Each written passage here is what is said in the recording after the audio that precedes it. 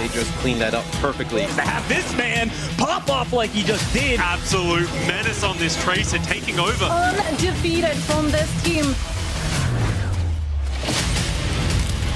That was such an insane final fight. They're just getting torn apart. And that'll be it. That's one. That's two with the blade and make it three.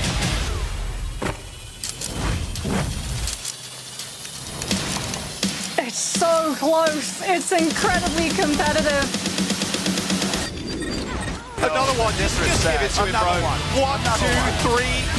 Get three on the ground. That's so devastating. What a rampage for Smurf. I mean, what a series that they play.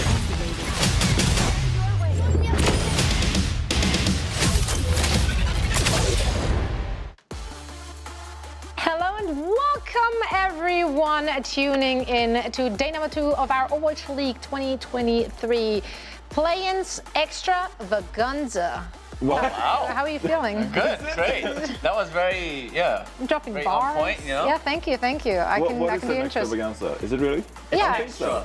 Yeah, it's Just two matches. festivities. Yeah, but it's still extravagant. Extravagant. okay. All right. Extravagant. Yeah, Just extra. we know It's English. just we're extra. The two Europeans little discussing. you know? Yeah, let's discuss English Very good. words here. It's great. Well, here to join me for all the festivities. Is that better? Yeah, festivities. Sweet, let's go with that.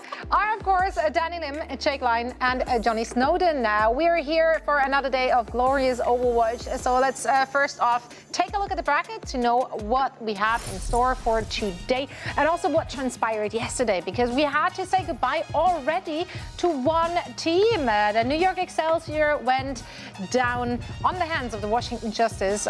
Justice, a dominant performance which they could not repeat when going up against the Toronto Defiant. It was a bit of a slapping, a bit of a beatdown happening there. So now the Justice is finding themselves in the lower bracket waiting for their first opponent there. The Spitfire amazed, surprised, and impressed us all with a great performance against the San Francisco Shock, who just could not deal with that Reinhardt composition that the London Spitfire keep on getting away with. Will the Boston Uprising be able to stop them?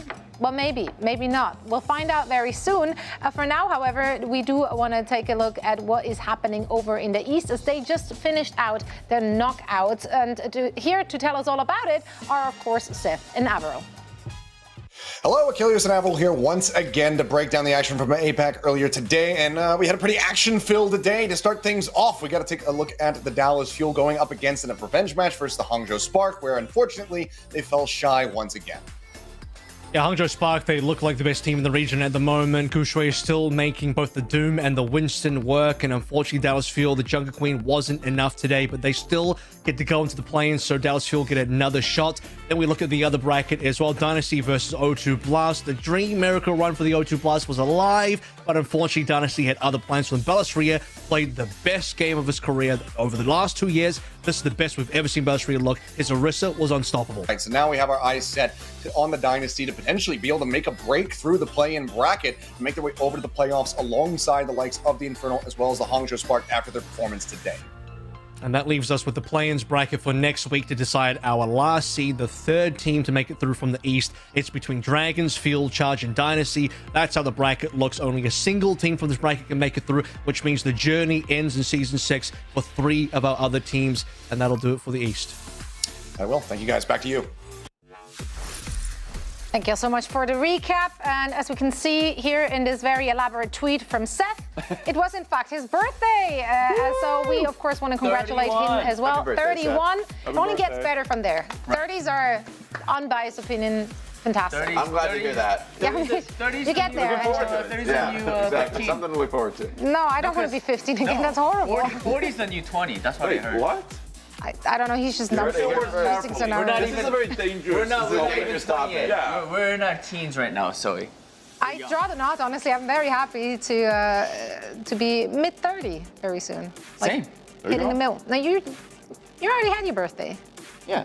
Yeah. So I'm you're still not 34. Yeah. Yeah. See, I'm hitting the 35. What's happening? I'm gonna be 35 in a few Guys, days. don't worry. Next All weekend, the Gen actually. Zers think we're old, so. It's true. Well, anyway, to whom it may concern, you can meet the old crew and the young as well, of course, over in Toronto. If you want to join us for the grand finals, tickets are on sale right and now, so grab yours. A few are still there. They're going fast, and you don't want to miss out on all of the action. And, of course, on meeting us, grandmas and grandpas of the Overwatch League. We can't wait to see you there.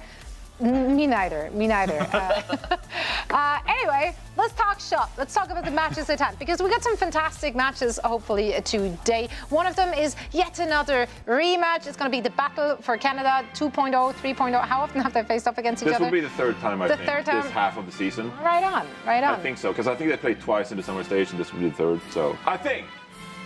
But it's going to be great, because it's always fun for Canada. It's right. I know the music is just. It's hype. Yeah. They got a good anthem. I'll give you that. I want to talk about those two teams, though. Vancouver Titans, unfortunately, did not make it against the Toronto Defiant the last time around, which is just like, a week ago or something. So what can they do? Who do they need to rely on in order to come out on top today, Johnny? Well, the meta wasn't settled yet, Zoe.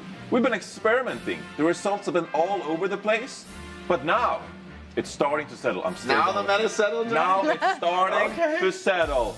The Junker Queen is coming out, and I know they're playing Diva right here, but this is old matches, okay? This is in the past. We don't care about the past, we care about the present. And in present day, it's Genji. Sugar Free, right here, popping up on the Genji. We've been hyping up Sugar Free all season long, how he's been great, and he's had some incredible Genji highlights, especially here against Toronto Defiant, just very recently. They lost this match, but I don't care. You live and you learn. You lose and you learn. They can get better. Hisang, some of the best pop-up moments we've seen on Sojourn this season come from Hisang the past couple of weeks. This push clutch, if they had touched this, it would have been the best clutch in push history. Now they lost that. But still, it looked really cool from Hisang. And again, here on Circuit Real, I mean, just look at this overclock. Bam! I mean, this is unbelievable stuff. So, if we're going into Junker Queen, Sojourn Genji, they have the skill players, and I don't know why we should sleep on the Vancouver Titans. Oh, Toronto Defiant Death, Boston Uprising, oh, they're so good. A lot of Spitfire, right on.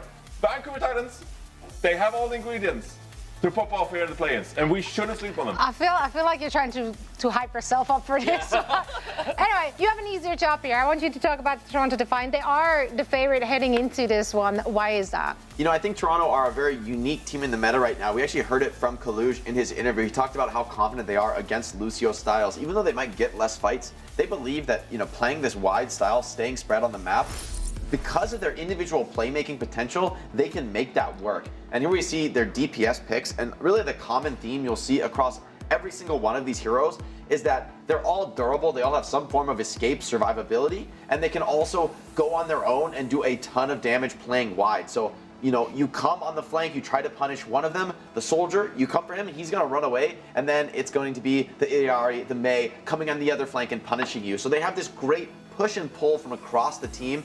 Every player, I think, is playing particularly well on an individual level. So whenever these teams with the rush comps seem to come for one piece of these flankers, which is, that's what you have to do on a Lucio comp, right? You have to come in, get some pickoffs, get dash resets for your Genji. Toronto have this incredible ability to fall back with the people you target, and at the same moment, they're pushing forward with whoever's not getting pressured. And because they have such a great distribution of skill across the whole roster, every single player on this team can get frags. You can't over-focus one player, and that's what makes their poke so deadly, so dangerous. They have shooters on every single role, especially you've got to talk about Surmajet on the Illari. He is putting up serious numbers, best in the league on that hero right now, and I don't think there's really any competition. Yeah, watching them win, they're doing it in style. And speaking of which, friends, I need your clothes. You don't get it? I need your clothes, your boots, your Biker 76 skin. Terminate the competition with the Biker 76 skin, of course, is available in the shop right now. So grab him. It's a good look. Danny, I think you could rock this. Oh, 100%. I don't know if I'll look better than Soldier, but yes, I could give it a try. I think you should. Toronto, maybe? Get it now. Get it now. It won't be back. It won't be back. It will not come back. Yeah, get to the chopper or the shopper. I don't know. Get to the shopper. That works. I'm a word wizard, as you can tell. Also, I'm incredibly talented when it comes to charades. Fun fact about me. And that's why we're bringing the game back. I know. You're just saying that because I'm not in your team this time around. Yeah, that's right. We're going to play charades again because by popular demand, as in we wanted it back, that's what we're going to do. We're mixing the teams up this time around. It's going to be Danny and Jake versus Johnny and I. So it's going to be easy. This time around, we have our cues on the cards here. Johnny and I are going to start this one. We already won. And you guys have to guess. Give us your best shot. Yeah, they have to. Are these the ones we're doing? These are the ones we're doing, Okay. and the chat will also see what we're doing. They got a list of our cues. Okay. Okay. Which one? Let's just start on this side, because I feel like this side is easier than this side. Okay. Yeah. Are we good?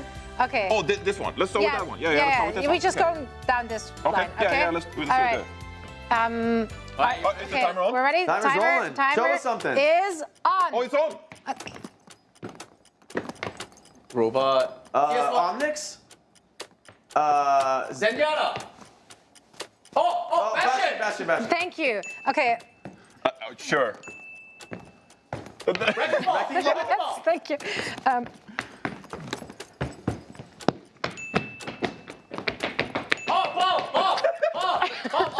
Ash, ball. Next one, Zoe. Okay. Deadeye. Cassidy. Headshot? Anna. Nano. Sleep dart. Thank you. Doomfist. These are so easy. Beast. Lucio. Sound barrier. Thank you. Good one. That was it. That was the ice wall. All right. It's not bad. Zoe. There it is. It could have got higher than A that. little too easy. I think we got this, Danny. Don't Actually. bring the hype. Bring the hype. Bring the hype. We're gonna win That was this. a good fight right there. Yeah, I think Danny, we. on this one, or so. You like my wall ride?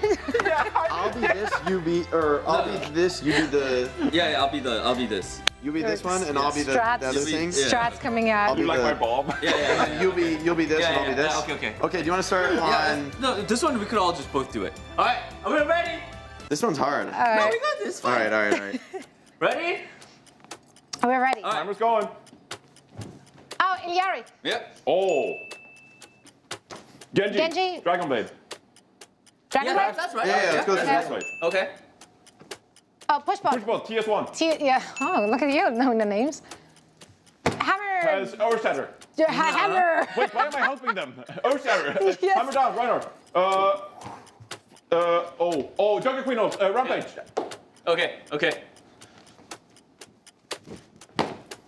Torp. Torp. What? Yeah, you got it. Oh. Torp. Yeah. Torbjorn. Carry. Hard carry. Nah, Hard skip, carry. skip. Backbone. Oh! They're winning, so I mean, I know. But we're also winning. You're beautiful. Mirror. Yep. Oh, nice. Okay. I Push can't do that bot. one. Payload. Yeah, there you go. Oh! I think we also win this one though because we're better at guessing. We're better guessing, Yeah. Is that how we do the rule? Come on, you guys need to appreciate our Torb turret. See, I I have a funny feeling that if we had to guess more, you guys would feel like the acting was more important. But That's just a funny weird. feeling. That's odd how you would say that. Anyway, I mean, Chad enjoyed it. yeah, I think everyone's a winner. That was just for us. Yeah. That was for us. Watching this, everyone's a winner. We're warmed up now for today. I'm actually a little sweaty after the acrobatics here on stage. But we thank you so much for watching and supporting us. Speaking of support, you can support your favorite teams, not just us, in our charade shenanigans. I know you can get your team jerseys. They're on sale right now. Love the new looks this season, so grab yours and bring it to Toronto. You know, no jersey facts today? yeah, there is one. It turns out that team jerseys do in fact bring the boys to the yard. Damn right, it's better than yours. That's could great. teach you. Yeah. You have to charge. We're definitely charging for those. You charge. Well, we are gonna head into a very quick break to simmer down, and then afterwards we are back and discuss the first match at hand: London Spitfire and the Boston Uprising. After this.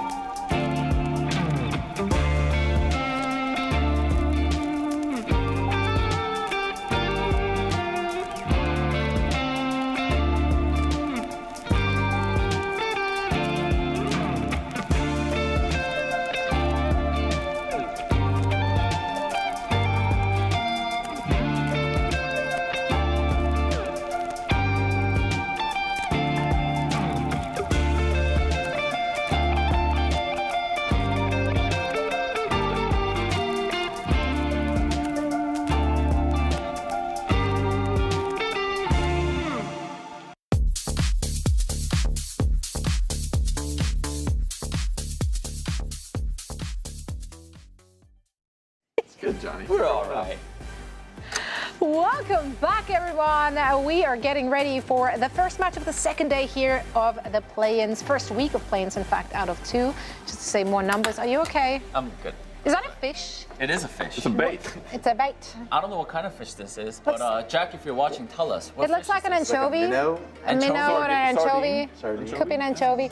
Well, okay, we're not experts at fish. We definitely are experts at Overwatch. And these guys seem to be as well, as they are fighting their way through the play-ins. London Spitfire, really impressed with the dominant performance against the San Francisco Shock. And they're going up against the Boston Uprising today. Definitely one of the teams which everyone has to be considering a favorite making it through the play-ins. Can they deal with the London Spitfire's strategies? Because I think Boston has to be the one which need to be worried. Certainly, it's not London Spitfire. We had a quick chat yesterday with Hadi after their victory, and here's what he had to say. I think we're just gonna stick with what we're doing right now, and we feel really confident versus Boston. It's actually one of the teams we're like more confident versus, so it should be a good game. not afraid. That's the attitude you need to have going into literally every match. But let's look at the other side here. Why should Boston be afraid of the London Spitfire? I think one of the things that London does uniquely well is utilizing the Symmetra TP in these Ryan comps, right? One of the core limitations of Ryan comp, especially heroes like Bastion, Bap, is they don't cross the map well. But because they use this Sim TP in concert, they're able to catch off players so many times, especially in this match against the Shock. And even though it's a comp where you're going to stay together 90% of the time, that other 10%, they're Sim TPing people around, hitting you from multiple angles. I love this clip because, right, they think the Bastion's above him. No, he's back on the window. And, I mean, you just can't react in time to this. You die so fast, especially those amplification matrix. The Sim TP adds such variability. They can come from different angles and make all sorts of plays. And so I think for the Uprising to beat London Spitfire, they're going to have to not only anticipate these plays, but be reactive to them. Because ultimately, I don't think you can necessarily prep for anything a Sim can do. You have to respond instantly and make the right move. And so there's a lot of pressure on Boston, I think, to play that well. I disagree.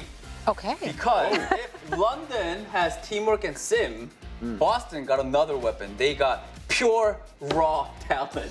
You know, every player on that team and every player on a respective role, they're just star players, right? We've been talking about that throughout the whole season. We're seeing Decay, not only on Tracer, he's with the new meta, he's been killing it on that Genji as well. And Lee Jae-gun, of course, a great support for the team. And Birdring, a living legend on that hit scan as well. They got so many great players, and another definitely a player that we want to highlight, or I want to talk about, is this guy, Smurf. We talk a lot about his Winston, but with the new meta, we've been seeing Boston play that Junker Queen, and he has been killing it on that Junker Queen. So, I mean, it's looking pretty good for Boston. What do you think, Johnny? Can I give a bit of a take here? We're talking about Smurf. Look at these stats. Look at that. Sheesh. As Junker Queen in the summer qualifiers. No, I know that, you know, we had a few weeks here of Junker Queen. But first in final blows, first in Carnage kills, first in Rampage kills per 10 minutes, second in hero damage per 10. They dominated the Los Angeles Gladiators. Here's my take for you. This season, we've been talking so much about someone on the Florida Mayhem. Obviously been huge for his team. The flexibility, he can play this Winston, the Ramatra, really good from someone. Smurf was the original flexible main tank. And just because we're so just fascinated with someone now, we forgot about Smurf.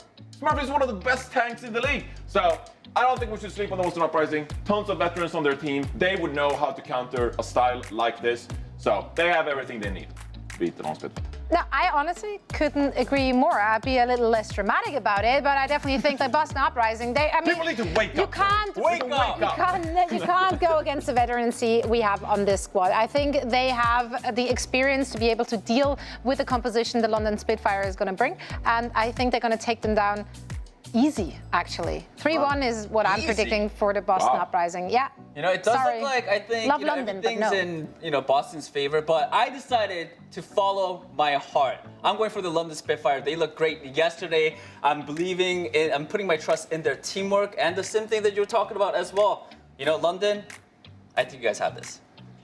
You know, I think London, they've been playing incredibly well. They've got a really tight team coordination. They understand their comp very well. But I think Boston, they've got too much talent. I think even Shock made this matchup look close with the Queen comp. And I honestly think, aside maybe from Proper's Genji, I think honestly Boston has stronger players on the other 4 roles in the Queen comp. And I think they've also been playing together more all season, getting more playtime. Their synergy is going to be better.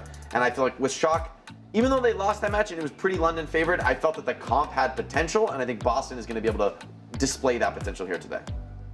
There were some rumors earlier this morning that Jake was going to predict. I was thinking, I was close, honestly, guys, and I think this. What do you mean rumors? Jake sat next to us and tried to bait us into a I was thinking about it. It was not a bait. You did say you were going to predict the Lone Spitfire somewhere throughout the morning. I changed my mind back today. I got the Boston Uprising.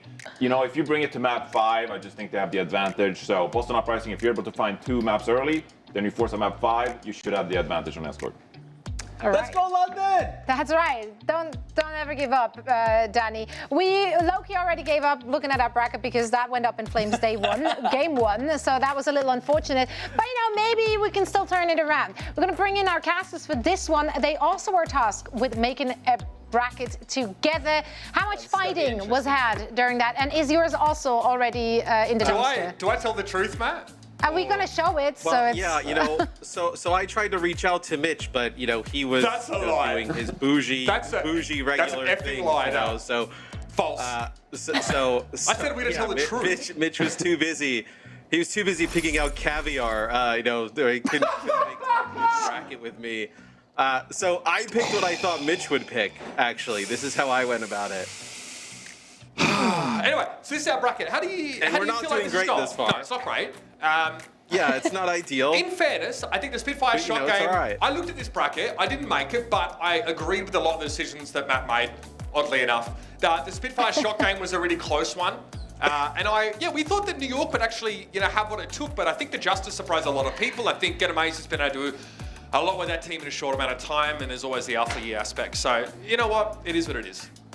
Now, are you okay with that? Yeah, I shouldn't have bet against Alpha Yeezus. Yeah, that was the mistake I think we made. The Alpha Yeezus, not siding with Alpha Yeezus was a bad move. Either way, I'm really happy to see how this bracket is developing. I do want to say, Matt, this is like a legendary matchup between these two franchises. Over the years, Boston and London have always had really quality matches. Let's go back to Season 1. It was like a best of 5. We're talking like Birdring back on the Spitfire. It was like a London win, but narrowly a map 5 situation. These teams have always gone head-to-head.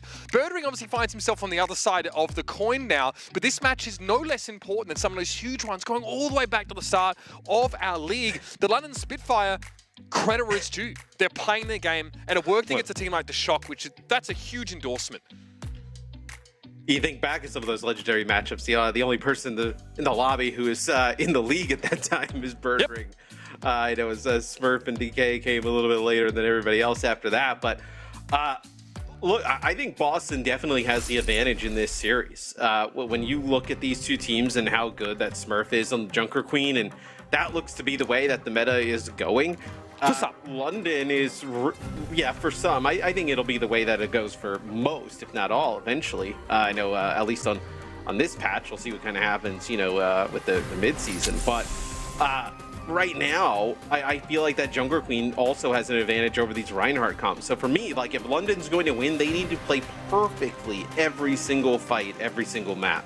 Now, no, not everyone is, all that interested in the history of Season 1 and how things went down. It's quite a long time ago, in fairness, but this was the map on which that 5th map decider was played, Oasis, and it's going to be a fun one to see how these comps play out, because, Matt, London said, Hardy was joking. They make jokes saying that everyone else is playing off-meta comps. This team genuinely believes that the Reinhardt setup is actually where it's at right now, and even up against, like, a Junker Queen look, it could be strong. But we know that Orissa's very, very good at pressuring that Reinhardt shield down at length before the fight even starts. I'm curious to see how London play around this aspect in the front line. Yeah. It's so interesting, right? Because like Boston has so much like depth in terms of what they can play and throw at London, where London is basically just like, we're just going to keep on doing this Reinhardt thing and see how it goes. As Lee Gun gets to the high ground really fast here. Yeah, obviously always dangerous. London now, having been a little bit slower to get here, have to be careful. They know Lucio is lurking. Hardy going for the TP into the backside, but kind of fakes it out there. Admiral's able to find Izayaki anyway, and the Immortality Field thrown down behind enemy lines. London are ready for this kind of matchup. Yeah, I catch him a little bit by surprise there as London take that first team fight. So even though Lee Gun got to the high ground, like kind of got control of that early, it didn't really even matter. They just kind of got ran down there by the Spitfire. And this allows you to circumvent that normal period of neutral poke damage that you would suffer from like a Bastion grenade and the Orisa damage, the Fusion Driver constantly pressuring the right shield down. You ignore that phase of the fight entirely by going for the throat with the Symmetra TP. That's something the Uprising don't have available to them in this composition, and something the Spitfire are surely looking to exploit. Look at this. Sparky gets the jockey back to the high ground here and have a pretty scary position to play from. Yeah, they tried to bait them in a little bit, right? Where, Sparker's playing close to the Reinhardt. Maybe they kind of go get aggressive, and then all of a sudden he's up on the high ground with an Amp Matrix. So Boston didn't fall for that. Izayaki will heal an Amp Matrix here, but this is so good. Big Sim Wall is going to deny a lot of that damage. Why, the Amp Matrix thrown up by Izayaki in the right side door is essentially nullified. The Spitfire get to play an asymmetric game now. They can do the damage, but the Uprising can only fall back and be crushed underfoot. This is not a great start here for the Boston Uprising. I mean, coming into this series, you're like, if this Genji, composition, right, and the things that they do with this doesn't get rolling, like maybe there's some other things they can fall back on. But London, if they're clicking with this Reinhardt comp, they've been proven to be able to beat really kind of whatever you can throw at them. Right now, looking in a great position to close out this first round. To the high ground once more. The ultimate coming out from Birdring here. You've got to be cognizant of that right now. Spark is going to have to bear the brunt of him, but it's an immortality field that keeps him standing. Landed though, caught outside of it, looking in. He's taken down by the Mortar Strike, but the Spitfires trade evenly in this fight. Smurf is brought down and Hardy's still standing, which means the Spitfire have such a huge advantage. The charge goes wayward. He was looking for Decay as he came around the corner there. Backbone hoping to juke, but he picks off Decay before he gets close enough. Hardy does lose out there to the Baptiste here, but Izayaki can only throw a drone down and wait for the sound barrier to come in. Boston can have the point back, but they spend dearly for it. Oh, I mean, it is desperation to do so, right? I mean, they have to have Lee J. God come flying in there with a sound barrier at the end, as Backbone was the only one alive there for the London Spitfire. But look at this for London. I mean, you have an Ant Matrix, you have Sparker's, artillery, right? You have a lot of stuff to be able to work with. You're also going to get Backbone's wall, where, Izayaki's going to get that Ant Matrix, but it may not matter, just like the last time. Charge from Hardy closes the gap. Playing from the low ground here is the rest of the Uprising. Also elect to drop down, and so the Spitfire take the high instead. Izayaki's down. He saw Decay try and dash up onto the high ground, but his backup's going to be pretty limited now as Lee J. Gon's caught in the choke. Hardy not aware of the Lucio behind him, so doesn't swing, but Burbering's going to be brought down instead. Spark is going for it. Oh, he's going for it. Smurf's able to win out, though, in the close quarters fight. Decay's looking to clean up Admiral. The London Spitfire definitely threatening here. The TP play is so scary, but they don't flip back. Yeah, they don't end up using either of those ultimates that, I was really talking about at the start. They end up using their Amp Matrix there, but Izayaki feels no need to invest the one that the Boston Uprising have, so they hold on to that for this next fight. You're also going to get a Shatter here, but, I don't know. I mean, maybe you can force them into that back corner. You have an opportunity to get a big Shatter, but really, with all this high ground play, it's going to be tough. Hardy's been credited with some of the most electrifying TP Earth Shatter plays we've ever seen. Okay, the beat was there from Lee J. Gon, but it's not going to be enough to knock the Spitfire off the map. He's getting close. Oh, no! Through the Air Matrix. It's Hardy with a fire strike that caught Izayaki. Now the Baptiste is down for the Uprising. They've already got Lee J. Gon's sound barrier. He's got to pop it now. It's only going to be given over to Smurf, and Lee J. Gon himself with a hit with the Shatter after the fact, and Admiral's there to clean Decay up as he creeps in from the periphery. This is flawless from the London Spitfire. They will take it back at 100 to 80. And that Sim TP is impossible to predict.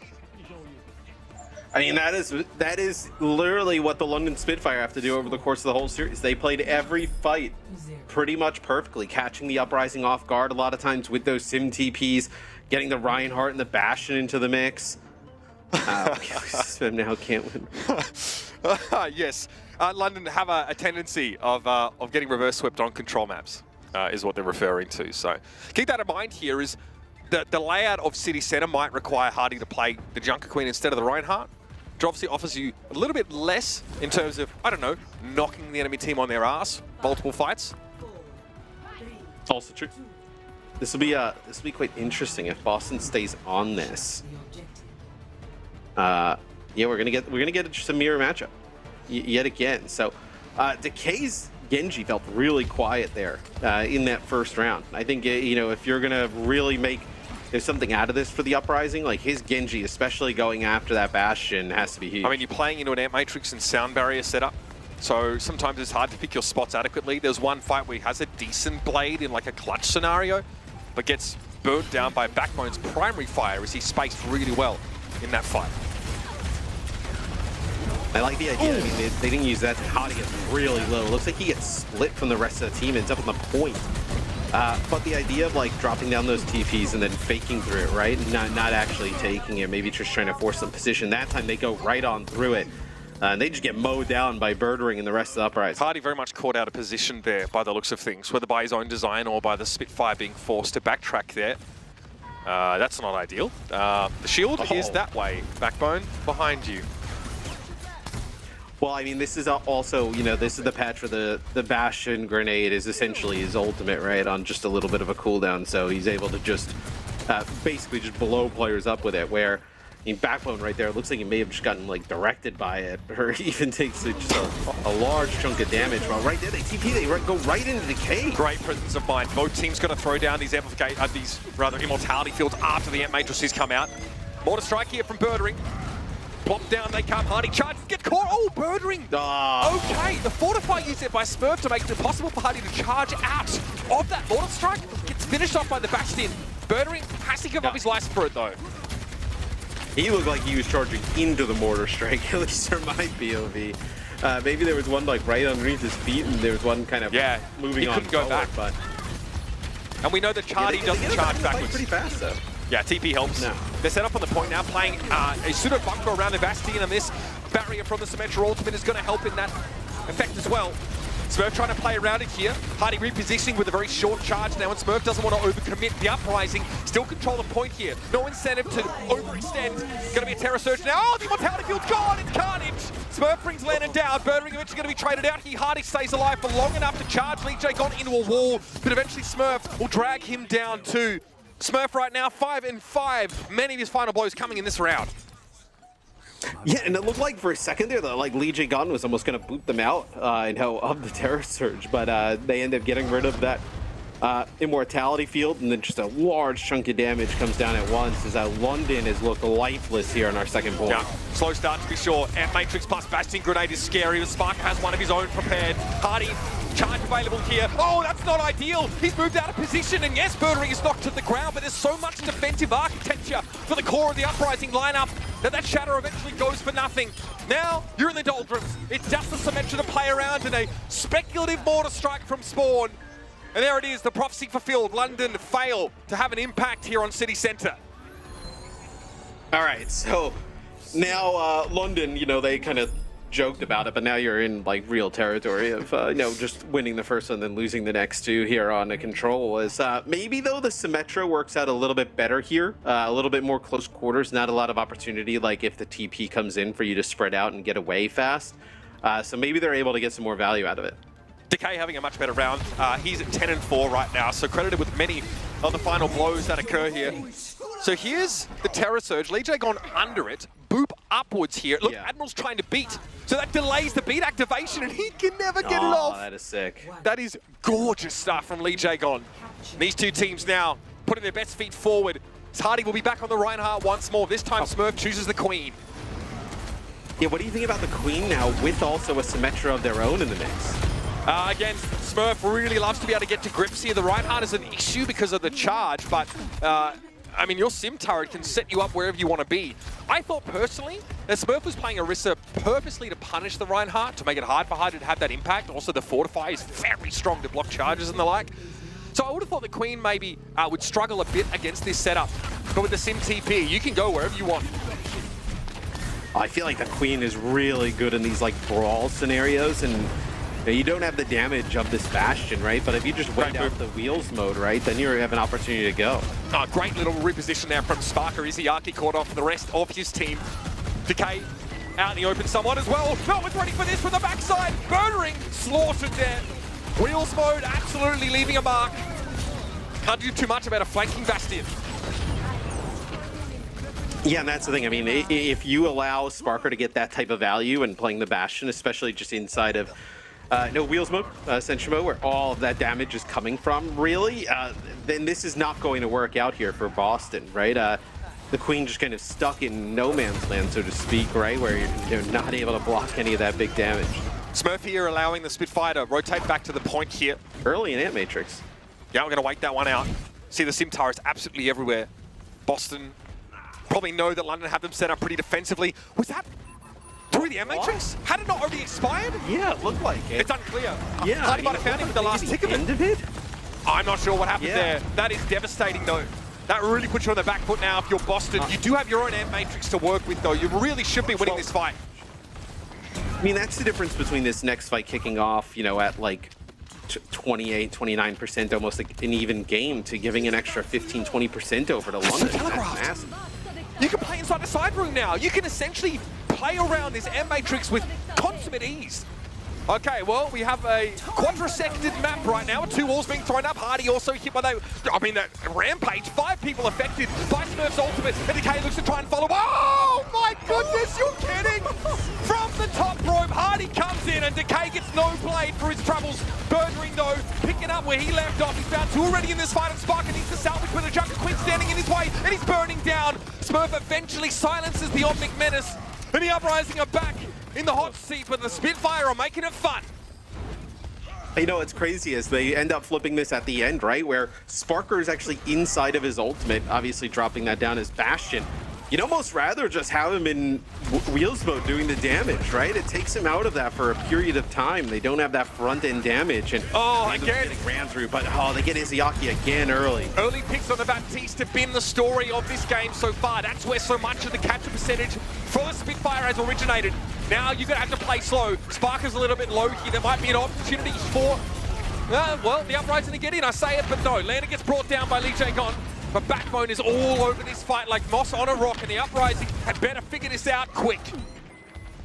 I mean, Lee Jae-gon able to make it out with his life. I mean, just barely. So, I mean, now you come in here for Boston, right? I mean, you're going to have absolutely nothing. And you mentioned, like, you know, they don't have that Fortify, right? Playing the Junker Queen. Hottie's got to shatter. I mean, a massive opportunity here to seal this first map in London's favor. You had to know there's a potential Amp Matrix to play around once more, but that Sim barrier being up, Matt, that's devastating. You can shatter from behind that and guarantee connection on that ultimate. Hardy goes for the charge. He'll be moved back. He had no shield available. Here comes the shatter, and it catches Smurf. That might be enough. The Immortality Field, though, prolongs the lifespan of the Queen until the swing comes through, and Hardy completes the kill.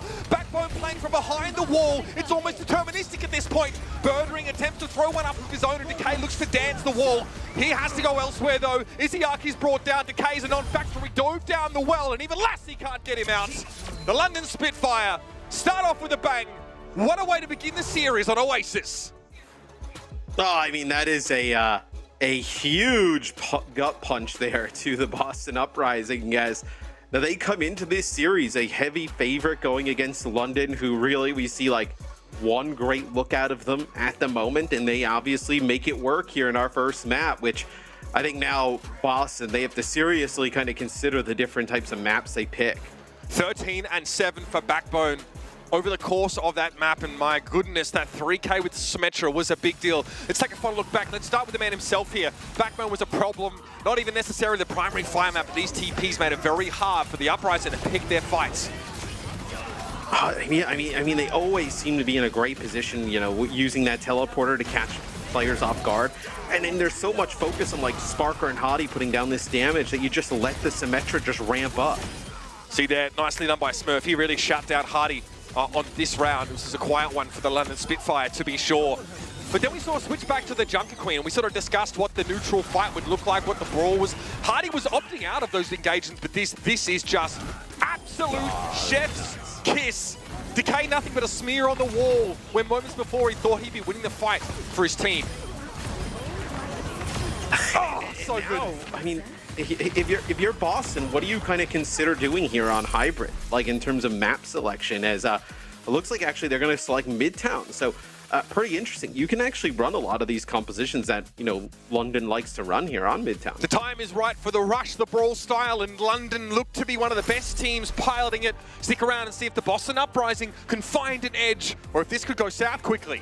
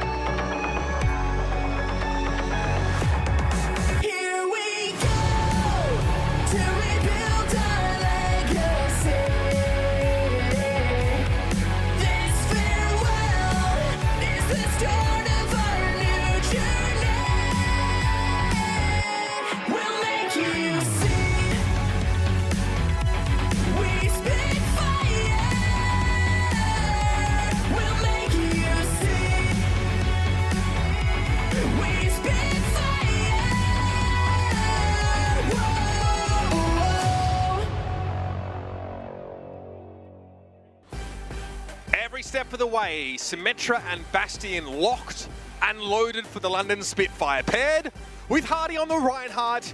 They prevail on the map of Oasis, and there are a few elements that give them the edge, but a big one, Matt, we've got to talk about it. Someone predicted by Jake to be a difference maker in this matchup. Your boy, Backbone. Oh, I mean, his sim was sick in map number 1. We could take a look at some of the stats, but I know 13 final blows, players teleported. That is so 111. What a great in stat. 11 minutes. I mean, that is wild in terms of player movement, right? You know, we talk so much about like Lucio and how he's able to kind of like change the game in terms of, you know, moving players around. Obviously, a teleporter can do that as well. Which 10 players a minute. London puts to great use. The Boston Uprising, oddly enough, right? They either have the Sim or the Bastion, but never both. Decay plays Genji for much of this series, and when they do well, he tended to shine. But without that, without him having a big game, it looked a bit awkward. I think like this, the London Spitfire are all in on the Sim Bastion setup all the sort of way through. Whereas maybe it's a hero pool consideration, but Boston aren't fully on board with this, and it may have hurt them in some ways. The Genji, you know, seemed feast or famine, safe to say. I mean, everybody seems like they can play Sim, right? In some aspect. I think it's probably more like they're not necessarily like not being able to like play the hero. It's more of like maybe you're not getting much use out of the teleporter. Sure. Like if you feel like you can coordinate and play around that teleporter, and you know, maybe not to London's kind of you know, use and efficiency, right? But even a little bit better, there's no reason to kind of pick it, right? Yep, that may be true. Sparker, Backbone have been a problem, make no mistake.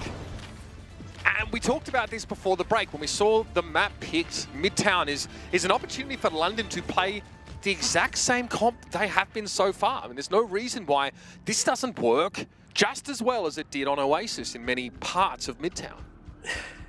Yeah, that's kind of like the weird part about maybe picking Midtown is that like you can run a lot of the same stuff. What do you pick instead? Here. Out of curiosity. I mean, you think about, you go like a Numbani, maybe it's a little bit harder to, like you can play like split up on the high ground, right? On defense at least, like. It seems a risky one because it kind of requires Echo. Yeah, it is. I mean, maybe this is the best pick, realistically, but they'll play the Orisa-based composition here, you know, with the Genji and Bastion in play. So, like you mentioned, they're not going to run the Sim. I feel like I could give you some decent options here. We've seen teams TP from this underpass into the top floor of the fire station. Be able to play from there. I'm not necessarily suggesting that puts you in a great spot, but it's something. A little bit of a wrinkle here is Backbone on the Mei, so not going to be playing that Sim, but has just, you know, great survivability, and then also the opportunity to just split the point off. Oh, right, you know, deny the bash to the sideline. They couldn't bring Smurf down in time. Hardy was just getting worked further and further down.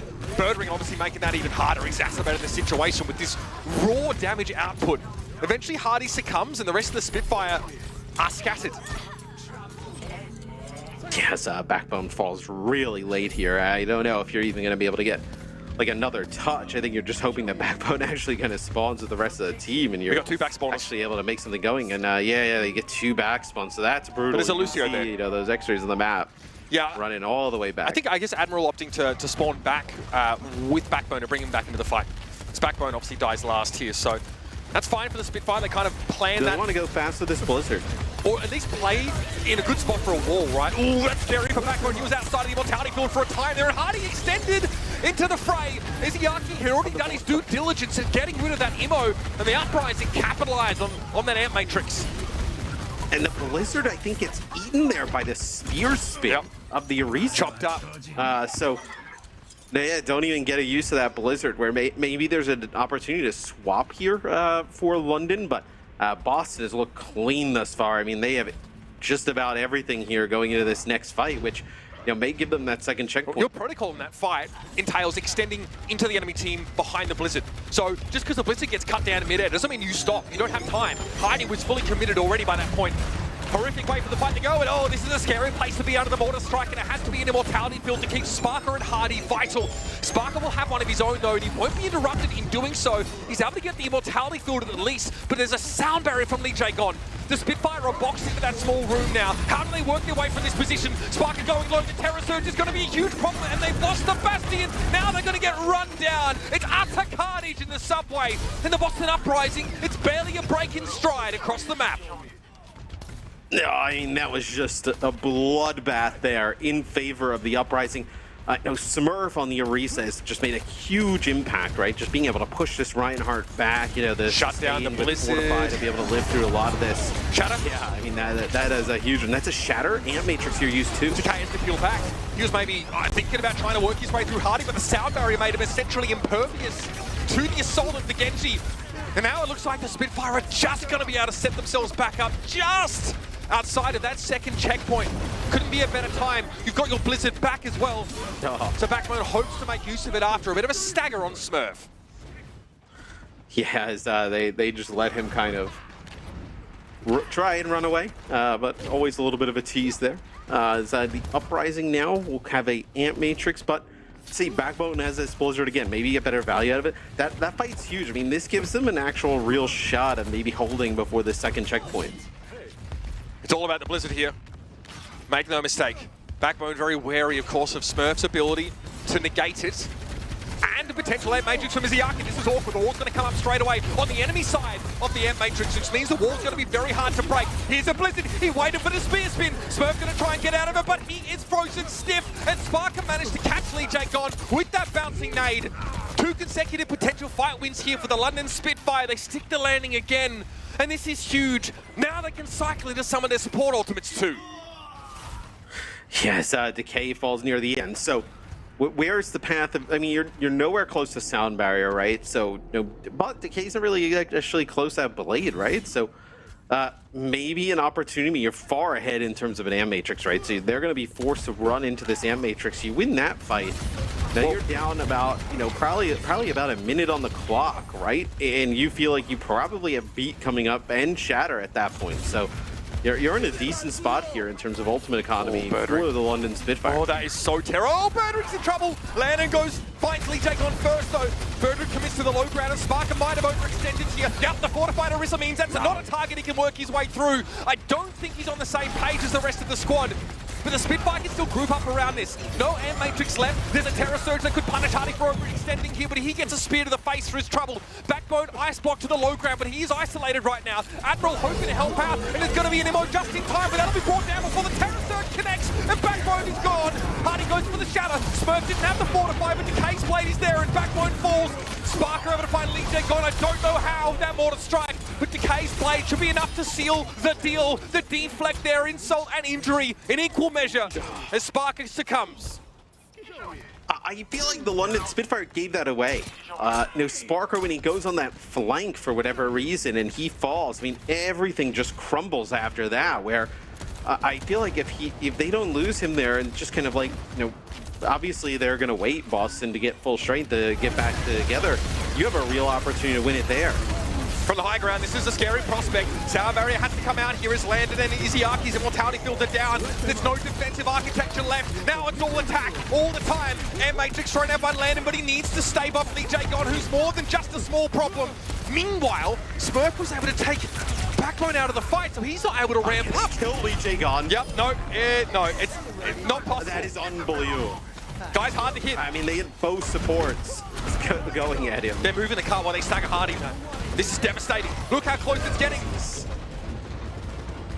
I mean, you went from a game that was potentially like, you could have held before that second to just getting rolled now here towards the end. I mean, this is brutal here for London. Fake TP thrown up. No, gonna be used, and Smurf comes in with the Javelin spin, and nobody from the Spitfire can touch. That stagger on Hardy costs the London Spitfire a chance to recontest properly. It's really once they end up losing Sparker, and Sparker's playing that off angle there by that second point. They win like, what, 3 fights in a row pretty much, and then they get a first pick, and then he just kind of like goes out towards the side. Maybe he thinks he can get another one or something along those lines, but as soon as they lose him there, the rest of the map is all Boston Uprising. London, yeah, a couple of those fights consecutively.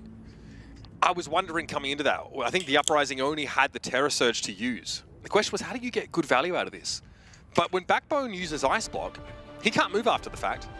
He is stuck there until he comes out. No. Terror Surge comes down and Backbone doesn't have enough time to get out of the Ice Block and escape. There's so much charge up on that Orisa ultimate.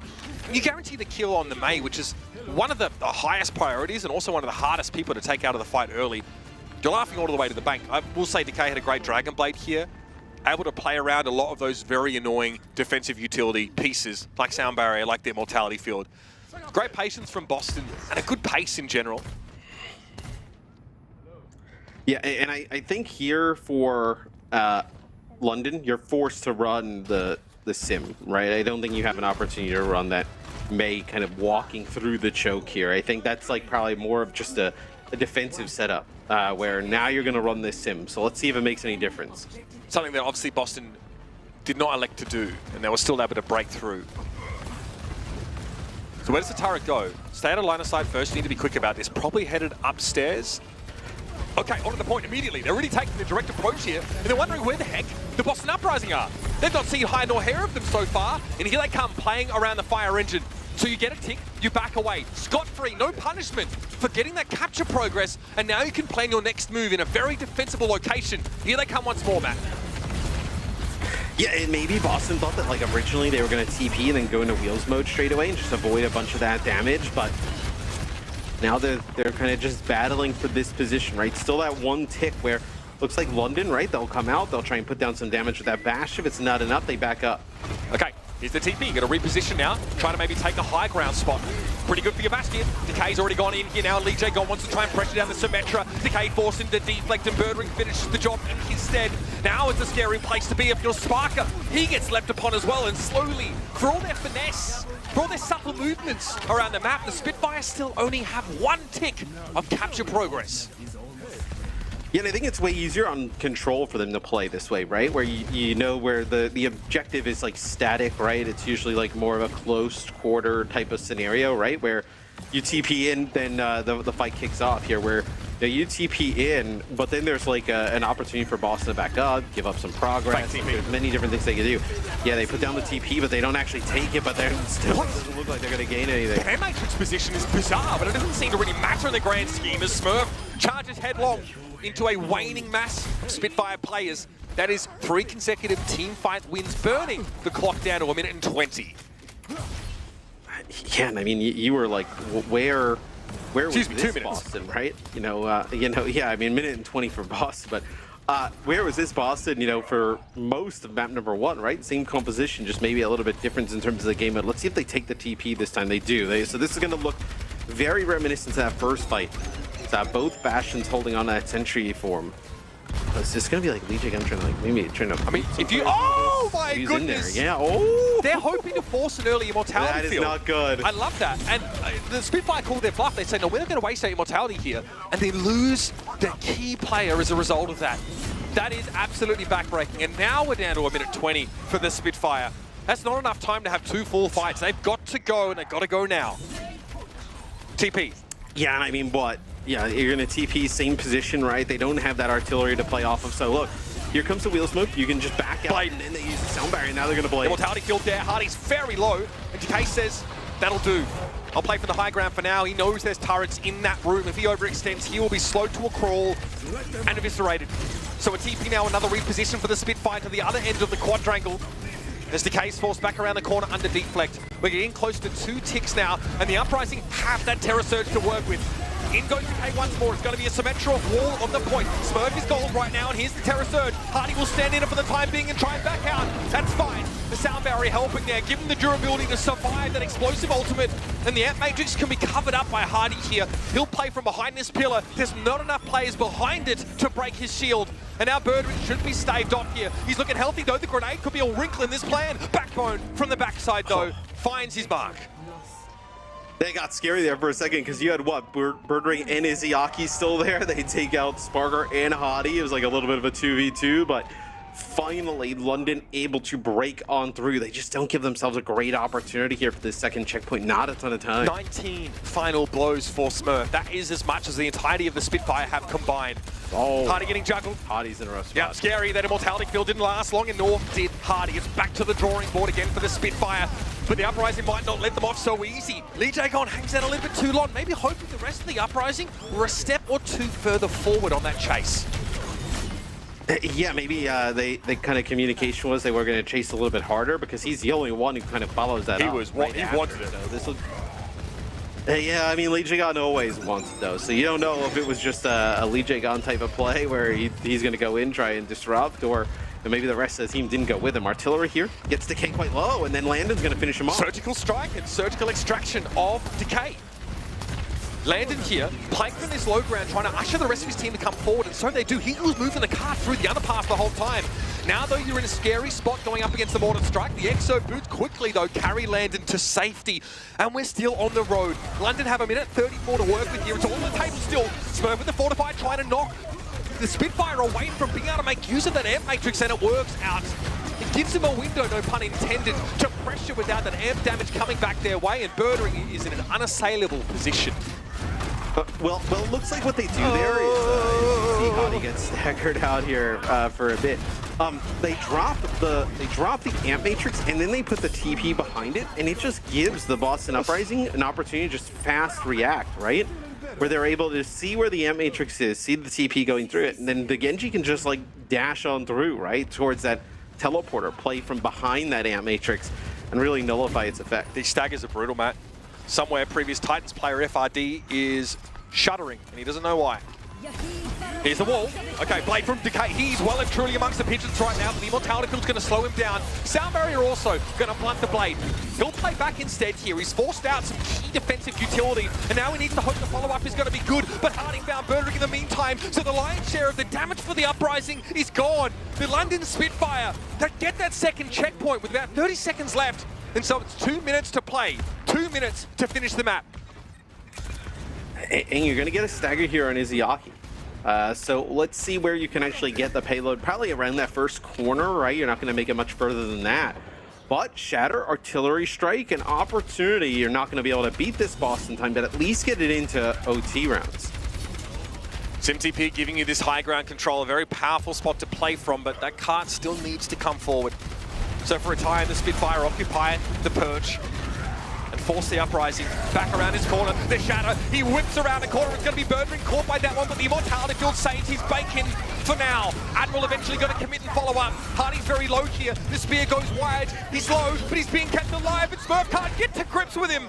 That is so well played. 60 HP. Around the shield. Hardy hangs on, and this is 4 players for the Spitfire, headed for the goal. You just see how much pressure, though, that Orisa puts on the Reinhardt, right? Where he's just getting pushed back with the spear spin. Can't push in because of the Fortify. Artillery here. This will be the Boston Uprising. So Birdering, drop this down. Immortality Field destroyed. I think he got what he wanted. Both sides coming in here. Yeah, I think that's fair. Early Immortality Field, and Matrix with the Bastion, scary prospect. Later though, taken down. Decay already found its way into the backline. That's the Decay you're looking for in this game. Let's see. That's the thing. Boston has done a much better job adjusting to this TPs, where the teleporter comes down and they know the amp matrix is going to be on the other side, instead of, you know, how they were kind of playing it earlier. This time they had their own amp matrix, but what they do is they just push right on through it. It's very telegraphed, obviously, where it's coming from with the teleporter. Oh, even though the Spitfire get around the Uprising with their TP, they lose land into another grenade from Birdering. 25 final blows for Birdering in this game, and now it's just Admiral. Backbone on the point, the Sim TP's throwing up, and here's a Terror Surge for your trouble. Admiral will escape from it, almost with his life. The Smurf eventually brings him down, and that is going to be that. The Spitfire pull up short on Midtown. As the Uprising, Matt, you said it, they adjust to this TP play. The Decay Genji, while not the headliner in terms of DPS output, was so pivotal in so many of those fights, but Birdering goes 26-5. Well, I feel like London had an opportunity on their defense, like we talked about, right? They started to, you know, lock things down, so to speak, on that second point, and then Sparker pushed it up a little bit far. They get caught, and then after that, I mean, it is nothing going for the London Spitfire on defense. Boston able to just run it down the rest of the map, but I think when you saw the Symmetra come back out, just a really good adjustment there from the Boston Uprising. We saw the Blade pulled on this part of the map multiple times, both on attack and defense, and each time it happened, it was really important. On defense, Decay forced out, I think, an Immortality Field and a Sound Barrier. I think he was fine with that. We saw the Symmetra being pretty threatening, but a lot of cute repositioning, a lot of attempts at outmaneuvering by London on the attack. They just lost 3 minutes for their troubles. They were never actually able to win the team fight. Yeah, I mean, they're just never able to kind of get something that looked clean as we take a look here from Birdring. I mean, look at this, just shooting right through that AM Matrix. I mean, that is easy pickings for Birdring there from the high ground. And this one, you see the AM Matrix drop there? Decay is already through that. So he's already on the backside putting down some damage, and you get some damage and players down from the side where they can't get any value out of it. Zuravasa coming up next for your Flashpoint map. We definitely have a game on our hands now as these two franchises lock horns yet again. Explosive as always.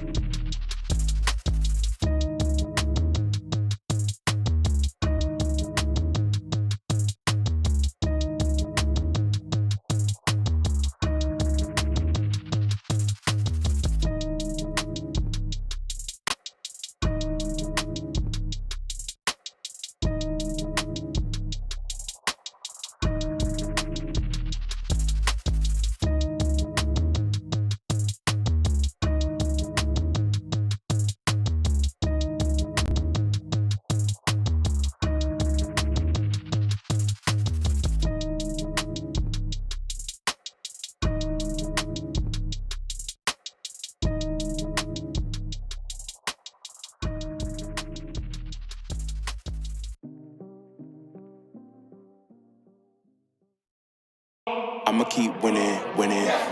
I'ma keep winning, winning. Ooh. I'ma keep winning, winning. You can try to save yourself, but you only gon' play yourself. You can try to save yourself, but you only gon' play yourself. You can try to save yourself, but you only gon' play yourself. You can try to save yourself, but you only gon' play yourself. You gon' need 100 men, 100 scopes, 100 cans, just for you to watch what I'm doing under the sun again. God-given gift, them C's doing the running man. If you want me to get it poppin', may cost 100 pence. Yeah, what I supply is always in the man. The throne is mine, take that. It ain't a high five, got the upper hand. I'm too real, can't fake that. Who you know put a fear in them like this? You a vampire, still suck when you bite this. Love forgive me for my sins, I'm feeling righteous. But they've been next to me to show me I might just. They didn't think I could do it, I had to demonstrate how the flow is so heavenly, keeping demons straight. Who they fooling, I showed them the jig is up again. We're looking at a team who, in any other universe, could have been in a position to not have to play play-ins at all. That's right. The Boston Uprising had an opportunity, multiple of them, to find themselves directly into the playoffs. So a match like this, against a plucky London Spitfire, is the bare minimum for this team. A victory here and then advancement through the play-ins can be the only thing on this team's mind. And what a way to bounce back in map number 2. Yeah, I feel like London also a really scary team to kind of be playing against, at the moment. We'll dive into that a little bit later, but Birdring had a pretty good map there on Midtown. Is kind of look at across this roster, right? Just some legendary players, and take a look at Bastion for the whole series, though. 14, final blows, what is this, with 22 minutes played. Yep. So, pretty good there for, Birdring also keeping the deaths down. Yeah, I mean, he had an absurd output in that previous game. Close to deadlift territory and also almost the final blows of the entirety of the Spitfire here. Really ferocious output. Always playing in a position to get full value out of those amplification matrices. And sometimes these grenades just come in, land, and catching so many strays at the start of these fights from Birdring, shutting down the Spitfire before the fights are really able to begin. Smurf obviously is someone this year, Matt, who we've known to be just masterful at a dive tank, or mostly Winston, right? Where we saw Twilight in this roster a little bit. But now we're seeing that this Uprising team with the pieces they have, meta agnostic. They can come into a brawl, a rush meta, and still have high impact. Smurf can do it all. Birdring is incredibly flexible, and Decay just does what needs to be done. Their backline's also ferocious. This is a team to be feared by all.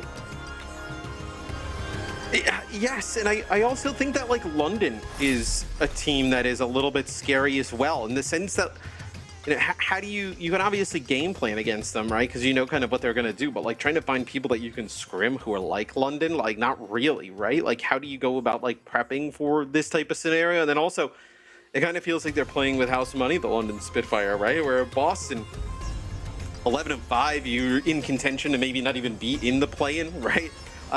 Though this is not a series where London is favored by really just about anybody. So London comes in playing with house money, very difficult to kind of get a read on and how to play. And they play an interesting style, right? Something that not a lot of people can replicate. So Suravasa is the kind of map where we see a lot of Mei played at times by these teams. It's always Lucio. Plenty of the Bastion, Baptiste looks. Sometimes we've seen Kiriko in the mix, sometimes Ilari to some degree. But it's a map whose sort of favoured compositions fits both these teams quite well. It'll be Smurf getting to play the Orisa here with the Decay Genji. The sim could be super beneficial here as well, right? A lot of the talk about Flashpoint has been, the necessity for Lucio and speed and, mobility to get those extra fights on some of these points. Having the sim is even just going to amplify that. Yeah, 100%. And already the mobility from Lee Jae-gon and Decay allows them to take these high ground positions that London can't really match without a TP of their own, which they're not going to waste on something rather sort of superfluous. But it can be powerful to be able to play from here. A lot of pressure coming down on Smurf's head here. Spark are also struggling, though, to find breathing room. A lot of poke damage. And Decay can actually commit to some degree and get out alive. So frustrating for the Spitfire as the Uprising take the point early. Yeah, you just see how much more sturdy the Orisa is, compared, remember when they were playing the Junker Queen, in the first map, right? Being able to stand on the point, spears, fortify. That's a big pick off, though. Decay gets taken out by Admiral off the high ground. That's gargantuan stuff from Admiral, just a pick clean on the Genji. The Uprising still hold the point, though, but the reposition combined with the Air Matrix means that eventually, yes, the Spitfire will be able to move into position and set up shop here on our first point. So I don't know if you caught that, but typically, like I mentioned before, they usually drop the air matrix and then TP to the backside of it, right? That time they TP across, and then once they actually kind of get some of those cooldowns out of Smurf, that's when they decide to drop the air matrix. Let's see where this kill happens. He must have taken some damage from somebody else and just finish from off. the low ground. But again, I think some people, when they play Lucio, it tends to happen at some levels where you forget how important it is just to be kind of holding mouse one all the time. Just hold him one. A lot of the time they try and reposition and work on the crossfade, timing and all that kind of stuff. But you build those sound barriers much quicker with that poke damage. Hey, you find kills like that, you're laughing. Oh, Birdering, okay, look at that. Landon got snapped up yet again. Always seeming to find that Baptiste is Birdering at the start of these fights. Yeah, and you just, I mean, the grenade is massive, right? Obviously going through the damage, but you also see, like, the Reinhardt obviously cannot play on the point in that type of scenario, right? Hottie's shield is basically broken. He's just kind of standing behind that pillar, just waiting to kind of get ran down. Smurf's ability to stand on the point is cooldown dependent, whereas Hardy's is really about the amount of shield he's got to work around. Because he has no defensive cooldowns outside of said shield. They get leeching on, yep. So they can't really escape now. They're kind of stuck. Yeah, Smurf trying to walk away on a Fortify here. Unlikely he gets away with this one for free. Backbone definitely looking for him, as are now the rest of the Spitfire after capping the point. I think they have an idea where the Orisa is. Hi there. Hello. They have to wait. Don't think they're going to push him, though? Oh, yeah, you're going to get one more fight. Look how split they are. I don't think you want to do this. I think London take the initiative before we have a chance to set up. Birdering is vulnerable right now. Know that Birdering's up there? I don't know, but he got Sparker for his trouble. Immortality field here. Birdering can play from that position again. Smurf shrugs off the shadow and comes forward with the spear spin. There's got to be a Terror Surge here to follow it up. And there it is. Boston take the point. He never had to use that Orisa ultimate at all, and Decay gets a screamer of a blade. London had Boston split in two and still can't cap it back. That is a brutal way to lose that point. You had an opportunity there. Like, I almost feel like if they just jumped to the high ground and just, like, gunned down Birdering, right? He was up there alone. Like, they could have just jumped on the boxes, taken him out, right? Like, remove so much damage from the fight. But even still, there's no way for them to get back in towards that point. Frustrating for the Spitfire. That was a very hotly contested first point on this map. And now the Uprising with the initiative get to set up here for the second. Smurf will play close to the door, hoping to be clear some of these sim turrets and give them the option of coming forward. The Sparker in wheels mode through the window is scary. No full cap here for the Uprising, but they get it just for a moment. The Spitfire step off the point, and here comes the Terror Surge. Smurf, though, I mean, there's a lot of damage coming his way. The Air Matrix makes it hard to calculate your survivability. Yeah, I mean, the Air Matrix is gone at that time. I think what he's trying to do there is he had already used Fortify in this. Oh, Spear Spin. Hold on, this fight is not over. Leeching on both supports in Birdering still alive. They just wipe London like it's nothing. That's absurd. That should not be happening. You lose Smurf there for nothing. He goes in with a Terror Surge, gets brought down, as like you said, already those cooldowns had been expended. Two supports and your boy Birdering. The Uprising able to take the point, and that's the second back-breaking fight result in a row here for the London Spitfire. They've got to keep those heads high, but they're falling behind awfully fast. Yeah, and sometimes what you also see is, maybe Smurf was going in for it there. It's like the Terror Surge not really to get the kills, but to actually get back into Fortify, right? To be able to get some healing there during that. Damage is just secondary at that point. This is a decent response to the wall. The Spitfire plays semi-predictably behind it, as they won't extend past it. Birdering, though, still can't find any purchase with that ability, and a Smurf to fall first instead. Immortality Field for Lander was huge there. Keeps his team standing, but now the Uprising are feeding in. They know they've lost this fight. Losing Smurf so early, they'll have to give it up. Yes, but they do get 99, right? And when they come back, they'll have a blade, but you do have the sound barrier on the other side. So maybe this is one where London can keep fighting this out, but they got to go back. I mean, you see how far Admiral has to go back to kind of start taxiing that is Sparker back into the fight. Yeah, this is far from a power spike for the Boston Uprising, economically speaking. Yeah. So how do they eke out a victory on this point? Because again, this is ticking up awfully fast. If you're used to control, then flashpoint points can get away from you awfully fast. It's like double the speed that those tick up at. Decay goes low there. They have an Amp Matrix to play with as well. So that combined with Birdering's assault mode could be pretty big. Yeah, forces Hardy off the point and he loses his shield there. So it'll be a while before that's back. There's the Immortality Field got used. No sound barrier out yet. And they've lost Izayaki. Yeah, the Uprising are running out of time to make something happen. And Sparker just picks him off through the arches. My God. Yeah, I mean, Sparker just... I mean, he goes absolutely ham in that fight, right? Being able to get that first kill to kick things off. And with the grenade is Legion trying to escape, but I don't think you're going to get another fight here, as I think you may end up having to give this point up. That fight began ostensibly at like 38, 39% for the Spitfire. You only have so many chances to take these points. It's punishing. Off to Garden next. Probably the most distinctive point on this map. See. Yeah, and this is a pretty good point for Symmetra as well, right? Like some really nice close quarter like area fights, the walls that they kind of have to walk past for turrets. So this might actually be pretty good here, advantageous for London's comp. Spitfire get here first. Decay will try and play around the planter box here, but his turret's all over. He's going to circumvent those. Birdwing going to be knocked out of assault mode because of the shatter, and Smurf doesn't have a chance to fortify. He'll do it now, belatedly. Now going to throw the Terror Surge in. Hardy can barely get away. He's hardly clinging on to life. And Decay finishes the job there with a dash reset. Now the Symbol's in play, and Izayaki has nowhere to go. His Exo Boots might give him altitude, but not enough latitude, as Backbone lasers his limbs off. Yeah, and a really interesting use of the artillery there by Sparker. As soon as the Terror Surge came down, Smurf obviously immobile. He just drops it right on top of his head. Just goes for the Orisa. It takes him out. So London gets control of this point. This is huge. A little bit of a swing point, right? Whoever wins this goes to map point. Yeah. We're at an inflection point in this map. Sound barrier up for Lee Jae-gon here. It could be crucial, especially when you have to respond quickly to an Amp Matrix. Bastion play. Birdring teases now. Getting some pressure on Hardy's shield. It's going to be the reposition now from the backside. Amp Matrix up for the Landon's seen better days. Then Immortality Field is taken down. And the Uprising take cover. Immortality Field to keep Smurf in the fight for how long? Not long enough. He'll get Hardy, but they've lost Lee Jae-gon and Decay. But Boston flipped in the meantime. Birdring going to play from behind the pillar. He's going to get some healing and play around the Amp Matrix. And Admiral just serves himself up. But Spark is going to be there coming through the TP as well. And so does Spitfire outlast those first two picks, the Lucio, the Genji. That's what allows the London Spitfire to win out in the end. I mean, it feels like Sparker's having a tremendous map, but it also feels like Landon as well. Just getting so much value out of these, Amp Matrices, where that time, Boston, they push up forward, they have their sound barrier. It's a nice immortality field from Landon, and then the Amp Matrix there towards the end allows Sparker to pick up some kills.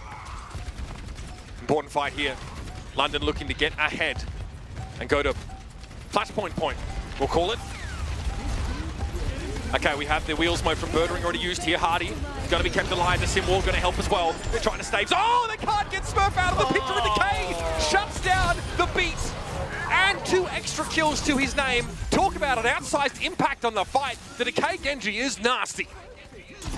That's the second time this series we've seen that happen. Where Admiral not able to get the sound barrier off the first time. It was Lee Jae-gon booping him up into the sky. This time, it is Decay just taking him out. Where I was shocked. Like, you see how low Hardy was on Admiral's screen. They didn't go for the sound barrier then, and maybe even try and get aggressive, right? Yeah. I know it's that final fight. They're gonna have to use Blade anyway, right? It's tough, man. Or win it and save it for the next one. Now you're in a spot where Boston could potentially steal this point. Admiral at the helm of the SS Ajax. A chance to redeem himself here, though, in an important fight. Amp Matrix, Birdring going to spray at it here, covering fire to try and keep heads down, but Backbone was able to find Decay to start the fight. Here comes the Mortar Strike. Smurf, Terror Surge, no one there to see it. Like a bear in the woods, apparently. He'll back up and stave off Backbone for the time being. But it's not really enough to keep the rest of the Spitfire away. Birdring's going to go for it, though. It's a sound barrier now for that extra durability, and it's pause for thought. Now Landon has to pop that regenerative burst, but it's not enough to keep him alive. And the Boston Uprising just out-muscle the Spitfire. And what an important point. Garden goes the way of the Uprising.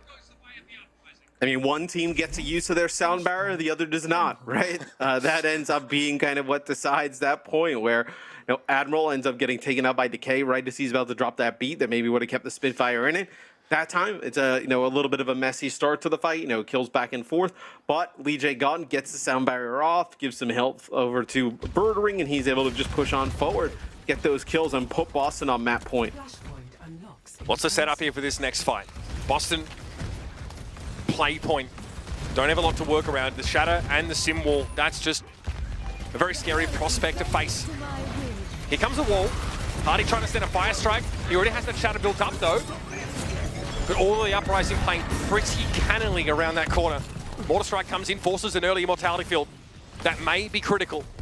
Still, the Spitfire, through that, are able to take the point. Here's the Shatter catch to Smurf and Birdring. Immortality Field only covers up Smurf. Birdring is left on his own, outside of it. Now Hardy can work around Smurf. He doesn't really want to spend his time swinging at the Orisa, but Sparker does the dirty work for him. London, convincing fight win here behind that Sim Wall and the Shatter.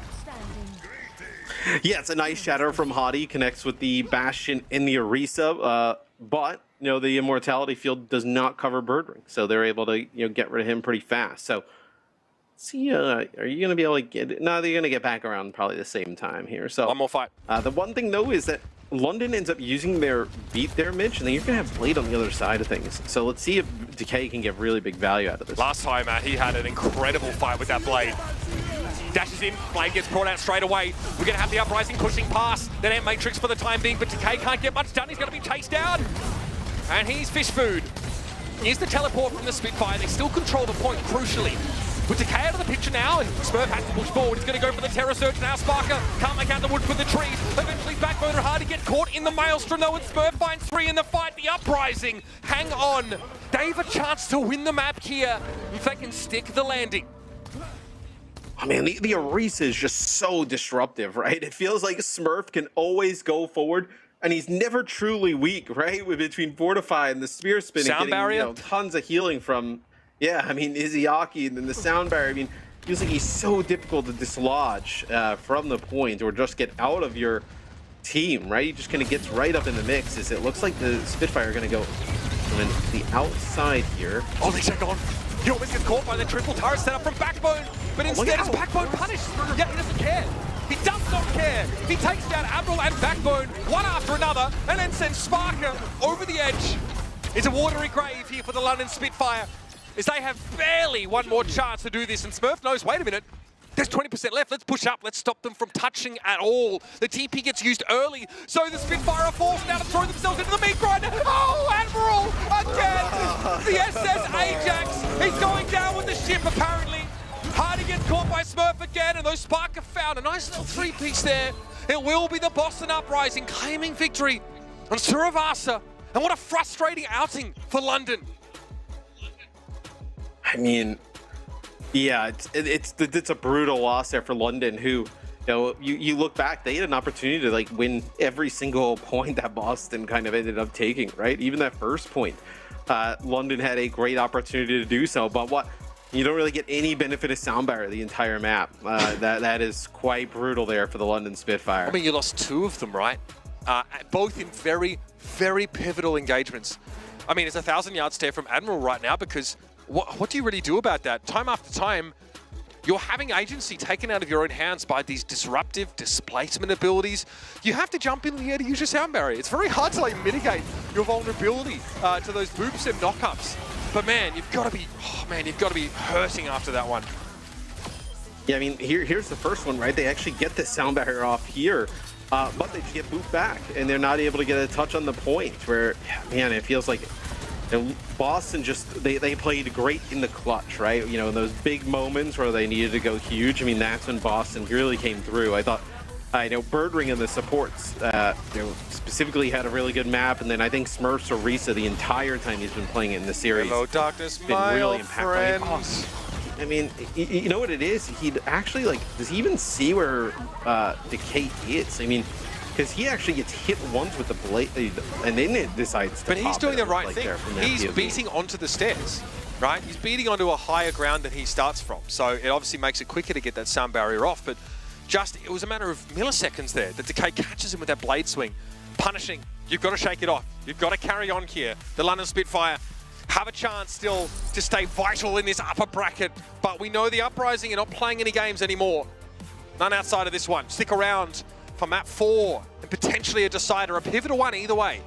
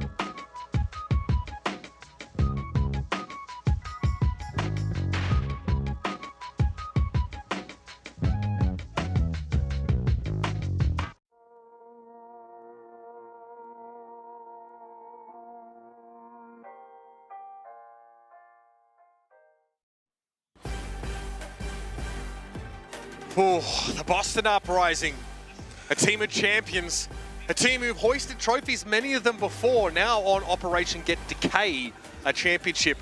They know what it takes to be on that stage. They know what it's cost them to be here.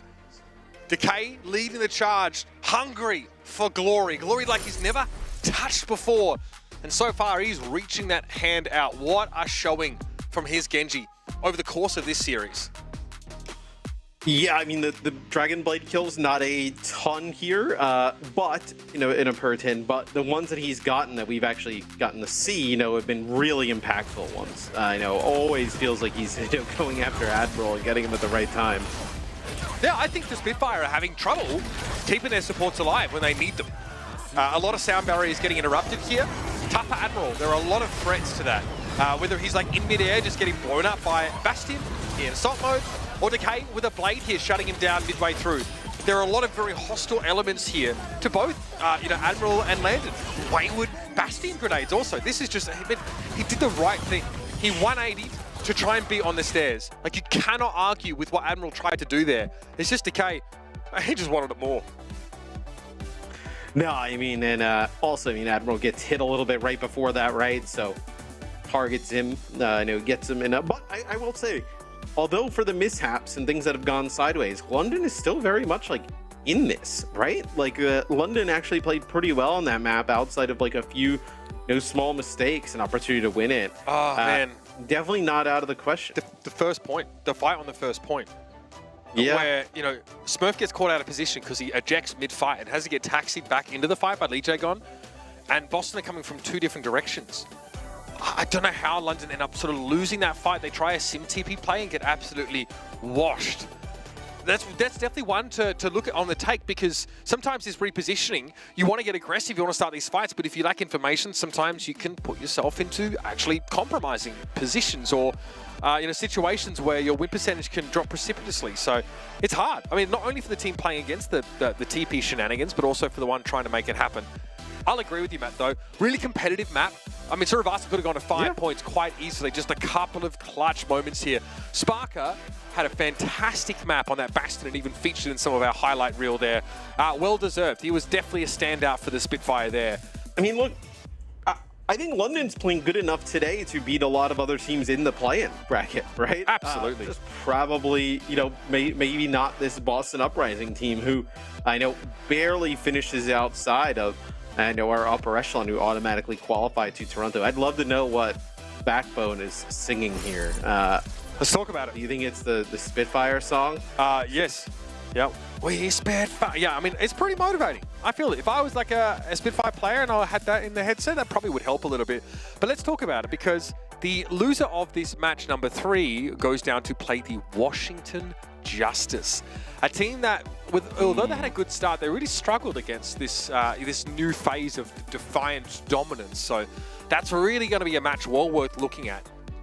No one really wants to be there, but I think the Boston Uprising, if they look across the field, they say, if we don't slip up, if we don't trip ourselves over, put a stick in our own spokes, we should be headed to these playoffs in Toronto. But you've got a Defiant who's coming alive at the right time, who wants to fight for their right to play in front of a home crowd. Like, you can't replicate that as any other team. That is an intangible that only they can claim.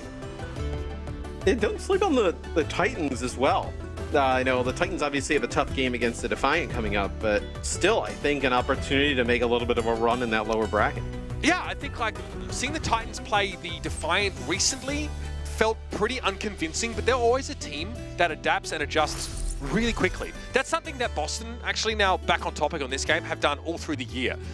They were able to really master the dive composition, especially defensively, and leveraging Twilight to his fullest. And then when they realized that the tides were changing and that Rush and Brawl would be the flavor of the month, Smurf was so well suited to make that adaptation, and Birdring arguably found himself in a better position. He didn't have to play Sombra anymore. Now he has to play Bastion and whatever the heck he wants, some Widow here and there. This team is so flexible, whereas for the Spitfire, the tides blow in the right direction for them to find success. So these two teams have come to strengthen this metagame through very different mechanisms, Matt. Yes, I was laughing because I believe in the chat somebody had, I think it was somebody from Boston had asked somebody from London, what are you guys playing this map? And Hadi responded, Ryan. like he was giving away some masterful strategy, but it'll be the compositions we've seen pretty much most of the series. I really think the Orisa has been a good look here for Boston, you know, recently. I think the one time they lost, right, on Control, well, there's two rounds, right? But the ones that they lost, they were playing that Junker Queen for a period of time. That's right. The high ground here, less impactful because no one's bringing a Sojourn into this game. We've seen teams that like force Sojourn here just like really obsess over using those bridges. We'll see a lot more neutral fighting here. Smurf more than happy to push into this alcove. He wants to get rid of that TP.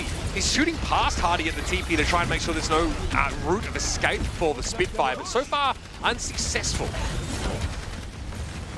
Yeah, and I don't know if you can look at some of like his cooldowns. This is a nice cheeky TP there for the London Spitfire, but Smurf is able to like spear spin, then end up fortifying after that, and then he pretty much has like a 1 to 2 second gap before he has another spin. So he's able to kind of cycle those. Oh, right as it's going to be dueling animations come down as Landon walks face first into the bird ring.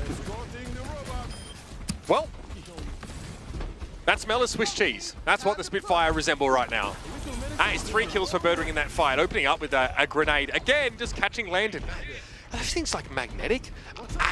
It seems like they are so often connecting directly. And again, the amount of damage they do is terrifying. Nice start for the Uprising here. They bide their time. They wait for the cute reposition for the Spitfire and punish. Yes, now London on the attack, so to speak, where Lee Jae-gon, as soon as I said his name, I was going to say, you know, it ends up using the sound barrier where you have an advantage for London with it in this fight, but end up losing Lee Jae-gon right off the rip. Actually, is it a bigger loss to lose Sparker? It might be. Possibly, yeah, especially with Birdring now finding Landon after the fact here. Backbone, the body blocking from Birdring there has been so important. They keep Izzyaki alive, but they lose Birdring for it. And somehow Smurf and Lee Jae-gon can't intervene. Now it's 2 versus 2. But the bot pushed in Boston's direction. It looks like they're happy enough with that progress. They'll give a bit of space to allow this fusion driver to go to work. Yes, does Hadi kind of want to push into this, so it looks like they want to like wait, get everybody back here before they actually kind of like move even towards midway through the map. It seems like they're like oddly kind of content fighting from that position. I say try and advance, I think. Now they are. Yeah, it takes longer for them to group up, is the only thing. The bot moves pretty fast if it's, you know, territory it's already trodden before. Okay, where's the other TP? That's what I really want to know. Decay is down back, but what is this? These left clicks? I can't even tell. Just balls getting thrown out by Backbone, getting eaten. Here we go.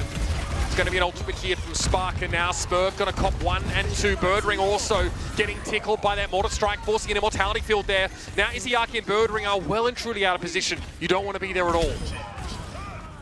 Yeah, and I really like what they do there when the Bastion is using the artillery. Hadi and the rest of the team kind of push on forward as, let's see, this is just a... Does he turret bomb? Right. You're kidding me! And then he just... A TP and just a right click. Yeah, he charges, hits the TP, let's go. TP's back. That's just... Oh, she's so powerful. I was going to say, though, when they're using the artillery, they speed and get Hadi in there, and especially putting pressure down on the Smurf, and then try and, like, use the artillery behind. Like, force, you know, have the Reinhardt push them back into it. All right, well, Decay's able to clean up those turrets from long range by deflecting many of those projectiles back at them. Here's a Sim Wall. Very, very hard to shake the Spitfire free of this position now, but if you can get the bot away from them, you might have had a chance, but very quickly the Spitfire moved back into position, hackles raised, and forced the Uprising into the choke once more. I mean, we're almost like halfway through this game, you know, 39 to 38, yeah. Nice beats there from London, actually got it off. Now you see what an impact it might make. No love there for Decay, no chance to get value out of the blade. That was really just the turret mode from Birdring forcing them back here. Terror Surge on the high ground, Landon nowhere to go apparently. But hang on, we're on the move here. Smurf's very low, Backbone's able to pick him off here. They get the lead. That is crazy. Yeah, they just inched over and they have a player advantage here. They can keep going. Yes, they get Lee Jae-gon here as well as checkpoint. They may get this first checkpoint. Bot check? I mean, that would be huge. That's unreal. Oh, the bot scratch unlocked. Okay. Very close fight there. Smurf, again, both times he's gone for the Terror Surge on this map, he's kind of been punished, or he's come out with very minimal value as a result. Got to be careful about how you make use of those. There aren't as many tight chokes to catch people in on this map. London is okay playing from this position, right? You have Landon up on the high ground with that Amp Matrix. There's no way they can kind of like walk through this choke. And once again, to circumvent this, right? Shatter does, just gets Lee J gone. But now you're going to have this, this setup here for the Bastion. So you're in a good spot for London. There's no reason to push on forward at that Shatter bought a lot of time for Hardy. The entirety of the Spitfire were forced well out of position on the high ground because of the Mortar Strike. And Hardy could have been devoured very quickly if they'd sped onto him. But it Shatters, slows down the speeder, and now he's having to stay alive with his team with full oversight and a TP to get Hardy back up there. This is sick. Izayaki, though, picked off Backbone, and look, he's furious. And I really like the way that they actually use that TP to get Hardy out and up to the high ground, right? But just a little bit of an off angle there. Izayaki's able to find that kill as now the bot is just running. Wait, they want to fight this. Lingo got outbeaten, he got shattered. The Spitfire get one themselves though. So asymmetrical advantage and utility for the Spitfire. They also use that sim wall, but they're even in this fight. Now they're getting pressured back. This Amp Matrix has to be a difference maker, but Decay doesn't want to hang around. That eventually is going to be removed. A sim TP. Oh, Murdering looking the wrong way. Hey, look at that over there. Is it a bird as a plane? No, it's Hardy coming at you thick and fast. Here's Decay though, able to stay out of the fight for the first few moments. Now dives in from an off angle. And Smurf, what a nice connection with that Javelin. We'll have a checkpoint here for the Uprising. So you obviously have a lead here for London, but it feels like a large investment in that fight to maybe just kind of like hold the payload progress or the bot progress here from the Boston Uprising, and you know, you end up losing that as, look, you come back in, you have Terror Surge, you have an Amp Matrix here.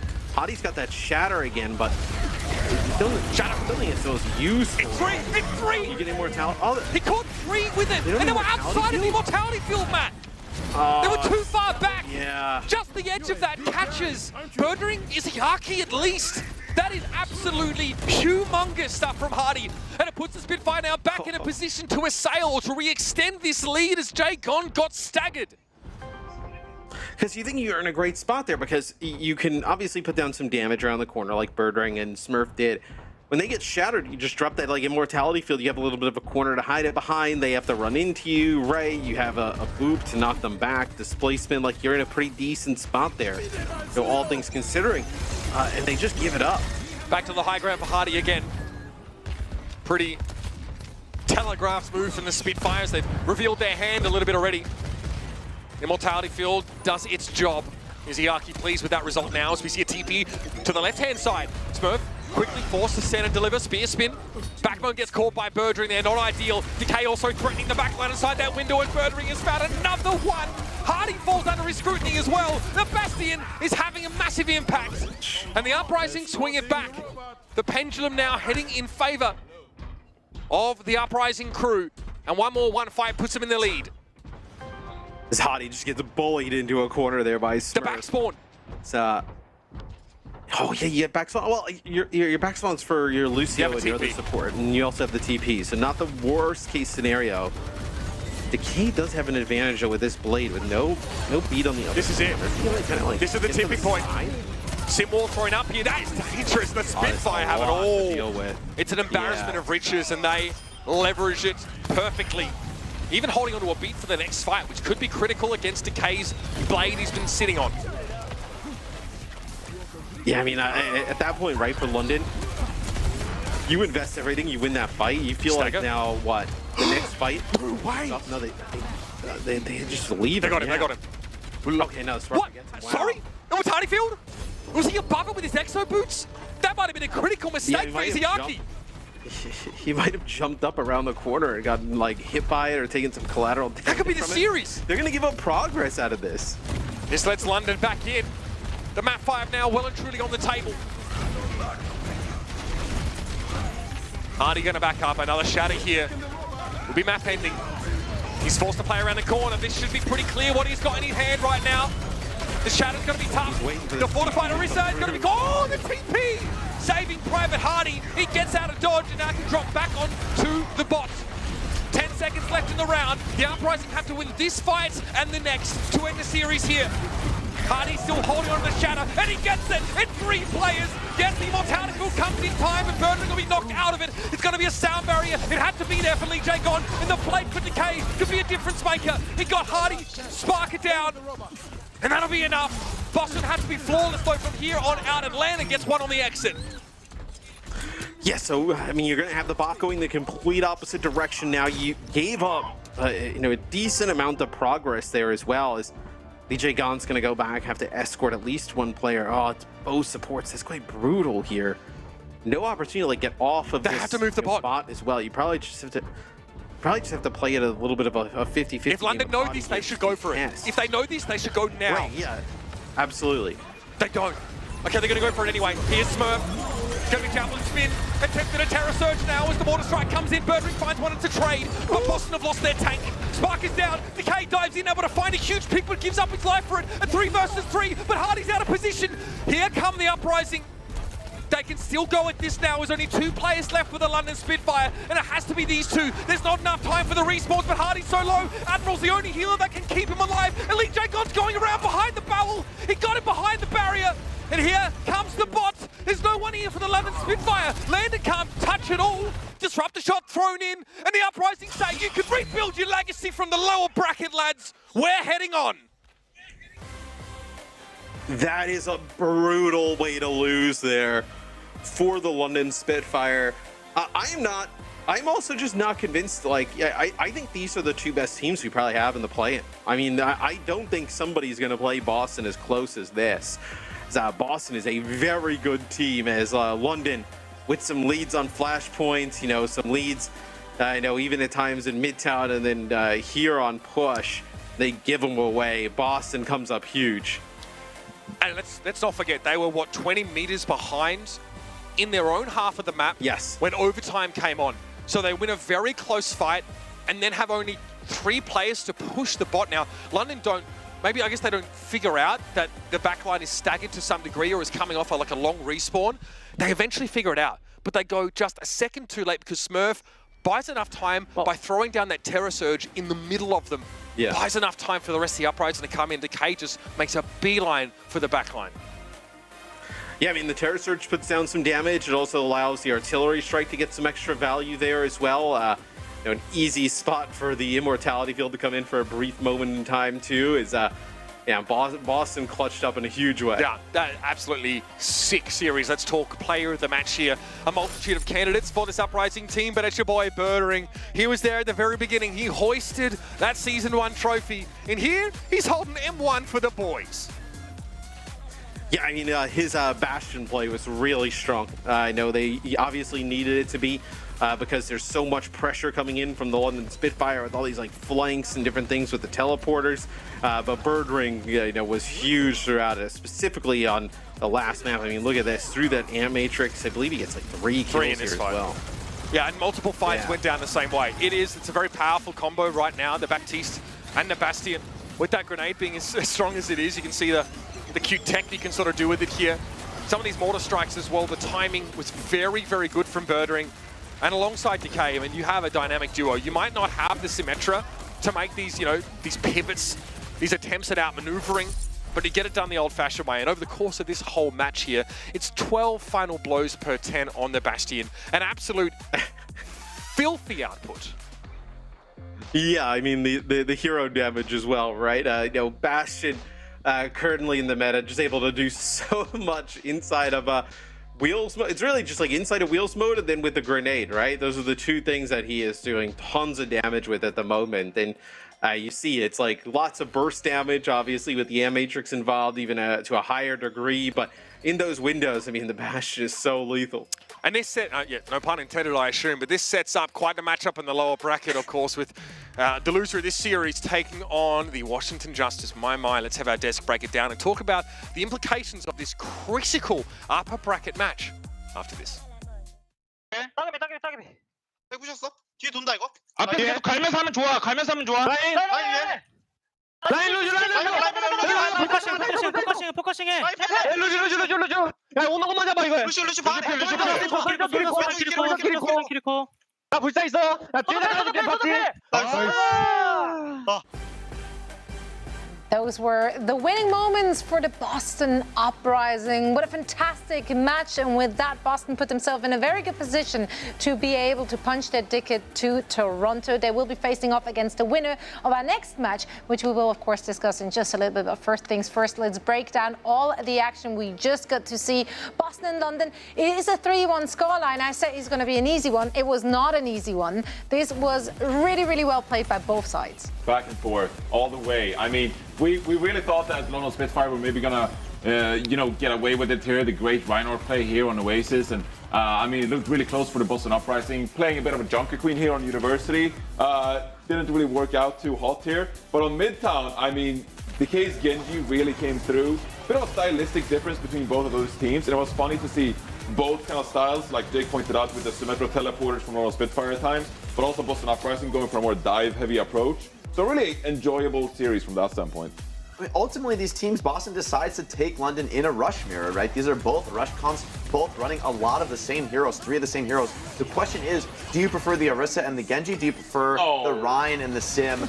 And I think Decay really put his money where his mouth was as far as this Genji pick goes. Genji gets so much value in the Bastion mirror, right? With Bastion being such a strong hero, Deflect has insane potential. You can deflect like those amplified fire strikes, amplified damage from Bastion, and just, I mean, turn that around on the enemy. Burgering did that time and time again. And not only that, adding this flanker into your comp allows you to pressure objectives, play off angles in a way that the Rhine comp cannot replicate. It needs to stay closer together.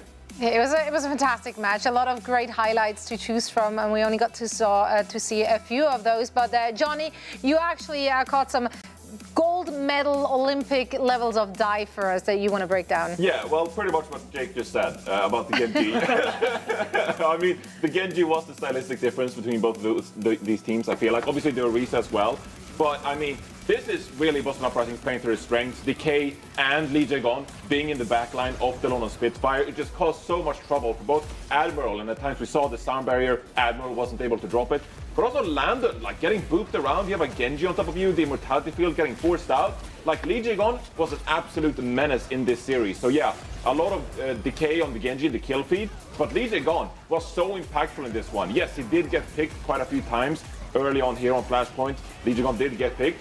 But these aggressive dives, it really messed with the London Spitfire, because now not only is Hadi under a lot of pressure with his shield, because you got Birdring on the Bastion, you got Smurf on the Orisa, there is so much poke.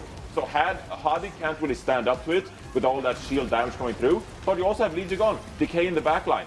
And I thought it was really impressive how Boston Uprising came out, played a stylistically different rush compositions, and it really worked out for them. I feel like even in some moments, Smurf using his cooldowns on Orisa, he's in the dive too. Like first you think he's fighting the Rhine, and then no, he's in your backline, he's picking people off one after the other. So it's a lot of threats. London managed it admirably well though. They honestly resisted a lot of those pressured, had great team fights. So close match. Absolutely. But the man of the hour, Decay, and his Genji is, of course, the talk of town. And that's why Danny will have a quick chat with him for our winner's interview. That is right. So thank you so much for the post-match interview. We got Decay on the line. Decay, big congratulations. Great showing from the Boston Uprising. I want to ask you about the comp that we just saw from you guys. The Orisa, Lucio, Genji, BAP, I guess, Bastion comp that you guys pulled out against London Spitfire. Was this do you believe this to be the counter to the Rhine Rush? And also, how did you guys come up with this new composition? 자, 오늘 승리 축하드리면서 오늘 보스턴이 보여주신 조합 중에서 오늘 뭐라고 할까요? 오리사 러쉬라고 할까요? 아무튼 오늘 좀 되게 새로운 모습을 좀 선보이셨는데 이 겐지 오리사 조합을 오늘 꺼내신 이유가 어떻게 보면은 런던의 그 라인 러쉬를 좀 카운터를 하기 위해 좀 쓰셨는지, 그리고 또 이 새로운 조합을 좀 어떻게 연구해 내셨나요? 솔직히 그냥 조합은 어제 쇼크 경기를 좀 보고 퀸으로 좀 힘들어하는 것 같길래 좀 오리사로 바꾼 감이 좀 없지 않아 있어요. Okay, first thing for the comp-wise, we actually watched London's match against San Francisco Shock yesterday, and we got the feeling that it could have been a little bit difficult to use our own Junker Queen composition. So we switched gears and we wanted to utilize the Orisa instead of the Junker Queen. All right, so next up, of course, after this win, you guys will be facing up against either Toronto or Vancouver Titans. Who do you think is going to be your next match? 자, 다음 질문은 이제 오늘 승리를 이유로 이제 다음 경기가 이제 토론토 아니면 밴쿠버 그 둘 중에서 이기는 팀과 경기를 치르시게 되실 텐데 어느 팀이 올라와서 보스턴과 경기를 치르시게 될 것 같으신가요? 일단 토론토가 올라올 것 같고요. 솔직히 토론토가 요즘에 이제 일리아리를 쓴 조합을 잘하는데 그래가지고 좀 많이 밴쿠버 입장에서 좀 힘들어할 것 같은데 아마 그래도 저희가 이제 토론토 정도는 쉽게 이기지 않을까. All right, I do believe that it's going to be Toronto getting the win against the Vancouver Titans. They're really good utilizing the Iliari composition. So I do feel like Vancouver is going to have a tough time dealing with Toronto's composition in their matchup. But I do feel like if we do go up against Toronto, I think it'll still be an easy win for the Boston Uprising. All right, that is it for the interview. Thank you so much, Decay, and good luck in your next match. 자, 다음 경기 화이팅 하시길 바라면서 보내드리도록 하겠습니다. Bye bye. He already left. All right, thank you, production. Out. Cool. I guess you were done. Bye. Thank you. We love you, Decay. Yeah, much love to DK, and of course, congratulations to him and the team. Danny, thank you so much for getting us the inside scoop. Super interesting to hear that they switched gears just overnight and decided to, go for that Orisa strat. Definitely worked out for them. It's good to come prepared and not underestimate opposing teams such as the London Spitfire, which I think Matt and Mitch rightfully said so. They might be looking at as one of, if not the second strongest teams we have. To make it out of the play. And so it remains to be seen which two teams will actually punch their tickets. Now, we talked about the highlights already a little bit. Both the teams, you agreed, have been playing this just really incredibly well. They both play different compositions, but they know the win conditions, and it really just comes down to little differences here. Yeah, I think ultimately both teams really displayed great understanding of the rush comp, how to leverage their ultimates. And so I want to break down a team fight that I think really helps people at home figure out, like, here's how to deploy the ultimates one after the other in this comp, in the rush mirror, especially when the Symmetras are in play. I think that's an ult that is little understood, but in the pro scene, people get really incredible value because they set their whole team up for success with that and the amplification matrix. Two ults that I think you might not consider the most important, but they are really crucial. So we can see in this fight, Boston is retaking here on Oasis University. First, they're going to open up with this amplification matrix. And now, the purpose of this amp matrix is basically just get London off the point, right? London wants to hold these corners, but this amp matrix is going to pressure them. It's going to force them to go back into rooms, back off the point, and give Boston the chance to cap. So great opening window, very textbook play from Izayaki. We can roll the clip here because London is going to respond, right? They let Boston cap just a little, then bring out this sim wall, right?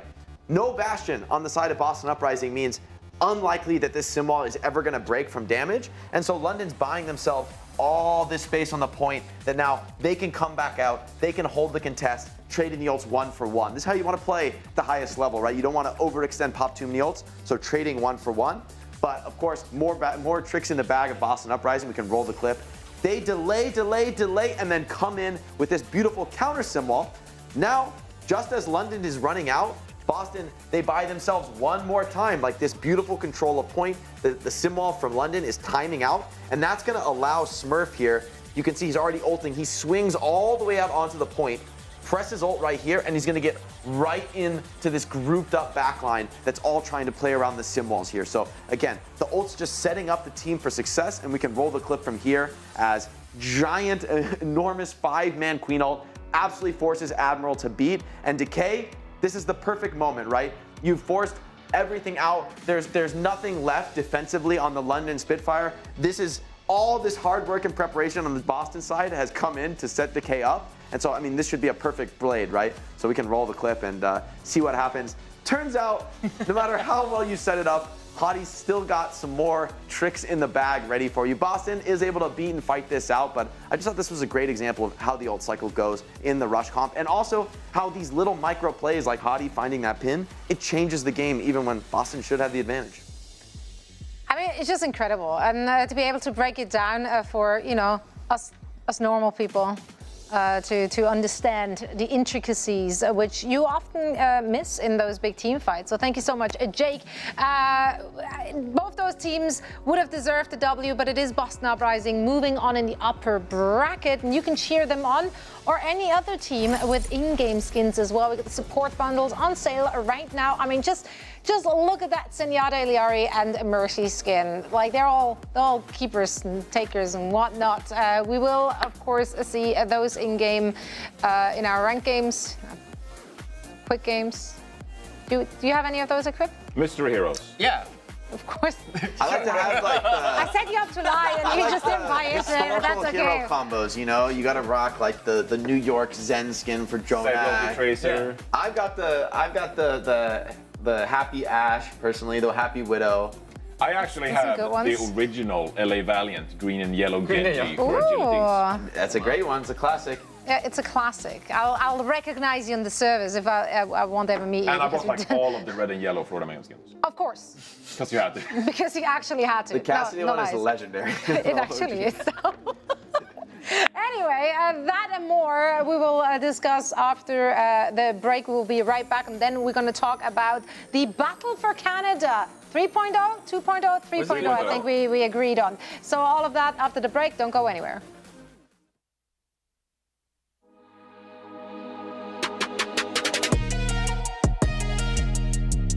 Well, let's talk about Vancouver, though. You guys only have 5 players, and this is a first for you as a tank player because I feel like throughout the seasons, you've just been fighting for your life and your position in the league. You've finally gone to Vancouver. You don't have that sort of looming threat behind you. Has that enabled you as a player to be the best that you can be because you just have that confidence in yourself and from the team? It allows you to just get better faster and like it's just so much more relaxed. Like, back on the days of Boston, every day was like, oh, am I going to start today? And is someone going to be like, okay, here comes Gibblesy or here comes, whoever. And it was like, it's just that added pressure and stress. And so it just makes every day more enjoyable. But it's also, my teammates put a lot of trust in me and I trust all of our teammates because there's only 5 of us. So it's allowed me to just get better.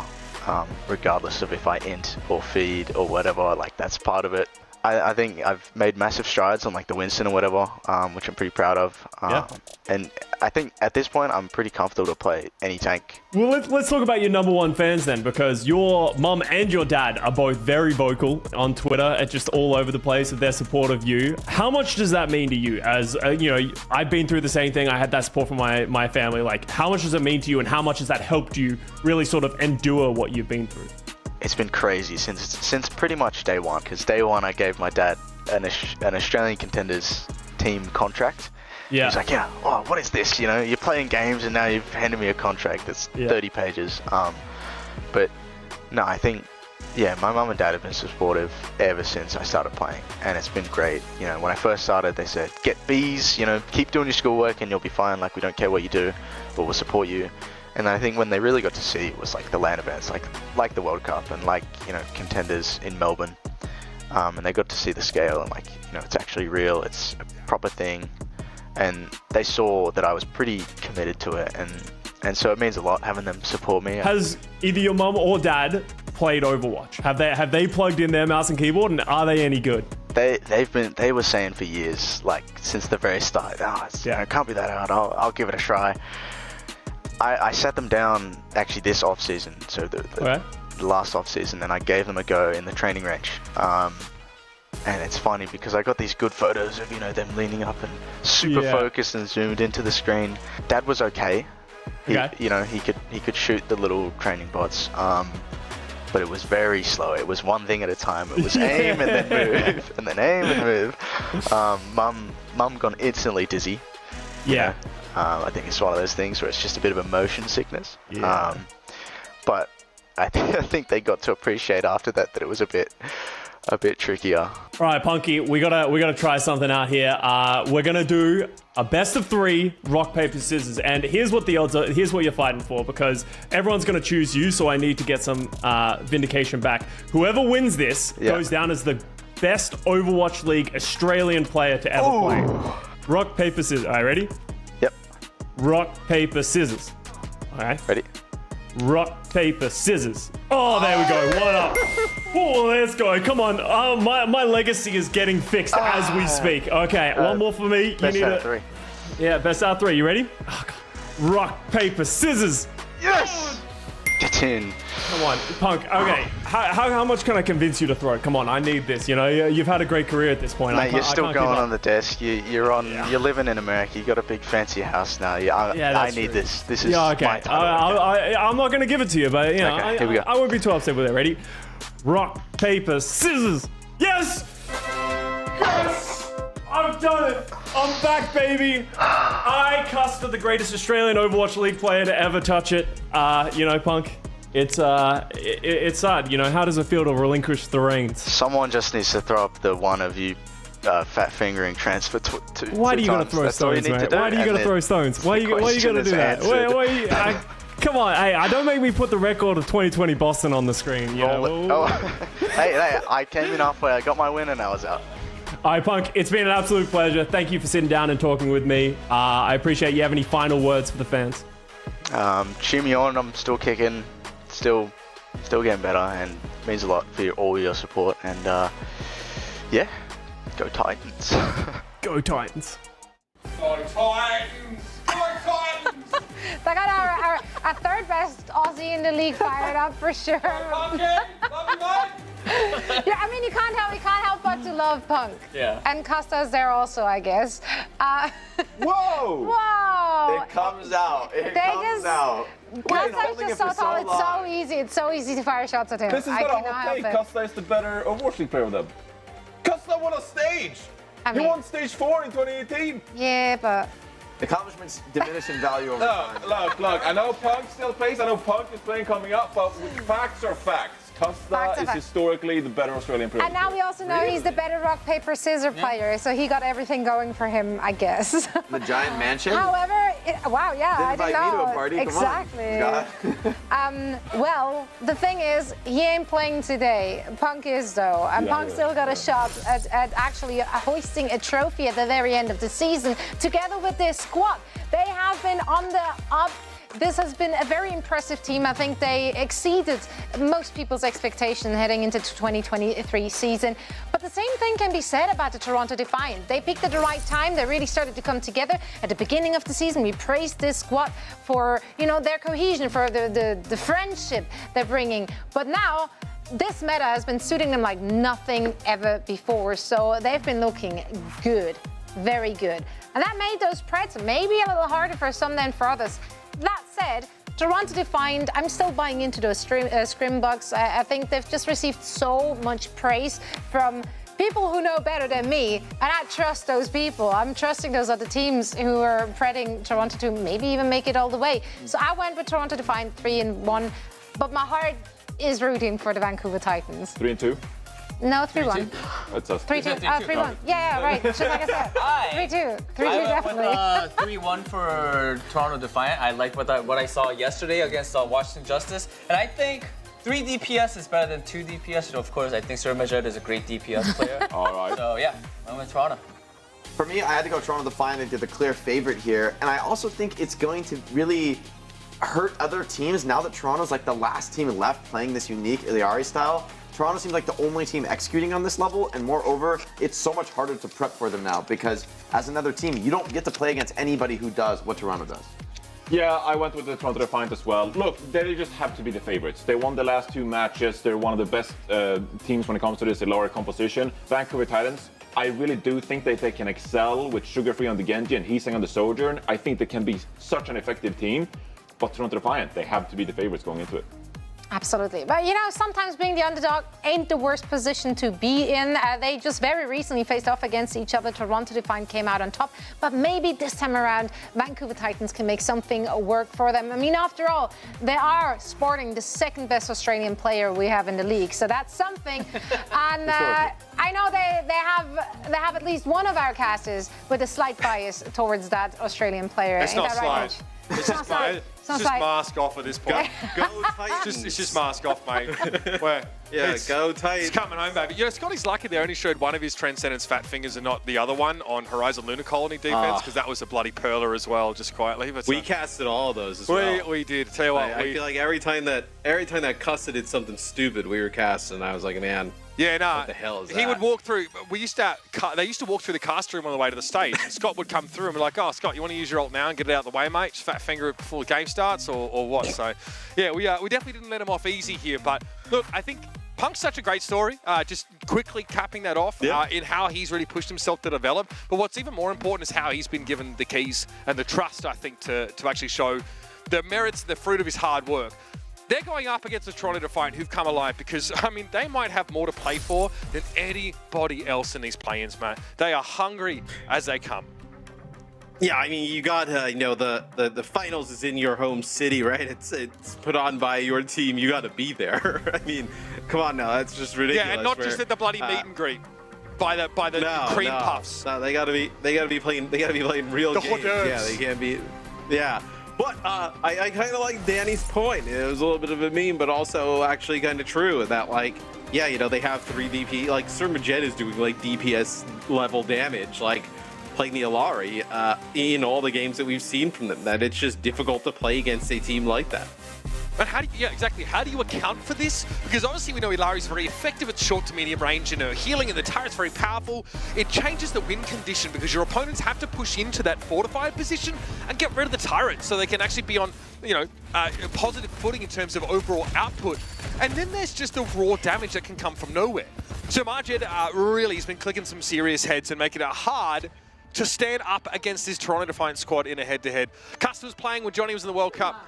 Oh, the Mickey Mouse World Cup. I remember that one. Yeah, I agree, Punk. I agree, Punk. Yeah, I mean, listen, we did get beat by the Swedes that year, I'm pretty sure, on national TV in Australia, just quietly. So it's the only reason why Johnny is sticking up for Scott is because Johnny doesn't want, you know, his career accolades to just. No, exactly. He wants it to be a big deal. Yeah, that win against the team in Australia. Because he hopes that one day he has a mansion and a Lambo like Custa. I'm pretty sure that was just where you got married, by the way, Matt. That big old house.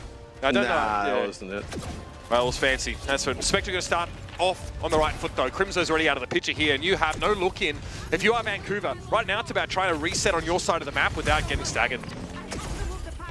Yeah, I mean, you lose your Ana, right? And in Ana Lucio comp, there's no way you can push up after that. And another thing that they've done really well with Toronto Defiant is, like, Hydron, like, kind of goes off on his own a little bit, plays in these off angles, and he's able to play so well and get so much damage out. He's able to find these picks, and it makes it very difficult to track down. Hang on. Spectre just got skewered there. Stick right that one on the Barbie. Lads, Punk going to try and push up a little further here, though, but needs to maybe attend to the main choke because, yeah, Hydron is free-firing through that opening. Punk wants to make his way closer to the Defiant side of the map here, and Margin's lost another turret. Ultraviolet was laid on the ground. What a great sleep from Crimso, but the bulk of Kaluge protected his down support. Oh, here's the Captain's Son already? That's frightening. Yeah, he just kind of throws it out there, right? Just use it on anybody. As he got Punk, I think, but no follow-up. Yeah, but yeah, there was no follow-up. The Nano actually goes here on the Sugar Free as they kind of bully them on back. So what was interesting there is that when, like, Hydron was on the flank, as soon as he was, instead of actually trying to make a play for Hydron, they just pushed on forward. They used the speed and got right into the face of the Defiant. I wonder what the idea is with Margin and that Captive Son. It's probably hard to get, like, multiple players caught by that, and you're in more of a poke/neutral scenario, but there wasn't nearly enough damage to proc that, you know, Captive Son extra damage. And Sugar Free now carries a blade into this next fight against a team with no support ultimates that are defensive, right? This greedy support setup could be punished by a Genji blade, and so it is. Sugar Free's in there like swimwear, and already Hydron is out of the picture. Kaluge is clinging on to dear life. Yes, I mean, he was getting the buff healing through the M Matrix there. He's able to make it out with his life, but it doesn't really matter. The rest of his team is not. You know, outside of that first pickoff, right, where Spectre is able to get Crimso from afar, it has been all Titans. I mean, Sugar Free is buttery smooth. Those mechanics were stunning. But again, we sort of mentioned it a few times. Toronto Defiant have such an aggressive, high damage output, offensive setup. But when they have to play defensive or need to play around these game-winning, these team-fight dominating ultimates, it's hard to actually have access to that utility, the healing throughput. Another nano for Sugar Free, no blade required apparently. Hydron gonna fall first again, getting exploited even with his level of mobility, and Sugar Free gets out with a kill. Kalush finds him eventually, but it's only the 2 for the Orisa, and eventually he's going to be dragged down. Yeah, I mean, they're going to, like, stagger him out as well here. Is Kalush not able to find another one on the exit? Is Hydron. Tracer swap here for Hydron. Takes a shot. He's saying just doing what he has to. Be able to get another touch. Oh, nice shot there on the Spectra. Great start here for your Vancouver Titans. He's saying is 4-0 quietly, doing a heck of a lot of work in that round. Sugar Free also at 4-1, and Hydron has yet to find a final blow. Struggling on the Sojourn, getting pressured heavily by the Genji, and then switching to Tracer to try and keep his team in it. Yeah, his off-angle play was just not as impactful as typically it is, right? Playing that Sojourn, kind of gets that off-angle, doesn't really get kind of taken out by anybody, really. They just kind of like let him do so. Like, if he's going to get a pick from that position, obviously it's going to take some charge to build up before he can actually get a railgun shot. So they just push right on forward and just run over the rest of the team. I want to point out the lack of support ultimate means that Sugar Free can get nanoed whenever, blade or not. Build a blade in that nano and still get a couple kills and then pull out a blade in the next fight. You don't have to play around beat or anything like that. I like the 76 swap here as well. You know, getting that 76 in the mix, that'll give them, I was going to say, some good pressure on the Spectra, who's playing that Echo. And yeah, you talk about greedy, right? Oh, how is he getting any healing, right? How is the Echo getting any healing with like the Alari in the back? Jeez, yeah, you're really just looking at like maybe the healing turret, like that's like up in the sky, like on a wall, like playing around that. But that's not how Echo wants to play. I think it's a hard read actually of what the Defiant are going to play. Spectra is a known Echo locker, so being able to counter that straight out of the gates is big for an early boost, and immediately we're over to the Torbjorn here. But he's saying is a constant thorn. I mean, I tell you, Hydron is green with envy watching this flanking Soldier 76 play while he's on the main. Yeah, right. I mean, what they had Spectra on the May the last round, right? So this is maybe so you can get in the mix, but I mean, this has looked ugly thus far from the Defiant. Hey, the Torbjorn seems fine to try and limit Genji's impact and give him less freedom. The turret is, obviously a bit annoying to deal with, but it's going to take more than that to stop Sugar Free. The Defiant have realized their overly aggressively slanted compositions aren't going to cut the mustard on this map against the Titans. Well, let's see how this works with the Soldier in the Torb, right? So the Torb is like to help deny some of that push that comes on through, right? When Hydron is off-angling, but does not seem like it's made really much impact. Okay. Yeah, someone went over the edge there. Nicely done by Kalush. Into with a harpoon gun, ultraviolet. Any immortality field? Yes, but it's dispatched very cleanly, very quickly by Sugar Free and Co. And Margin has nowhere to go except 6 feet downward. Yeah, I mean, when your idea of a support ultimate there is just playing off of that more damage. Yeah, or just doing more damage. Not ideal, as looks like Hydron will end up making it out with his life. So a quick flip, and when I say quick, I mean not even 10% there. That goes over to the Defiant. The Titans have been dominant here in map 1. They're looking excellent. You know, off the bat, the Soldier pick, shutting down the Echo, forcing the Defiant to play mystery heroes almost every other fight. Maybe not changing the operative part of their composition in those supports. He's a captive son. That's not a good target at all. He's looking at the Orisa like, do I go here? No, is the answer. Outbound's going to be used by Martin, but he's saying is there with a tactical visor. The Vancouver Titans are meeting the Defiant at every turn, and they have the superior option on every occasion. That was just dominant. This first map was ugly. I mean, outside of that one pick that they got really at the start of the first round, right, where I think it was Spectra took out Crimzo. I mean, it was all Titans there. I mean, that map was fast. Feels like we just started this series like a few minutes ago. I mean, it's just an absolute roll in favor of the Titans. Smile here on Punk, because he's got to be feeling good about how that couple of rounds went. He's saying is an absolute menace, quietly just being dominant. Fate ended to think 3-0 on their Lucio, unkillable. And now it's question time for the Defiant. Can you get away with trying to play what we've seen become signature style over this series? Or are you going to find yourself quickly headed downward in the lower bracket? I mean, this is a little bit of a wake-up call, though, for the Defiant, right? Now, they've been so good being able to use this composition, right? And you mentioned it's obviously a little bit greedy towards, like, the offensive output. And they got punished for it, I feel like, here in a big way in map number 1, where I mean, I don't think you switch off of this if you're the Defiant, right? I mean, your kind of second half of your season has really been, you know, bolstered by this composition, how good you've looked doing it. But man, it's definitely got to have them second guessing a little bit. 100%. He sang on the Sojourn, then the Soldier. He's still hit scan oriented are the Vancouver Titans here that we've seen he sang on May and many of those other kinds of picks before. And unlike the Uprising, the Titans actually have an Ana to back up the Genji. All of a sudden, you get nano blades, or you just get nano boosted and dive into a backline with those support ultimates. That's frightening stuff. The Toronto Defiant had better figure it out. And there's always a question of what their pick is going to be.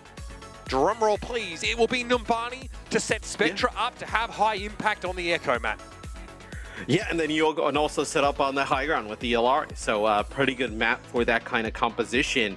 I got to imagine that the Titans have something cooked up. There's no way they didn't expect this type of map pick. No doubt about it. Stick around. The onus is definitely on the Toronto Defiant to figure it out here. Two Canadian teams at 8 and 8, going at it hammer and tongs for the right to advance in our play-ins.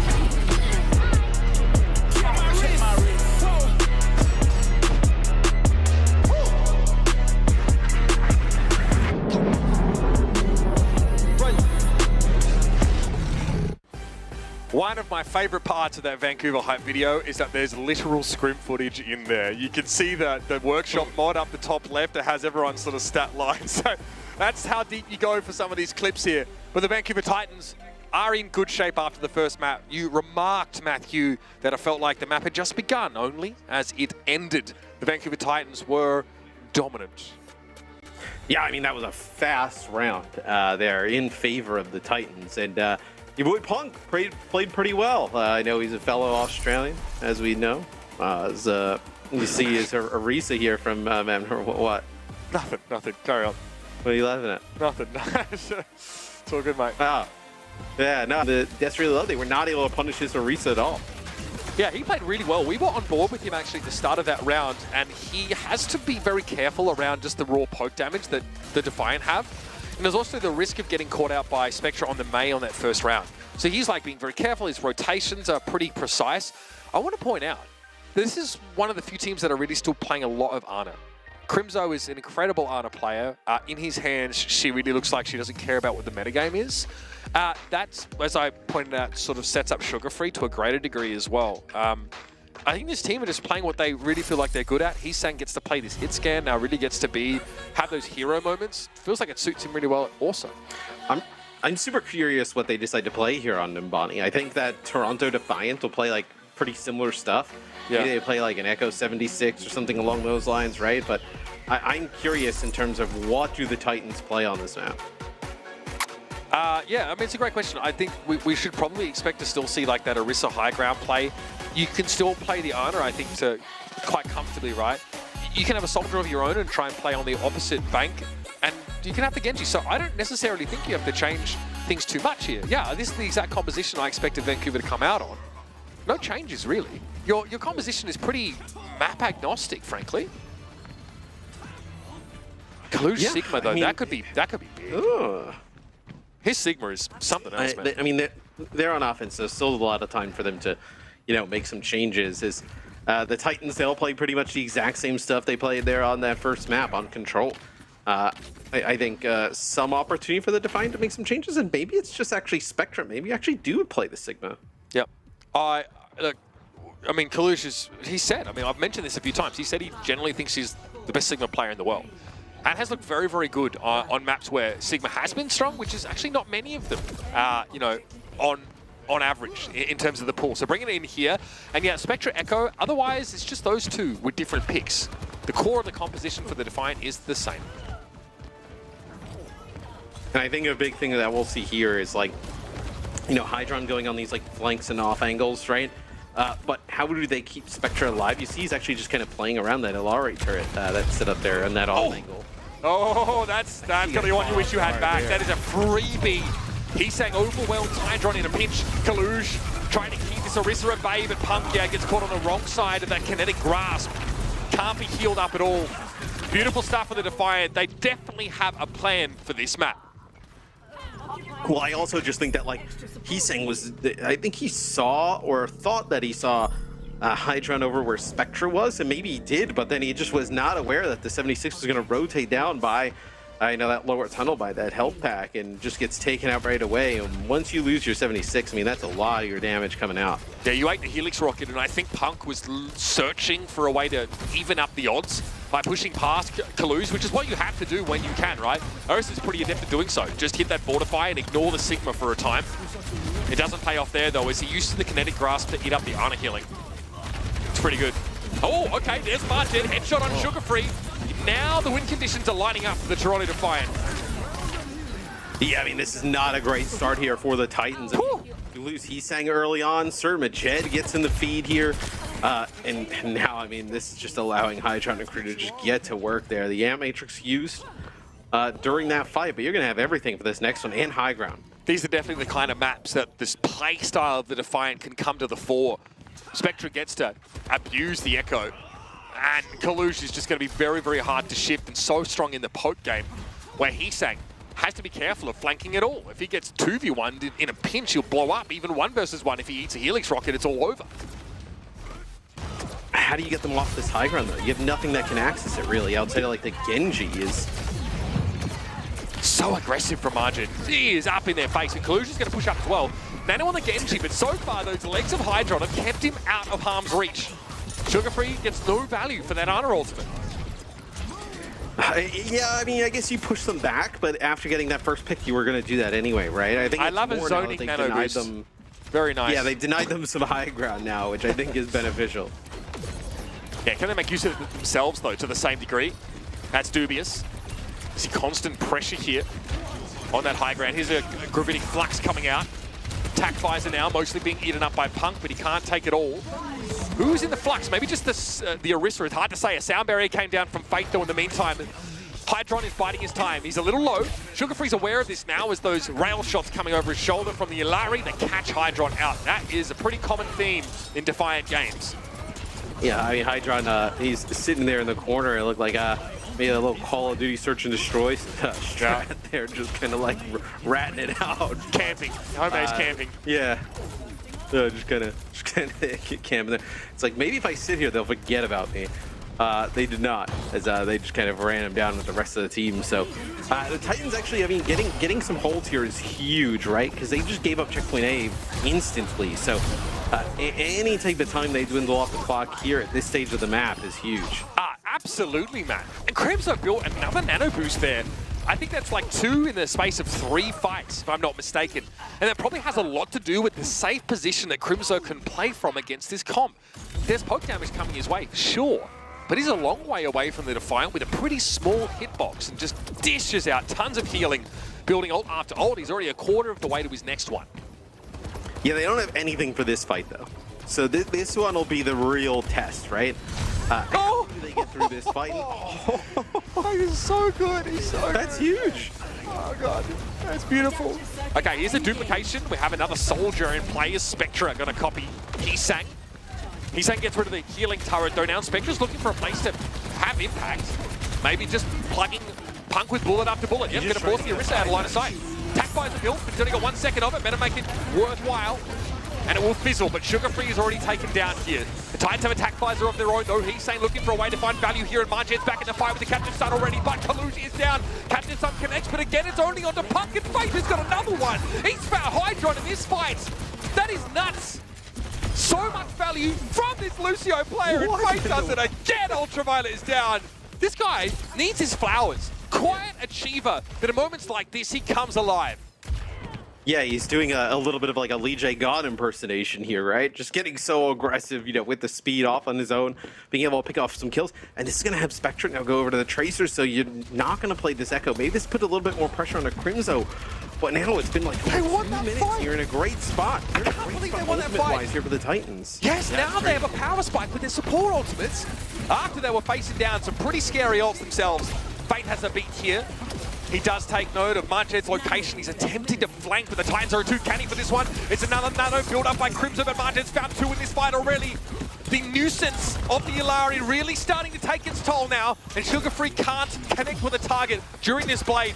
It's another turret down. Marget's low. He wants to follow it up here as Ultraviolet deals with Heesang. It's just not enough from Sugar Free and the gang in this fight. The irony is palpable. Winning a fight where you have no business and then losing it when you have beat and that nano. Still though, getting it down to where you are in terms of the clock is huge here for the Titans. I mean, you gave up point A pretty much instantly. You get a hold that's now going to give them, you know, three, maybe 4 attempts here, you know, at the final portion of the map, but this is also the toughest portion. Already Margin looking for a flank. Blade coming in now for Sugar Free. No nano to pair with it. It may not matter. Ultraviolet stops that immortality build, and here's a swing. It's good. It's 2 from Sugar Free. Spectre able to bring him down while he is suspended in midair. But how do you run from this? Punk? Well, that's how. You blast through them with damage. Hydron able to find that headshot damage, and Spectre back on the Tracer here. The Defiant prevail in a fight they probably should have lost. And now they're within striking distance of the goal. Yeah, and that was like Punk actually putting pressure on the Surmajid, and then Hydron, he actually gets pulse bomb from behind. And then when the pulse bomb goes off, he just takes like 1 headshot there pretty much from Hydron. He's dead. Not a ton of payload progress gained off of that though. Captain Sun, who gets it this time? Nobody. Sugar Free able to get away. Martin deploying another healing turret now, but a Tac Visor is going to force the Defiant out of line of sight here. Heesang knows there's a tracer behind enemy lines. The composition for the Titans isn't really crafted to answer this kind of harrying threat, but a recall's been forced. Ultraviolet going to be under pressure. He is forced to use that immortality field. It eventually will be brought down, but not before Punk falls. They lose the Orisa. The Titans throw it all out there to try and get rid of the Baptiste, and it backfires on them. And now with 30 seconds left in the round, it's the Defiant getting home. Yeah, they try a nano Punk, with the Orisa and push him on forward into the, into Ultraviolet, but just not able. The immortality field keeps him alive, not able to pick up any kills. I also think that could have been way worse for the Titans, like in terms of like how the Defiant were rolling on offense. Taking first point, winning that first fight on the second one, basically almost getting it to the second checkpoint instantly. Where the Titans, you probably have to look at that pretty positively. What do you think about the late switch to Tracer by Spectra? I mean, it felt like it was necessary. I feel like he wasn't getting a ton of value on the Echo. Once he got the duplicate and like you got that visor and it didn't really get anything, and it's difficult for him to get heals, and be kind of like a focal point in that way. It feels like they needed to make a swap where Tracer can, pretty much survive on her own. It felt quite impactful. As I sort of hinted, there wasn't a lot to sort of answer it on the side of the Titans. Here's your head-to-head between our soldiers, and I mean, yeah, Hydron's been all over it. Final blows 7-3, but most important was that first one. Getting the drop on Heesang, connecting a Helix rocket, and securing a solo kill to create an opening for the Defiant to capture A.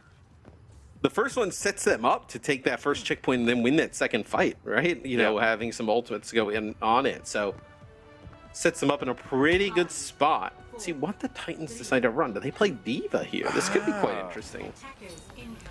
It might be hard to... D.Va's going to be pretty good against Spectra.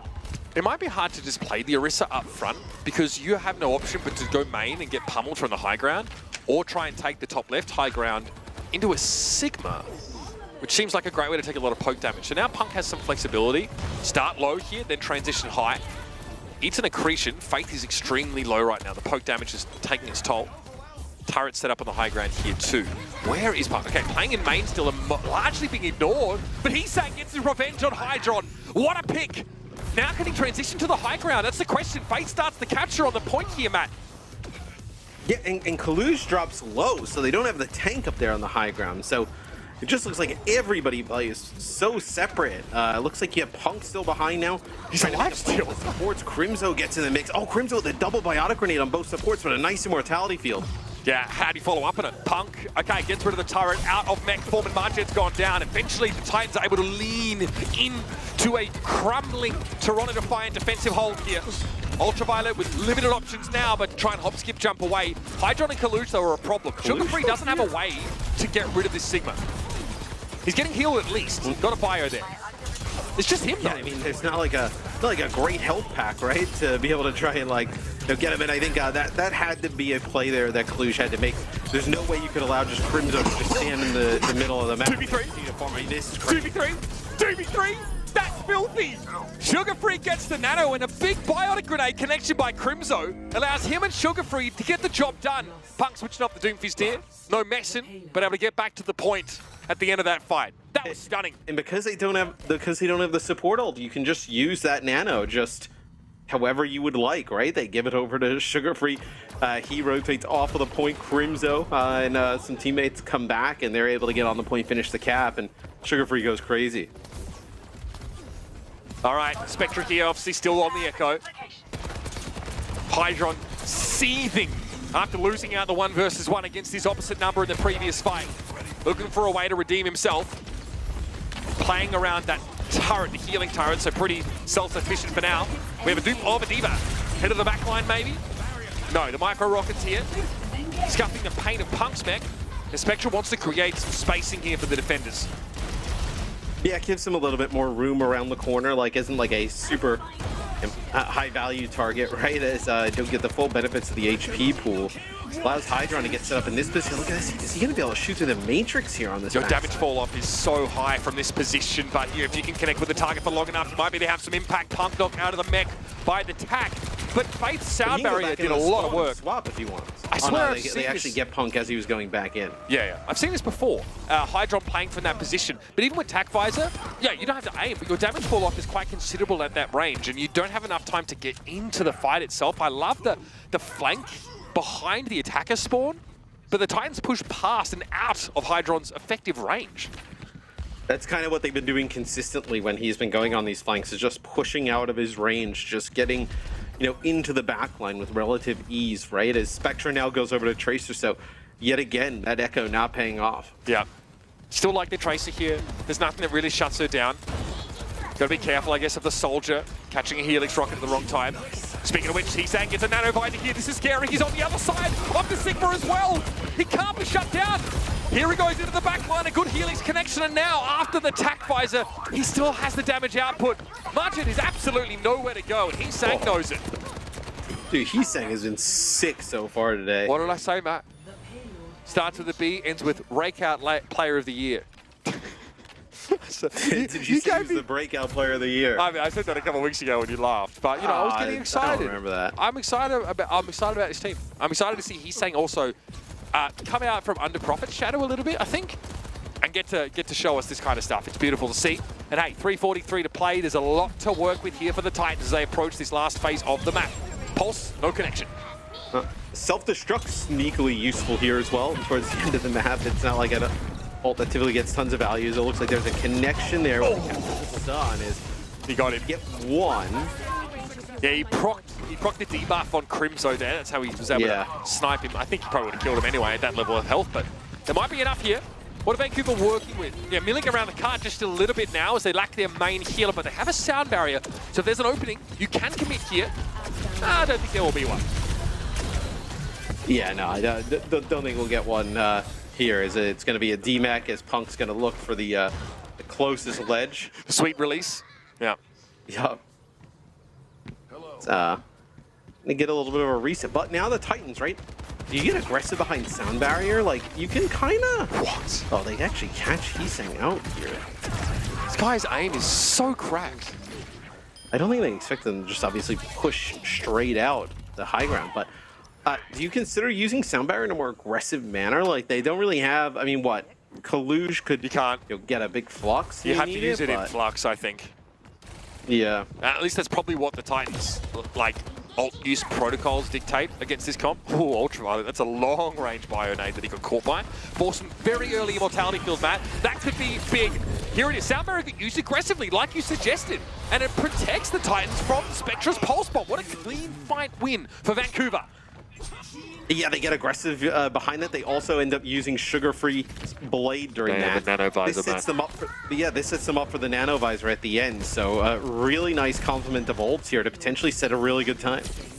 Sleep dart thrown out by Crimso. In the left side. Hydron can't peek right now, but Crimso could be in trouble. The tree might obscure him to a degree. He's safe with the tag. It's beautiful. The Nano really giving this some extra punching power, and Kaluge is trying to hide behind the barrier, but that's a big self-destruct kill. Both Kaluge and Hydron down to Punk, and the Vancouver Titans more than a minute lead heading into extra innings. And, you know, with we don't really know how great the Titans defense could have been, because like Hydron goes on a sick off angle and takes out T-Sang and then just crumbles after that. So we'll see if the Titans make any adjustments. What do we like here from the defense, I guess, from the Toronto Defiant, sort of looking back? I mean, I think you're going to run that 76 again. I don't think you're going to change anything comp-wise.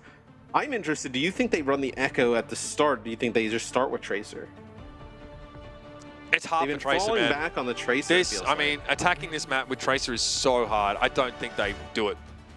You have to. You have a minute. Like, you have to go by Timbuktu to get to the high ground as Tracy here. You can't just beam me up, Scotty. Spectre's thinking about it, though. Right, but if you're having Hydron go on these flanks and trying to set that up, it's going to take a bit for that to kind of happen as well. Genji? Spectre have a Genji? Not great with his supports necessarily. I mean, pretty awful, actually, but... Yeah, he's that self-destruct. Look at that. You damned if you do and damned if you don't. Nice tac visor, by the way. Shame if you got blown to smithereens. Yeah, well. I mean, there's nothing he could really do about that. Maybe he thought he was going to make it to the other side of the door, but... I mean, you have no choice. That is perfect placement of that D.Va ultimate on both sides of the doorway getting hit. So you are going to run the Echo back. The Tracer seems, yeah, pretty pretty foolhardy at this point. You got a minute. Make it work, Toronto. Yes, it'll be Punk on the Orisa yet again, so not going to play the D.Va on defense. Doesn't have like the staying power on the high ground that the Orisa does. Yeah, they will. Yeah, they will fight for this high ground control, right? Which makes sense. That's something the Titans couldn't do playing Orisa into Sigma. They didn't feel they could anyway. So I love the D.Va switch, by the way. It worked out for them well. But we digress. Crimzo needs to be very wary of that lower level. The tri-shot's also Crimzo. Oh, Faith gets rid of Ultraviolet. He's so good. He is so good. They just push straight through. Good. They just use the speed and get right in their face. Okay, sugar free. Yep, that's it. The Dilmar dunk is in session. I mean, dude, they're forcing Toronto to make some serious changes here. Is what? I mean, now you got to just do this to touch the point. Serbajet over the Lucio here. It's just all like a little gone bit of a wrong. desperation. Can anybody touch? Spectral, Yes. get on. They're on the Tracer, but not for long. He touches the point, and that is it. Collusion on the D.Va here. One of the first with the San Francisco Shock to try and play the D.Va on a few maps like Eichenwalder. It looked really good there, but it's nothing but desperation here, and that doesn't come remotely close. Yeah, so they don't get a tick. Titans, they change up the way they play. As soon as they see both those DPS on the off angle, guess what? They just sprint their tank, Faith, and then also just get Sugar Free in the mix, right? There's just nothing that they're really too scared of. Well, they really understand, I think, their win condition here, especially against the Sigma Comp. As soon as you get behind him, or in between him and the rest of his team, he's in deep trouble. He can't be healed necessarily by his back line. And not a lot of mobility on Marjet or Ultraviolet. No, and you don't exactly want to like turn your back either, right? To as the Sigma behind your shield. So it's exploitable for sure. So we'll see the Orisa here instead. Look, you already start with high ground, so I suppose it makes sense. I think Spectre is a little unsure of himself because playing the Echo into the Soldier seems like a very bad idea when Soldier can wrap around the left side and punish you. Let's see how this went down for Faith. So here's the accretion, catches Lenny instead. No, we're just shooting Cheerios. Yeah. No, I don't get it. He's the GOAT. I won't hear any argument there. Just run them down. Again, Faith obviously is someone who's played. He's only played Brig and Lucio, essentially, and some Mercy, right? So all of those heroes, he's been able to express his skill on a really high level. So it's another great year for this guy, and he's hoping for a playoff showing, Matt. And I mean, the Orisa is so difficult to take out during that. The Genji can go just dash through, start getting those dash resets. It's really difficult to make anything happen. So see how the Titans actually, they want to get like a position that's, they're just having a few players go on the flank. Oh, they get a DMAC though, that's huge. Yeah, Punk. They do get 2 players through underneath the bridge. I don't know who's exactly back there, but... Is it Sugar Free and Faith together? So what's the plan well, this is weird because you don't have the speed boost now for anybody else, but... Yeah, but I mean, you maybe not need it. You have Soldier Legs and D.Va rocket boosters. It's just Crimzo that has to use the walking cane. He's already set up. He also could just touch the point, right? To just kind of force some players back. Yeah, Punk walks. Let's see how this plays out. Kaluja's seen better days here. Tyrant's already been removed. Okay, that's a good start. Slow and steady wins the race. Just one tick you need. Crimzo wins out against Spectra. I think he challenged him. A sleep dart, I think, that's on cooldown right now. Crimzo wins out against the Tracer, and that might be all you need. You've lost Punk, to be fair. Your ultimates aren't really building up. You need to figure this out. You got a minute now. I just don't really love the D.Va here into this Orisa. It just does not seem to really be working. As Hydron takes out Heesang, it's just so much damage that Punk is taking early on. He's just not even able to make it like to the point, pretty much. So you'll have a nano for Crimzo. Do you use this on the Sugar Free? I mean, Punk is taking so much damage. You have to consider it. But you can make an argument for Punk, certainly. Sugar Free could totally end it though with a good nano. Kalush here with the bio here. Here we go, Sugar Free gonna go in with the nano. Who's he looking for? The Orisa to start with is gonna be hit by the Captain Summer. Can he chase down the Ilari? No! Martin's gonna finish him off with that proc, but Punk trades at least. Heesang finds Ultraviolet, but Hydron is deep behind enemy lines. He's hit with the bio, so he bides his time. I think Crimzo knows his goose. Oh my goodness! Crimzo wins out! He finishes it with a melee, and they're just built different, the Vancouver Titans. They come out on top of Numbani, and it goes to the wire. But another successful outing for this West Coast squad. And you can see on the Defiance faces, they just looked stunned that this is like the scenario that they're in. A nail biter there on Numbani goes all the way down to the wire in OT. They end up losing that, but now they find themselves down 2-0. Going into Flashpoint, which obviously our newest mode in the pool, like you have some wild results, right? Yeah, I mean, the map pick might not mean all that much for the Defiant on I guess, a map where they're, or a mode rather, when they're still really trying to work things out, presumably. Look, Kalush looked great on the Sigma here. This was Vancouver's attempt to try and get behind him and work away his backline. Some moments from Faith here, really impressive stuff. That kill is just, I mean, I don't know what to say. That is just beautiful. Hydron just eats those Cheerios and is indisposed for a while after that. Stunning work. The nano visors for Heesang, pretty huge as well. I mean, just not having a support ultimate, right? Just frees them up to use the nano in so many different ways. And same with Sound Barrier. Like, they're not incredibly worried about any of the ultimates coming back the other way in terms of just damage output. So it allows them to get pretty open in terms of how they can use some of these big support ultimates, which have ultimately turned the tide. We question the Diva pick here for the Vancouver Titans, but Punky knows better apparently. So I guess here's the question. What's the pick here? You got obviously you've got two choices. Both of them are Flashpoint maps, and both of them have pitfalls in a similar way. I guess the question is like better like flank angles. Like I was going to say, yeah, you have to play Lucio though. So the Defiant are one of the teams that haven't played much Lucio on Flashpoint maps, and I think that's been a disadvantage. They use Hydron on these aggressive, wide, premeditated flanks, and that doesn't always work out either. So I'm curious to see how the evolution for the Defiant on these Flashpoint maps has played out. They're going to need something special here, otherwise they're on a one-way trip down, and we'll see the Titans advance. Stick around, of course, our third map in this series, not the T-pose that Hydron was hoping to strike on this map.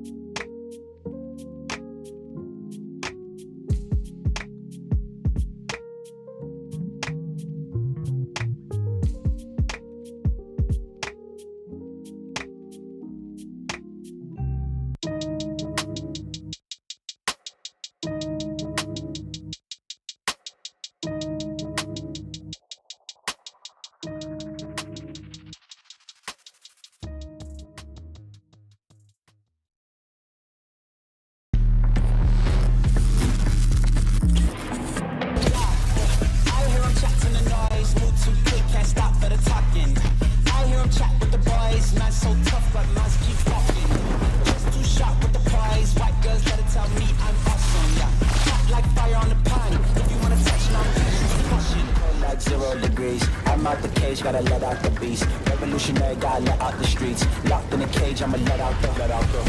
Wake up, get out the sheets. We came for one man, forget my peace. We take the west side, take on the east. I'ma put him in the cage, never let out the. Yeah, I hear him chatting the noise. And stop for the talking. Like fire on the pine. If you wanna touch my please. The Alari Baptiste support line. A relic of the past or the ticket to a bright future for the Toronto Defiant? That's the question we had coming into this series, and it's one of the things, Matt, that our experts were very high on. A reason why so many expected to see a strong showing from the Defiant in this series. But so far, it has been anything but. And someone we got very excited about over the last map has this man on your screen. Faith has been a consistent producer over his entire career in the Overwatch League, never looking to take the spotlight. But I mean, we had no choice but to give him some love here. What a great showing on Numbani. 11-7. Yeah, 11 final blows there from a Lucio is wild, right? I know we talked about like how good Surmajed's numbers have been on the Ilari, which obviously a completely different hero. But Faith is getting so aggressive, moving in with Punk and just finishing off these kills. I simp for him. Simple as that. It's been a great showing so far. And again, the expression of a great Lucio really comes to the fore, I think, on a Flashpoint game type, right? It's not as simple as, hey, this hero lets your team get back into the fight and take more fights. No, it's about, you know, the environmental kill potential, the timing when it comes to sound barriers, you know, how it comes to speeding your team into these engagements and picking your spots. He and Punk, man, they are on the same wavelength, and it shows. Not running the Lucio here, though, could really hurt the Defiant. I feel like they have to. Which one of them is a Lucio player? Like, I think we saw Margin have a stint on Lucio, right? And I believe he was very aggressive and very like high damage output, but a lot of deaths. A lot of deaths. Yeah, but it seems like their kind of comp and everything is built around him on the Ilari. Like you could never move him off of that, right? Yeah. I mean, for sure. And maybe like that's the feast or famine game you play, that it's very performance dependent on an individual scale. We've seen that flashes of it from Sumachi, but a lot of these captive sons have just gone Punk's way. I think we saw one of them on Crimzo and he was able to get that kill. It's very hard. The Titans, the composition is so dispersed, Matt. They've got two flankers, for God's sake. Well, they fall back on a comp, the Defiant, something that they kind of ran at the start of Control, right? You know, they tried to run this Torbjorn to make it a little bit easier to kind of keep, you know, some of the backline alive. It didn't work out. They get a sleep on the Hydron. That was a sleep at the start. I think it was Crimzo just pre-firing. Zip him up, baby! And hits him. At that range as well. He knows where Hydron is going to be. And that's not the first time we've seen a super long-range sleep dart get followed up on like that. He's saying made a beeline for that kill. Faith got it in the end. There is something for obviously like, you know, momentum, right? And to be down and to try and like, hey, we had to pick ourselves back up and then start the map like that is brutal. Oh my god. Oh man. All right, I'm glad we got to see the chat there for a moment. Wait, that was fun. His response to you're Canadian. You're Canadian. Yeah. as he's looking for the Defiant. Does that qualify for humor in the United States or not? Is that a gotcha? I don't know. Okay. Well, that's interesting. I just thought it was a hilarious response of. Because it's a New Yorker thing, I suppose. All right. The Titans did their loose Punk early in that fight. And it ends up being a wash. The Defiant are able to really start to tick this percentage up as well. Now they can set up a Torb turret in a position that will punish anyone dropping down from that platform there. You're Canadian. Okay. Got him. Got him. And to be clear, Crimzo is the one who's Canadian. Yeah. But I get it. Either way, Ultraviolet Spectrum, not Canadian, but they are dead. Oh. You see, he's saying actually, like, Hydron knew exactly where he was, and he just came out of the corner there and just picked off a player, like a half of a second. There's a whole separate sub-game happening between Hydron and Heesang. Yeah, like, and we've seen it at times over the course of these last few maps, but now we're really going to see it here. Heesang is going to be constantly looking for him.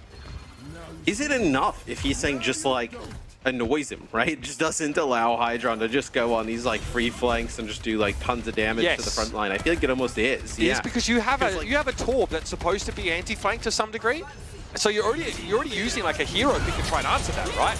Great deflect timing there. It has to be a deflect. The blade is not going to be able to connect with Margit there. He gets up into the sky, but Ultraviolet's been taken down, so you're struggling. Margit can't be doing any left clicking right now. It has to be the heals, and it's just not really enough. Hydra though, okay, the attack market here is a pretty big deal. Terra Surge, Kalu's going to be very, very low here, and Punk is going to be able to run him down, but it was Heesang. How do you work with this as the Titans? I think you don't. I think you're in deep trouble. Yeah, I think you're in a lot of trouble here. As it looks like Punk may be able to get out for a split second. Faith is here as well. As should be the Defiants who take this first point, although there's one player on the point. Sugar Free, he will fall. So yeah, Defiant battle back. The blade there for Sugar Free, not able to find any value, or much at least. It's tough. I mean, he was looking straight at Margit, but you can... What's crazy about Captive Sun is that you can fly after you fire the projectile for the whole duration of the ability. It's so powerful. He actually like got a swing, I think, into Ultraviolet, and then he dropped the Immortality Field.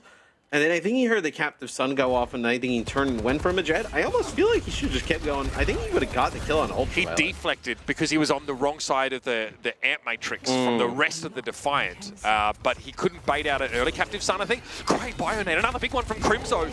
That's the Ana difference. Here comes a Molten Core. Behave yourselves. Spectre gets speared backwards here as Punk now trying to take some space, moves up to the planter. Ultraviolet's been picked off already. He's the goat. I mean, Faith, he's just running around, just causing chaos. Yeah, definitely accept no more Faith slander at this point. No one is ever hypercritical of Faith. He just never works his way into conversations about like best in this role. But I mean, he's right up there, I've got to say. Yeah, I mean, he's played phenomenal in this series. He's going to go get Crimzo, bring him back into the action. And they're going to have double support ult here for this next fight. So a little late here. He's going to give them some info. Yeah. He's saying he's hoping to get challenged here, but that's not going to happen. So he'll be out of the fight for a little bit. Okay. He's going to struggle to take that high ground. He's got a 1 versus 2 on his hands. Faked again. He found Spectra. Finishes off the kill with the boot. Kalu's forced well back and is not looking healthy at all. The turret taken out by Margit, or right for Margit. And there's a blade on deck for Sugar Free. Well, you know what it is? They like, what they do is they're playing right now, they're like with like Punk, Faith, and Sugar Free. As soon as they see like a player that's a little bit like out or maybe like a little bit off on a flank in a bad spot, they just run him down. What is he gonna get? Sugar Free might die here. Oh yeah, he's gonna die. That was gorgeous. The response was fantastic, and Ultraviolet was able to stay alive under an extreme amount of pressure. That was Sugar Free and Faith both ulting in that fight. Great time for the Defiant to come back in. So they've just been using the Captive Sun, it seems like, as a reaction to Blade, right? Like, even that time, I think Sugar Free has the benefits of the sound barrier, and he just explodes there after taking that big lethal damage. So it'll be 99% though for the Titans. So 2 fights here. Oh man! He's got a visor now too. I mean, Margit also not in a position to help his team. Kalu slept and Ultraviolet's low inside his own Immortality Field. Here comes Attack Visor though. First target is that healing turret. And in the meantime, it's tough times for the Vancouver Titans. They lose faith in Punk in that fight. And this is the risk you take by being that flank player. Sometimes you're not there when you need to be. They might lose another point here, the Titans. I mean, they very much might. As they lose Hydron again. I think Heesang kills him off a spawn. Heesang's just looking for spawn kills here, saying, hey, I'll go take out Hydron. They have no Ana. Finish this off. It's just Faith right now for the Titans.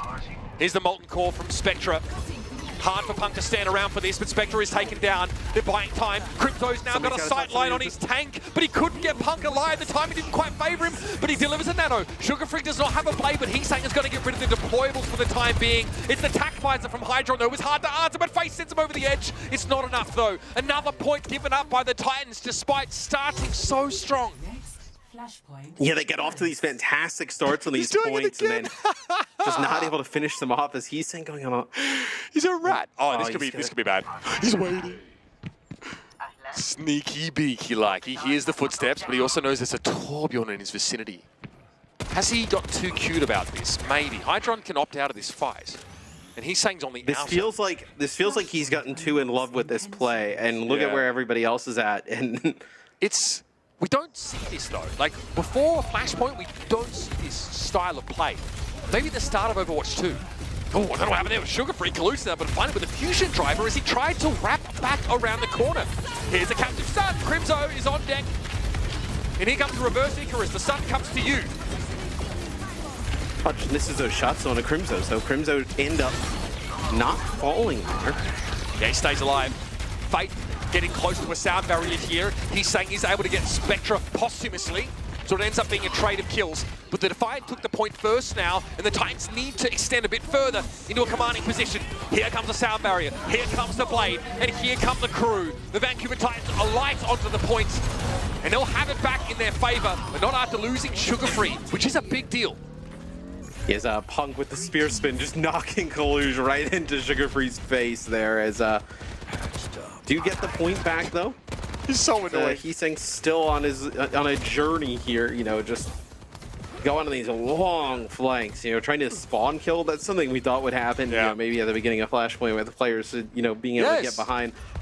Spawn kill maybe on like the Tracer, Genji, or Sombra, but you know, not on 76 is all. He's saying takes a huge Helix rocket there. Yeah, gotta be careful.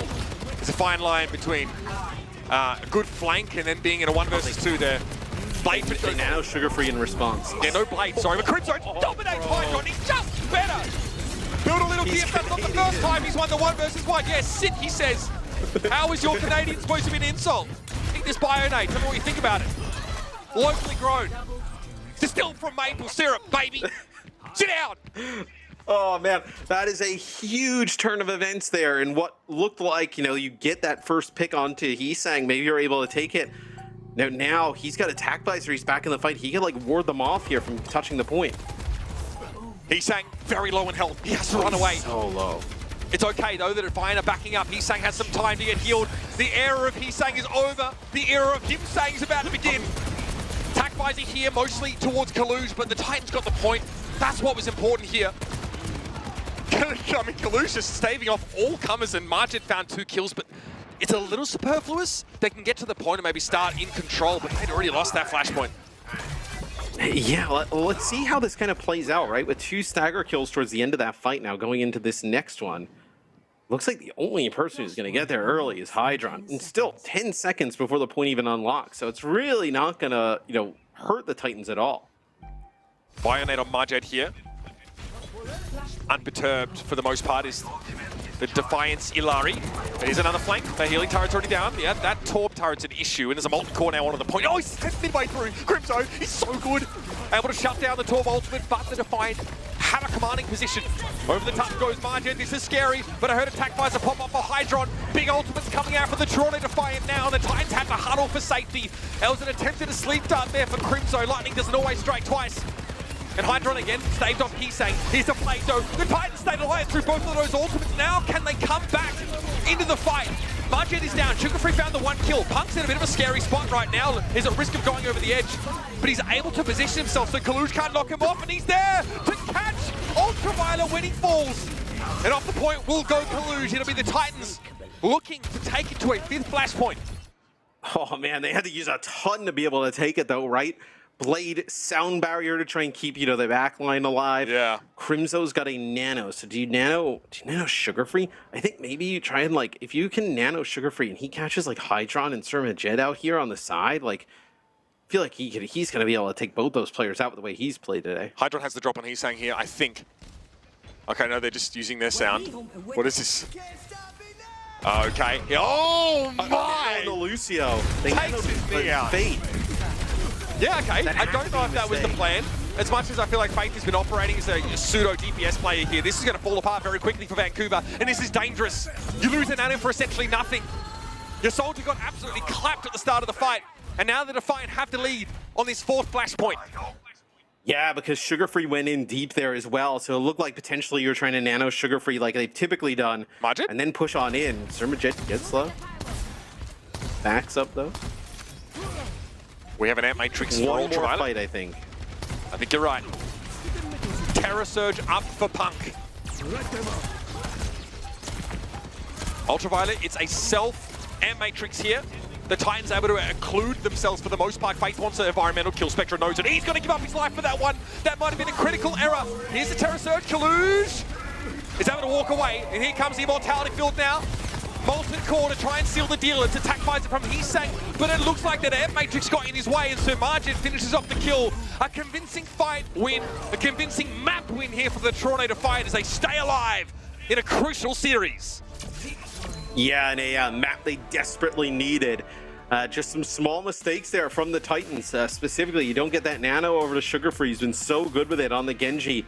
So they had one of those situations, right, where Majed and Hydron are off to the side flanking. You had potentially an advantage there on the front side, and a huge difference between nanoing the Genji and nanoing the Lucio. A lot of exciting interplay between the two Soldier 76 players. We're also getting reminded why the Ilari Baptiste setup works so well. So Majed, 11 final blows on that map, tied with Hydron's 11. Acting as another DPS player, where that's what you need in so many of these fights. The Defiant have that extra pushing power to win in the 5 versus 5. A couple close ones, but I've got to say the backline of Toronto were rock solid here. Some crucial immortality builds from Ultraviolet. Very nicely played and making this series very competitive. Crimson, I mean, yeah, again, having moments to shine. The backline of the Titans continue to impress us. This was beautiful, though. Hydron eventually figuring Hee-Sang out on these constant flank battles. Yeah, I thought, you know, even the Torbjorn, right? Like, do you think it like won the game, right? Playing the Torbjorn versus like the Echo or Tracer, like probably not the hugest difference in terms of you know, winning or losing the map, but I thought it was definitely effective. I thought it was definitely one of the best looks they've shown today. Let's talk our 4th map in this series. It's a Vancouver Titans pick here. Esperanza is what I'm expecting to see coming up for our push map. Could go thematic, of course. Let's drop it. New Queen Street coming up. How fitting for a series like this. And I guess the Vancouver Titans were like nothing more than to serve up an L to Toronto on what could be considered their home map. It's push up next, everybody. New Queen Street could be a decider. It's either a Titans win or a map 5 extravaganza to steal Zoe's verbiage. So stick around. More to come from our last series of the day.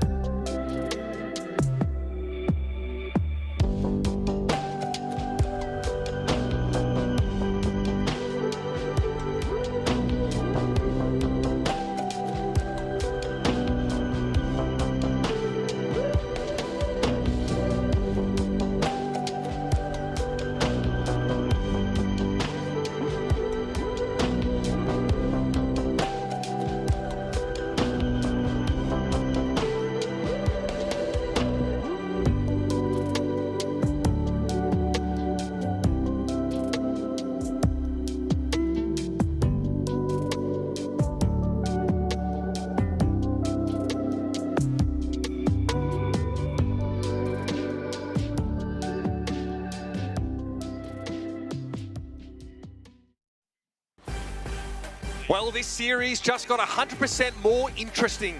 Zuravasa, we finally see the Toronto Defiant display their game plan and why it's worked so well for them. It's something unique to this team, but not every team has Surmajet. Yeah, he is the real reason, why they're successful kind of playing this style of play. It's because he's doing serious damage on the Illari, being able to, as we saw Faith with 11 final blows, we said that was a lot that previous round, right? Like, this is a lot of damage and final blows, just kind of like kill contribution happening from the support role. I think it's important to point out how crucial having an Illari to play from the front line or from within the main fight is when you have a Soldier 76 that's often not here, at least not at the start of the fights. Yeah. Because Hydron is off trying to keep Hisang in check. So not always alone, but quite often in a 1 versus 1. So having an alternate source of damage from your backline that's really very consistent and also offers a ridiculous amount of healing through the pylon and also that extra impulse via Captive Sun. Very, very effective strategy, especially on Flashpoint. And it seems like it's enough to overcome the lack of Lucio, the lack of mobility that we kind of speculated could hurt teams that go for the double flex support backline here. Yeah, and I mean, we saw them use that Captive Sun in a more defensive manner that round, right? Like, every time that Sugar Free would go to Blade, they would just shoot it at him as soon as he dashed in, right? I know he's not going to deflect. He's, like, going for Ultraviolet. He gets hit with a Captive Sun from behind. You put down enough damage, you're able to just kind of, like, finish him off before he can even really get huge value out of it. So, Surmajet looking pretty good on the Illari. I think also, as we move to New Queen Street, I think one of the things we saw the last time, or we've seen it recently where Toronto has played this map, they actually play Sigma on this map. So curious if that was one of the things that maybe the Titans have seen. I'm glad you bring that up because that's also something we saw on Numbani, and that's something that Toronto wanted to play to. Right? They chose that map. They said, we want to try and make this Sigma work. And at times it looked pretty good. Defensively, though, it definitely suffered because we saw a more mobile composition that featured D.Va. And of course, the constant threat of the Genji pressuring your backline seemed like it was a little bit challenging for the Toronto Defiant to deal with. But I think it's the best look for Kalush. He's made it pretty clear that he loves playing the Sigma, and this team does things their own way. We're talking about a team, by the way, that ends the season 8-8 with like a 0 map differential, so perfectly balanced, perfectly mid, as was sort of pointed out. But they have a chance here to just cast that aside and go above and beyond now in a match like this in these play-ins. Yeah, I mean, who cares, right? Yeah, it doesn't matter. Obviously, the regular season is the regular season, but like as long as you get into the playoffs, like who ultimately like cares what happened? Like that's like the kind of thing that I think players in these types of scenarios in play-ins, like, hey, we do good enough to get it to this point of play-ins, right? Which like most teams make it into play-ins, but ultimately you win 3 games, right? You certain winners.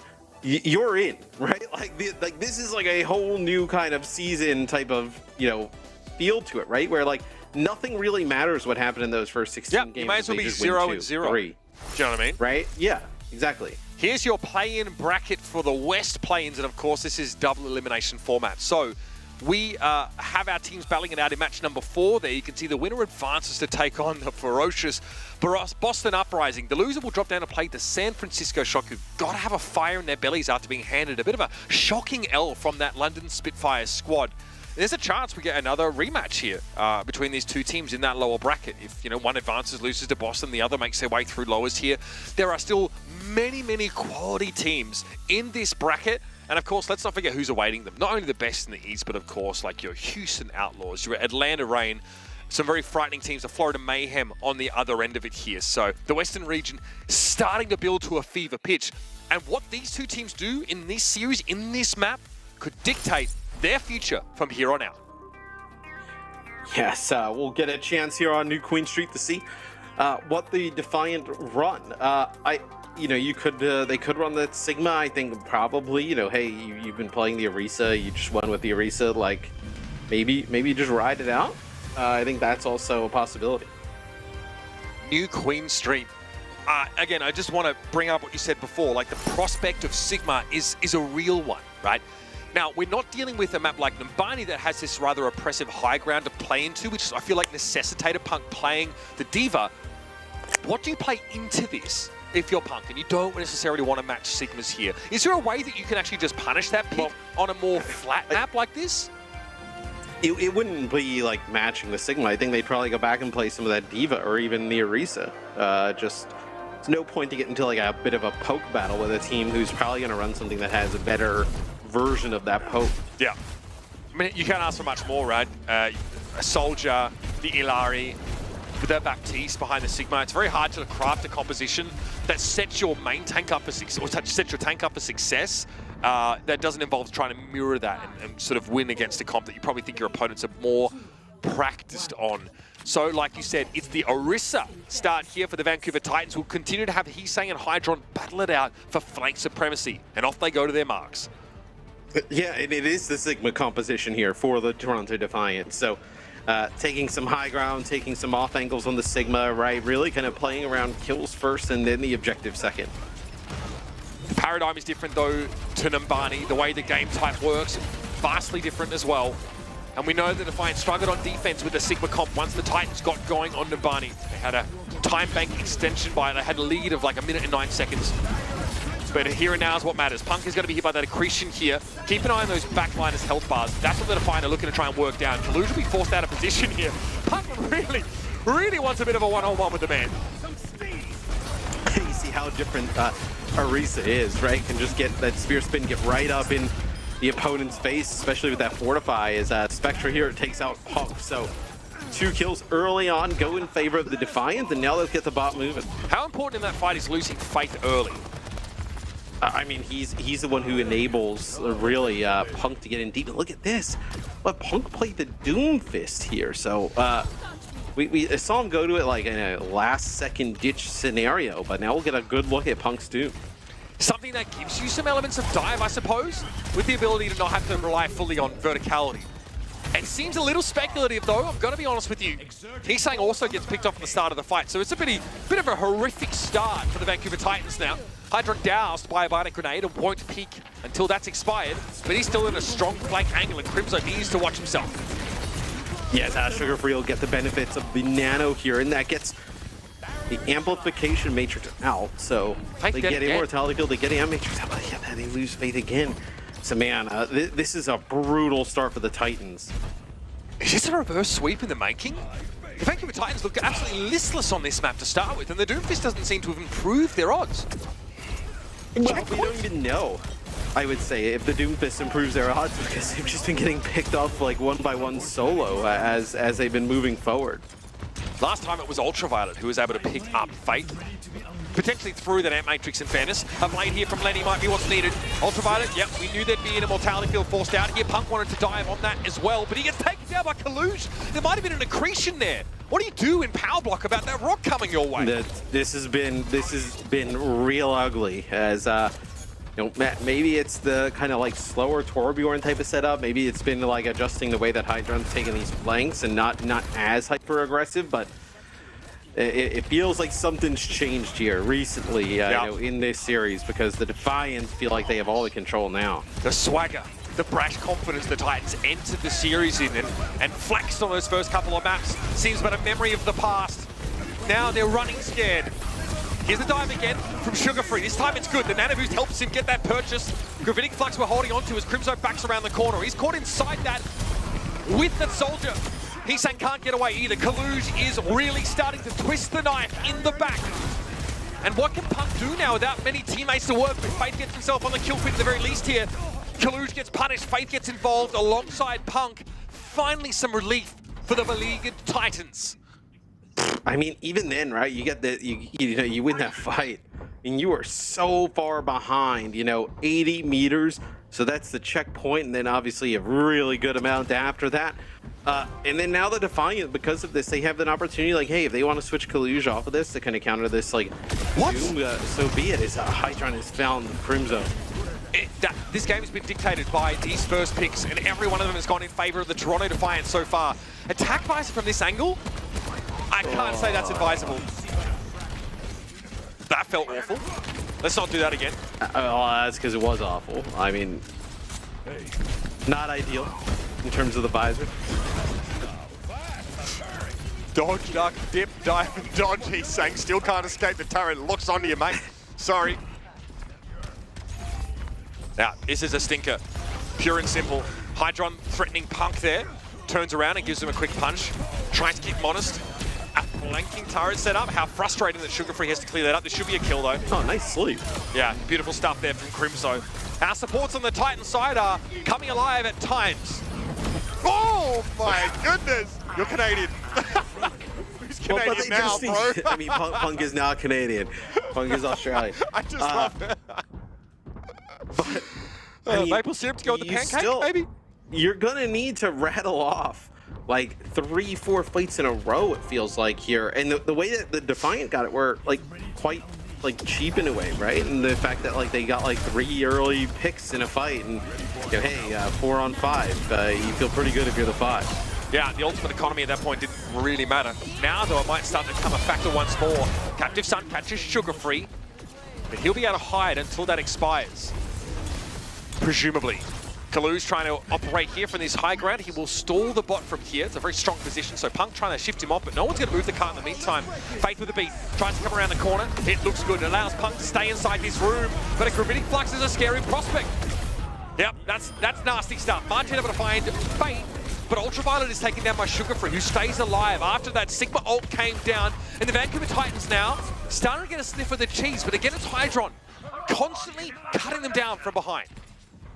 Yeah, it feels like Hydron is really winning this soldier duel at the moment, where he's been constantly getting these off angles and being able to get these picks. And even in a fight where it looks like the Titans are doing pretty well, it ends up, you know, ending with Hydron being able to pick some players off from the side.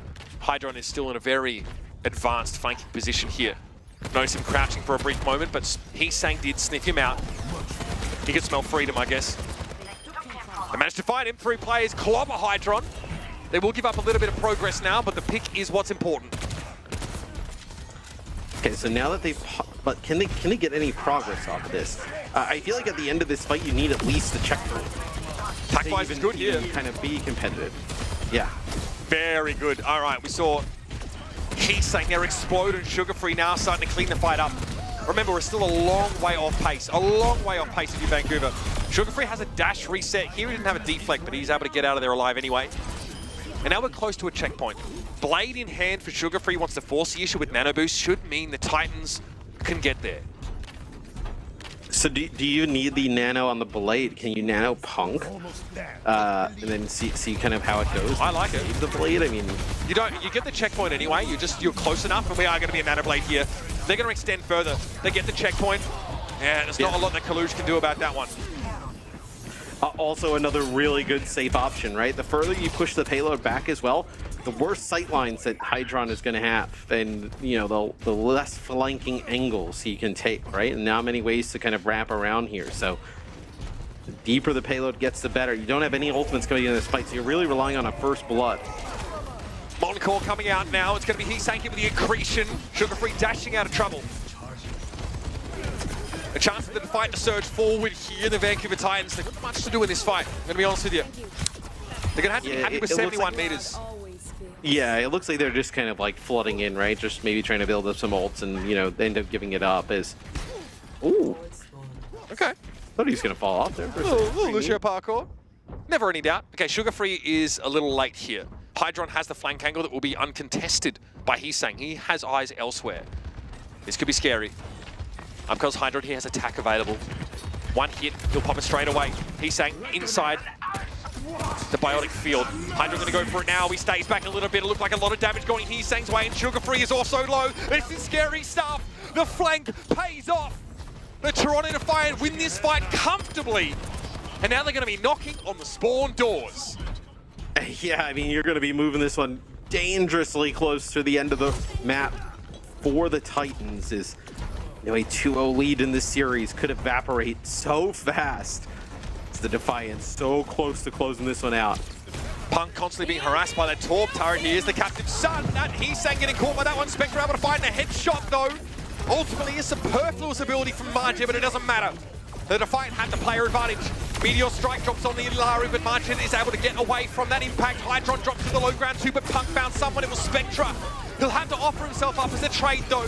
A mere burnt offering now, as with 45 seconds in the round, the Defiant are about to finish the map. A couple meters left here, and Toronto say, we want ourselves a map 5. I cannot believe it's come to this. Faith gonna get dropped there by Hydron, and Kalu's gonna get easily topped up by Marjed now. What a way to make a statement before the 5th. We're going all the way, folks. Oh man, as they just get the Titans get absolutely battered there on push. That is a Titans map pick as well, so they take us to New Queen Street. They get absolutely dominated on Toronto's home turf. Sugar Free had a great map, 13 final blows, 4 deaths. Heesang ends the map with not a single final blow. 0 and 10 for Heesang. Hydron, conversely, 10 and 4. I don't want to point fingers, man. I don't want to point fingers. I'm just giving the facts. Well, look, it doesn't really, like, that obviously doesn't tell, like, the entire story, right? I mean, you were just getting the constant first blooded every single time for the Titans. Nobody really got an opportunity to have a great fight or a chance to fight, right? So I think you just kind of got, I think if you're the Titans, you just got to throw that one out. Had a really terrible, map, and hopefully for their sake, right? Try and win this final one. Hey, I'm curious about the new Queen Street choice in the end. It's a good Sigma map for the Defiant. You could have gone for Esperanza. Maybe there's an opportunity there to have a stronger setup and make use of your hit scan players. But here it is. Escort is going to be our final map in this series. What'll it be? Is it a Route 66 kind of series? No. Dorado will be the final battleground in this Battle for Canada. The reverse sweep underway by the Toronto Defiant. It's all up to the Titans to put it to bed after this.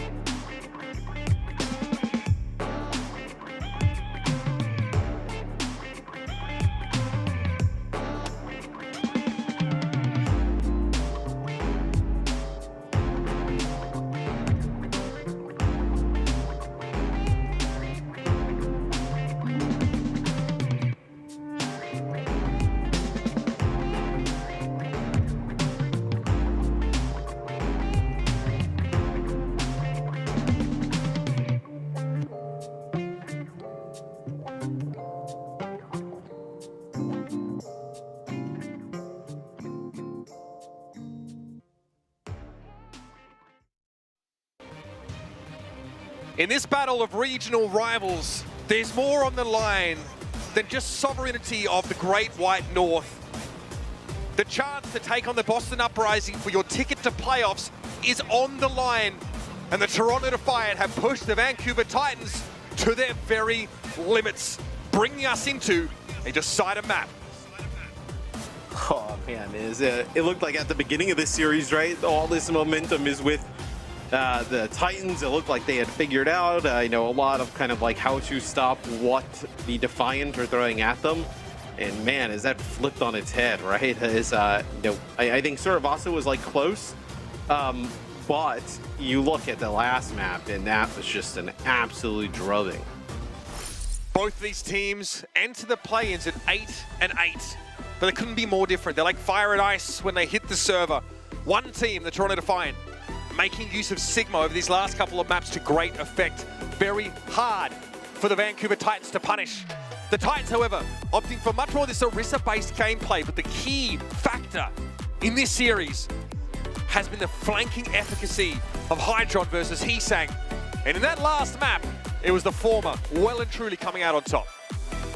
Yeah, I mean, a lot of like high ground here, right? But not a ton of areas or opportunities to flank. So maybe you eliminate some of that here, with the Titans picking this map. See what Toronto on defense will actually come out with Kaluj on the Diva. Interesting. So get Kaluj on the Diva and Hydron playing that Widowmaker. He is fantastic on that hero. He always gives us a show. I think the most exciting player on this map this year has definitely been Merit. We saw him play this fantastic Widowmaker showing. He definitely hit that flow state and made that hero look like a must pick in almost every situation. But the fact is, it's really here on Dorado where she finds her greatest impact. You can play these long sight lanes from fairly safe positions. And Hydron now wants to put the final nail in the coffin in this matchup between him and Heesang. Win the Widow duel to take his team to victory. And these would be completely different comps than what we've seen over the course of the series, right? Not many consistent. Dangerous! Oh, well, I mean, a trade happens. Oh, he's a little better though. Off the starter's mark is Hydron finding Heesang. Both teams lose their echoes, yes. It'll be a bit of a walk back for Spectra. But for the time being, the Defiant will hold their ground. Yeah, but Hydron just gets a sick angle there. I mean, able to take out two players right off the rip. So, dude, it's so dangerous playing these echoes into the Widowmaker. I mean, Echo has better mobility in the sky than Pharah, obviously, but still just floats to the ground very slowly. This is a difficult angle to get a Widow out of. You have to commit to this high ground in order to do so. Heesang is spotted across the map. Hydron aware. Here comes Punk to try and clear that corner of the Widow. Would give Heesang a chance to advance his position across the map. He sees the head there, I'm sure of it. Yeah. Kaluj, though, in the way in this Diva battle. And what do you think of the Brig here? I mean, I think it's just a little bit way more you wouldn't play Lucio it's great. here. It's really good here, Matt. Yeah, I like the Diva. You get free healing off the Diva. You just whip shot her on cooldown to get a free Inspire proc.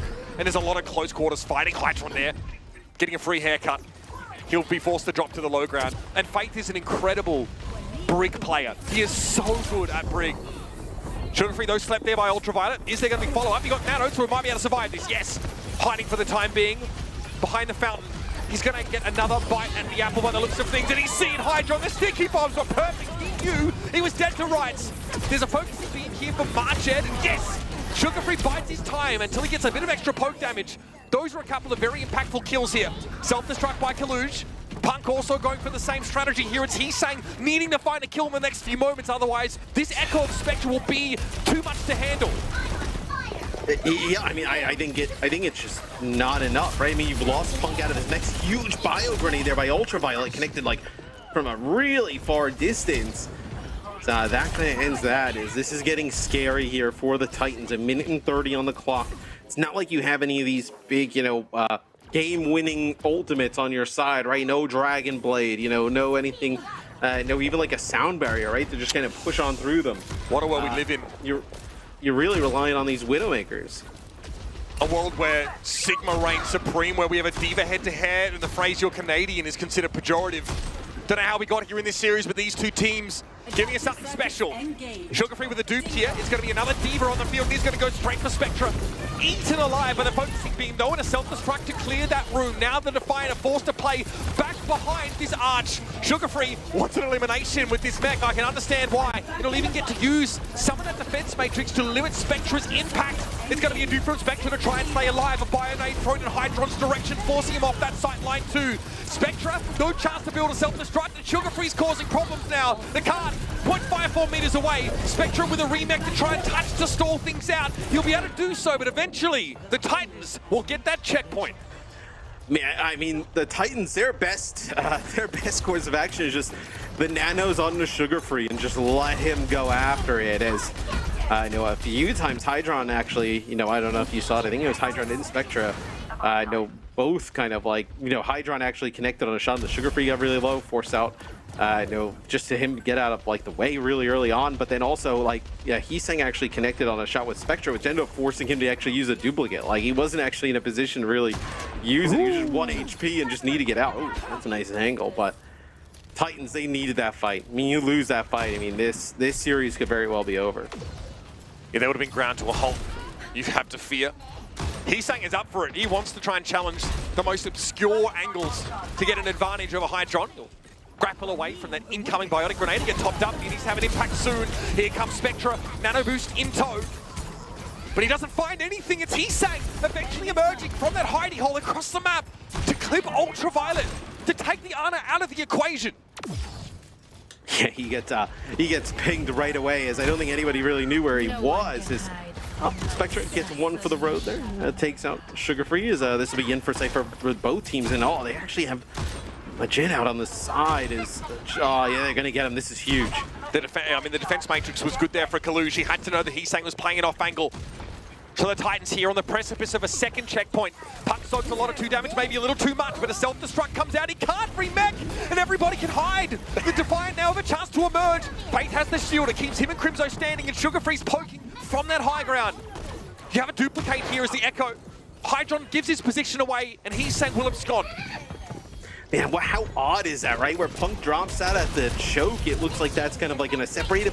Kalush goes by, gets demeked by that, but then he self-destructs as well. The flanking Sun. And it forces the healers out of the line of sight of Punk. Yeah, man, here comes Marjed. The Sun announces his presence. Crimzo, unclear. There could have been a defense matrix. Eat on that. No.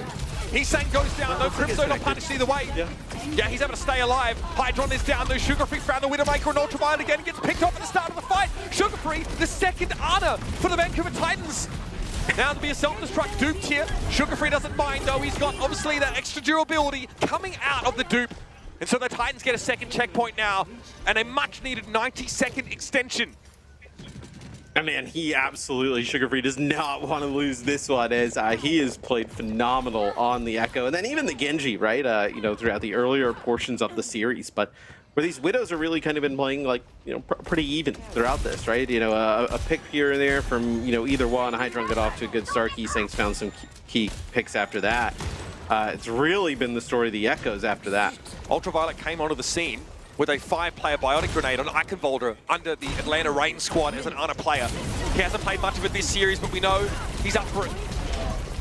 Sugar Free's able to avoid that focusing beam that would have finished him. Gets back behind the pillar and spots Heesang. Quickly jumps away, doesn't fancy that range for that matchup. Nice poison mine. Gonna deter him back a little bit. They get Kalush low. What? Not like a... Oh. He was visible to Hydron, I'm sure of it. And then he's able to pop the infrasight and start to dig a little deeper. A double Bionade to the back line of the Titans is unlikely to deter them any further, as Heesang is leading from the front. Here comes Punk, and it will be an infrasight from Hydron, but how is it going to get you out of spawn?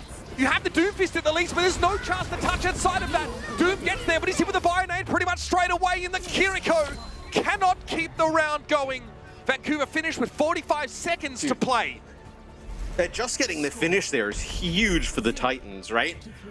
Gives themselves a huge buffer. They can now kind of play against this clock, that they kind of have, built up. Nah, man, it was all started there at the end by Heesang. Heesang getting that pick on the Hydron, which we were kind of like laughing, like he sipped on the Venom Mine, like, oh yeah, he's gonna have to like rotate around and get out of there. And he picks him off right after that. It must have expired and he had a window. But still, Hydron has to know at least approximately where he's going to be coming from. Winning that out and then obviously doubling down by using that infrasight to give your team perfect information about the defenders. That is incredibly oppressive. Heesang gets to just play from the card. And after a 0 final blow map on New Queen Street, he is 6-3 and he is winning the Widow duel. Well, I think New Queen Street, I mean, there's some maps you can just kind of throw away. Where that one, I mean, they got, you know, I love, we'll take a look at a replay here as, let's see how this kind of plays out. As he just comes right around the corner, yeah. Nope. That's absurd. Yep. That's some sick stuff. You know, the New Queen Street I would just throw out. I mean, how many times at the end of the year do we see like, oh, let's like look at stats and, you know, vote on the best players, and like the stats for the players of the teams that are just dunking on all the others are like just infinitely inflated, where like, you know, you just have to toss some of those maps out. As Heesang has had a really strong series. I think you kind of just got to throw that one out, but Hydron has definitely come on in the later half, I would say. Now, though, he doesn't get to play that 76 flanking style. He has to find victory as a Widow. But remember, I mean, the Florida Mayhem used to try and pick Gibraltar all the time to leverage this Widow play, and that's why Sugar-Free lingers a little too long in those crosshairs. Hydron, though, gets a love tap there, I think, a not fully charged body shot from Heesang. But still, the Titans have to back right on up. Yeah, and this will be hard on Sugar-Free, right? Like, he wants to play aggressive, and he's been so good throughout the series doing that. But here on Dorado, especially going up against a Widowmaker like Hydron, it's going to be really difficult to take those aggressive fights and angles.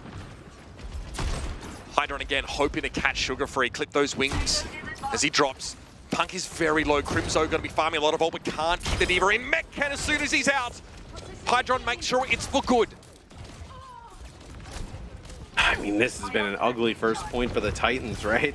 And think about how hard the Titans had to work to take that first checkpoint. As Defiant getting in a spot where, oh, well, hold on. You get rid of Kaluge, but still they're in a fantastic spot. So this will be the cart getting over the line 5 minutes plus to get the second checkpoint.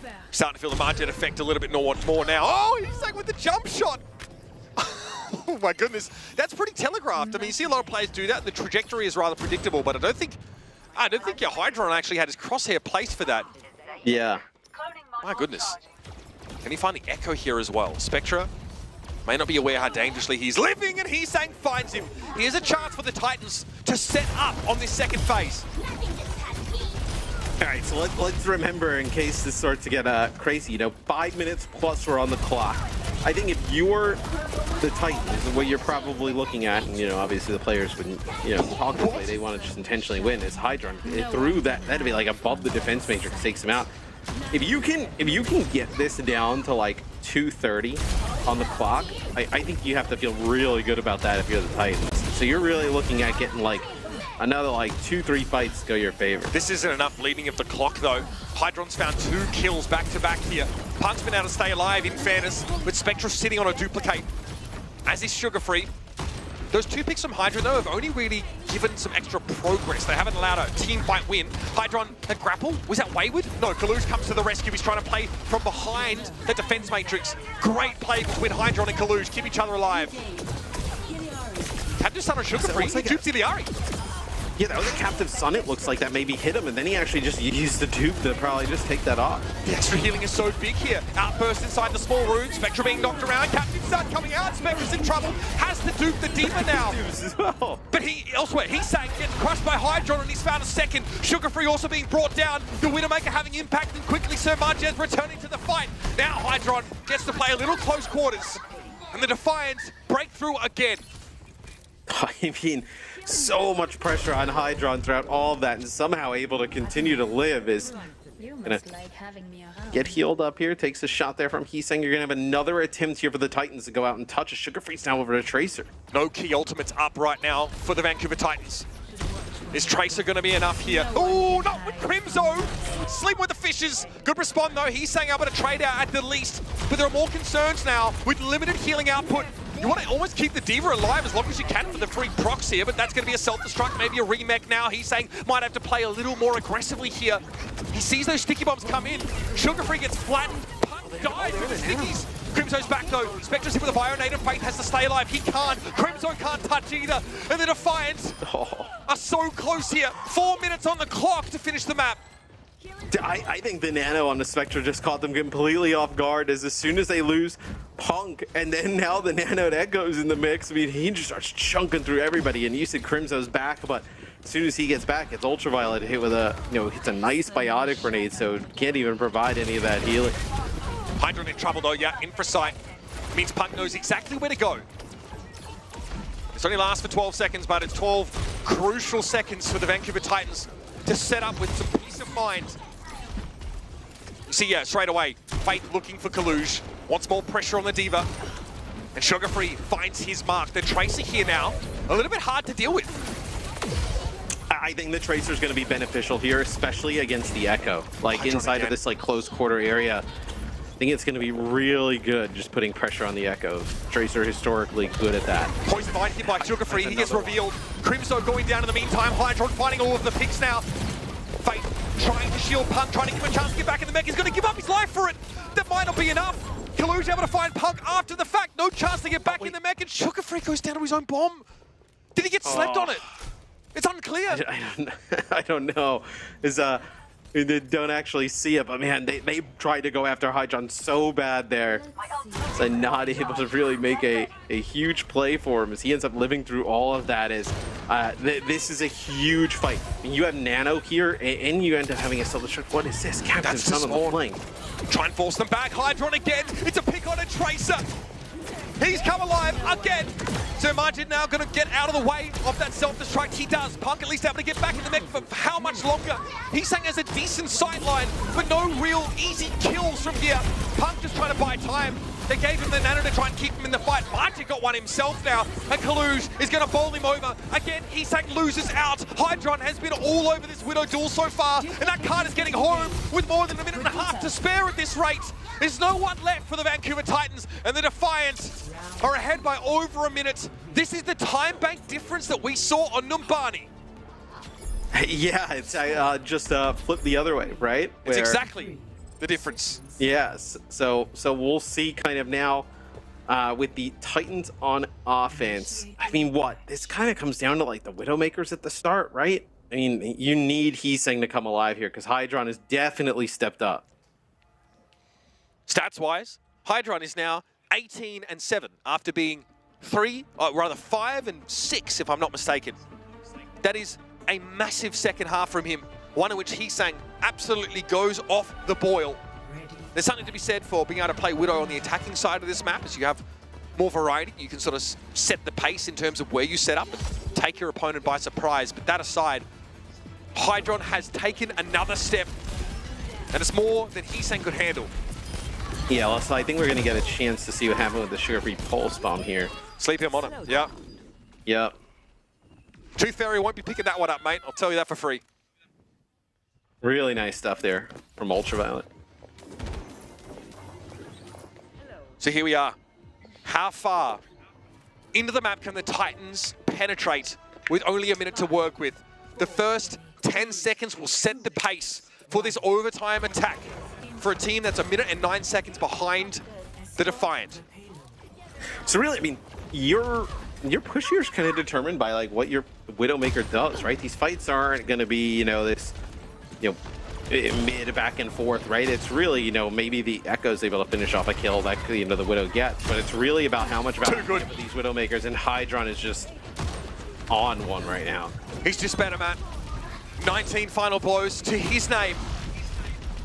One of the most oversized performances on a Widowmaker player we've seen on a Decider map that I can remember. 20 seconds left. He is just taking over the game here.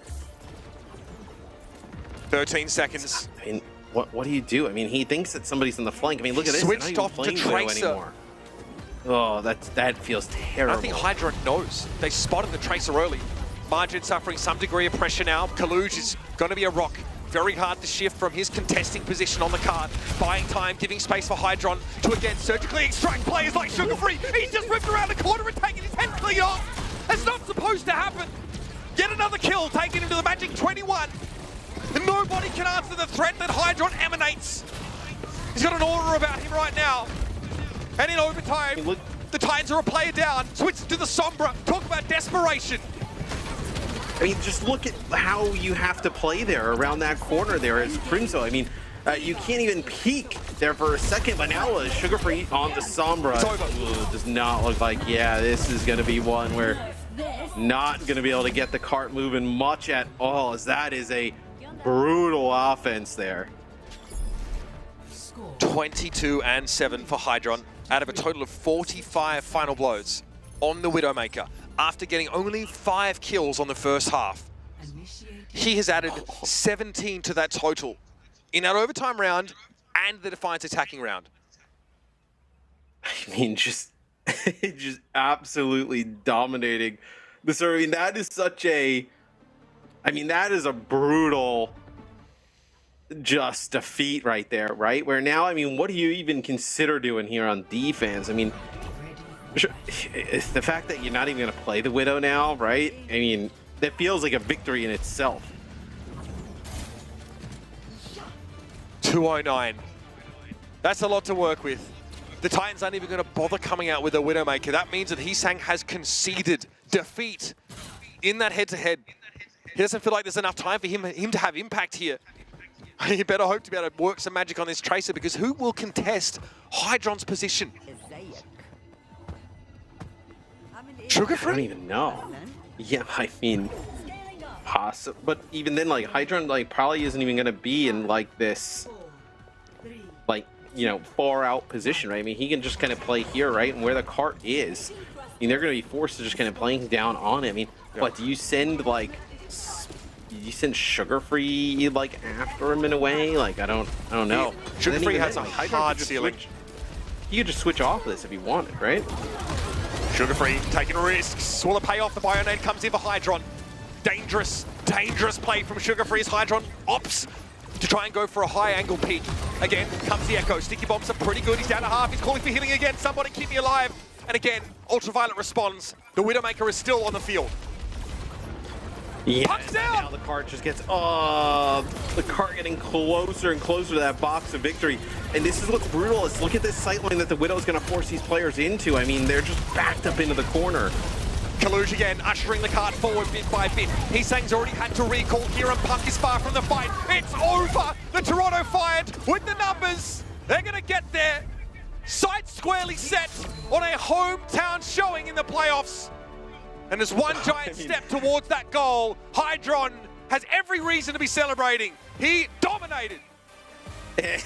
Everybody just kind of getting around Hydron there celebrating is, like, that is a brutal way to go down if you're the Titans. But you go down in the loser bracket, you're not out, right? So still an opportunity to continue on in the play-ins. And you put up a really good fight against a team who, you know, a lot of people thought would make it out, maybe, you know, through the lower bracket. But, and Hydron just too much those final maps. I mean, what a story. Absolutely crushing them, yeah.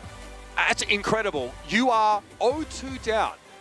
In a series that many teams, people think that you're going to win on the virtue of your Iliari Baptiste setups, right?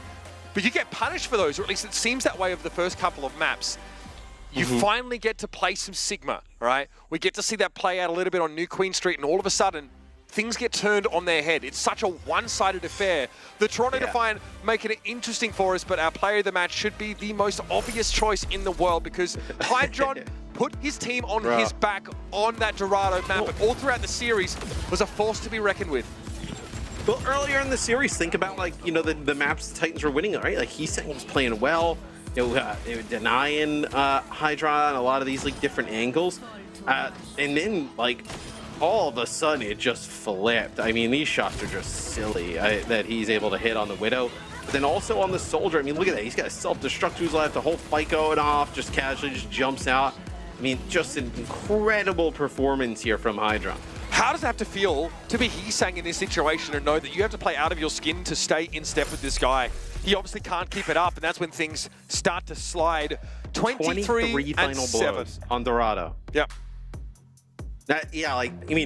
Not 23 elims, right? He's got almost 30 like elims in terms of kill countries, but 23 final blows is crazy. 19 of them headshots, right? I mean, just absolutely just took over the game. I mean, Widow is such an impressive hero, right? Like in the hands of somebody who can, be that good and just dominate. You rarely see somebody do that at like this level, right? Where they just dominate the whole server on the Widow. I mean, just a sick performance from Hydron. I don't even want to know what that scope critical hit accuracy is, but I think the Toronto Defiant have cemented themselves they've gone from being a very sort of average team to one of the most electrifying squads here in the Overwatch League on virtue of the comps they play and the comps that they make work. They must have been grinning from ear to ear when they saw Dorado get picked there.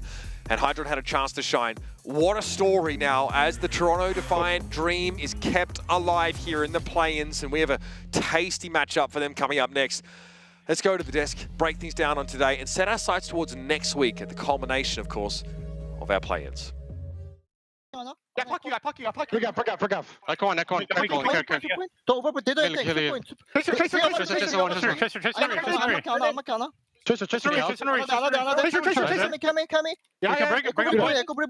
on.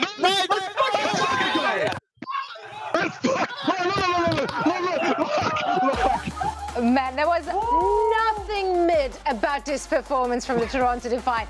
Hydron popped off. I mean, early on in the series, we were like so impressed with Heeseng because he had it out for Hydron as well. But then they came back with such a vengeance. It was incredible. That was such a phenomenal game, so much closer than I think a lot of people would have expected. And before we dive into the highlight and the nitty-gritty, we have to talk to the man himself. Hydron is standing by for an interview right now. Hydron, you popped off like nothing we've seen in a long time. Congratulations on that W. Thank you.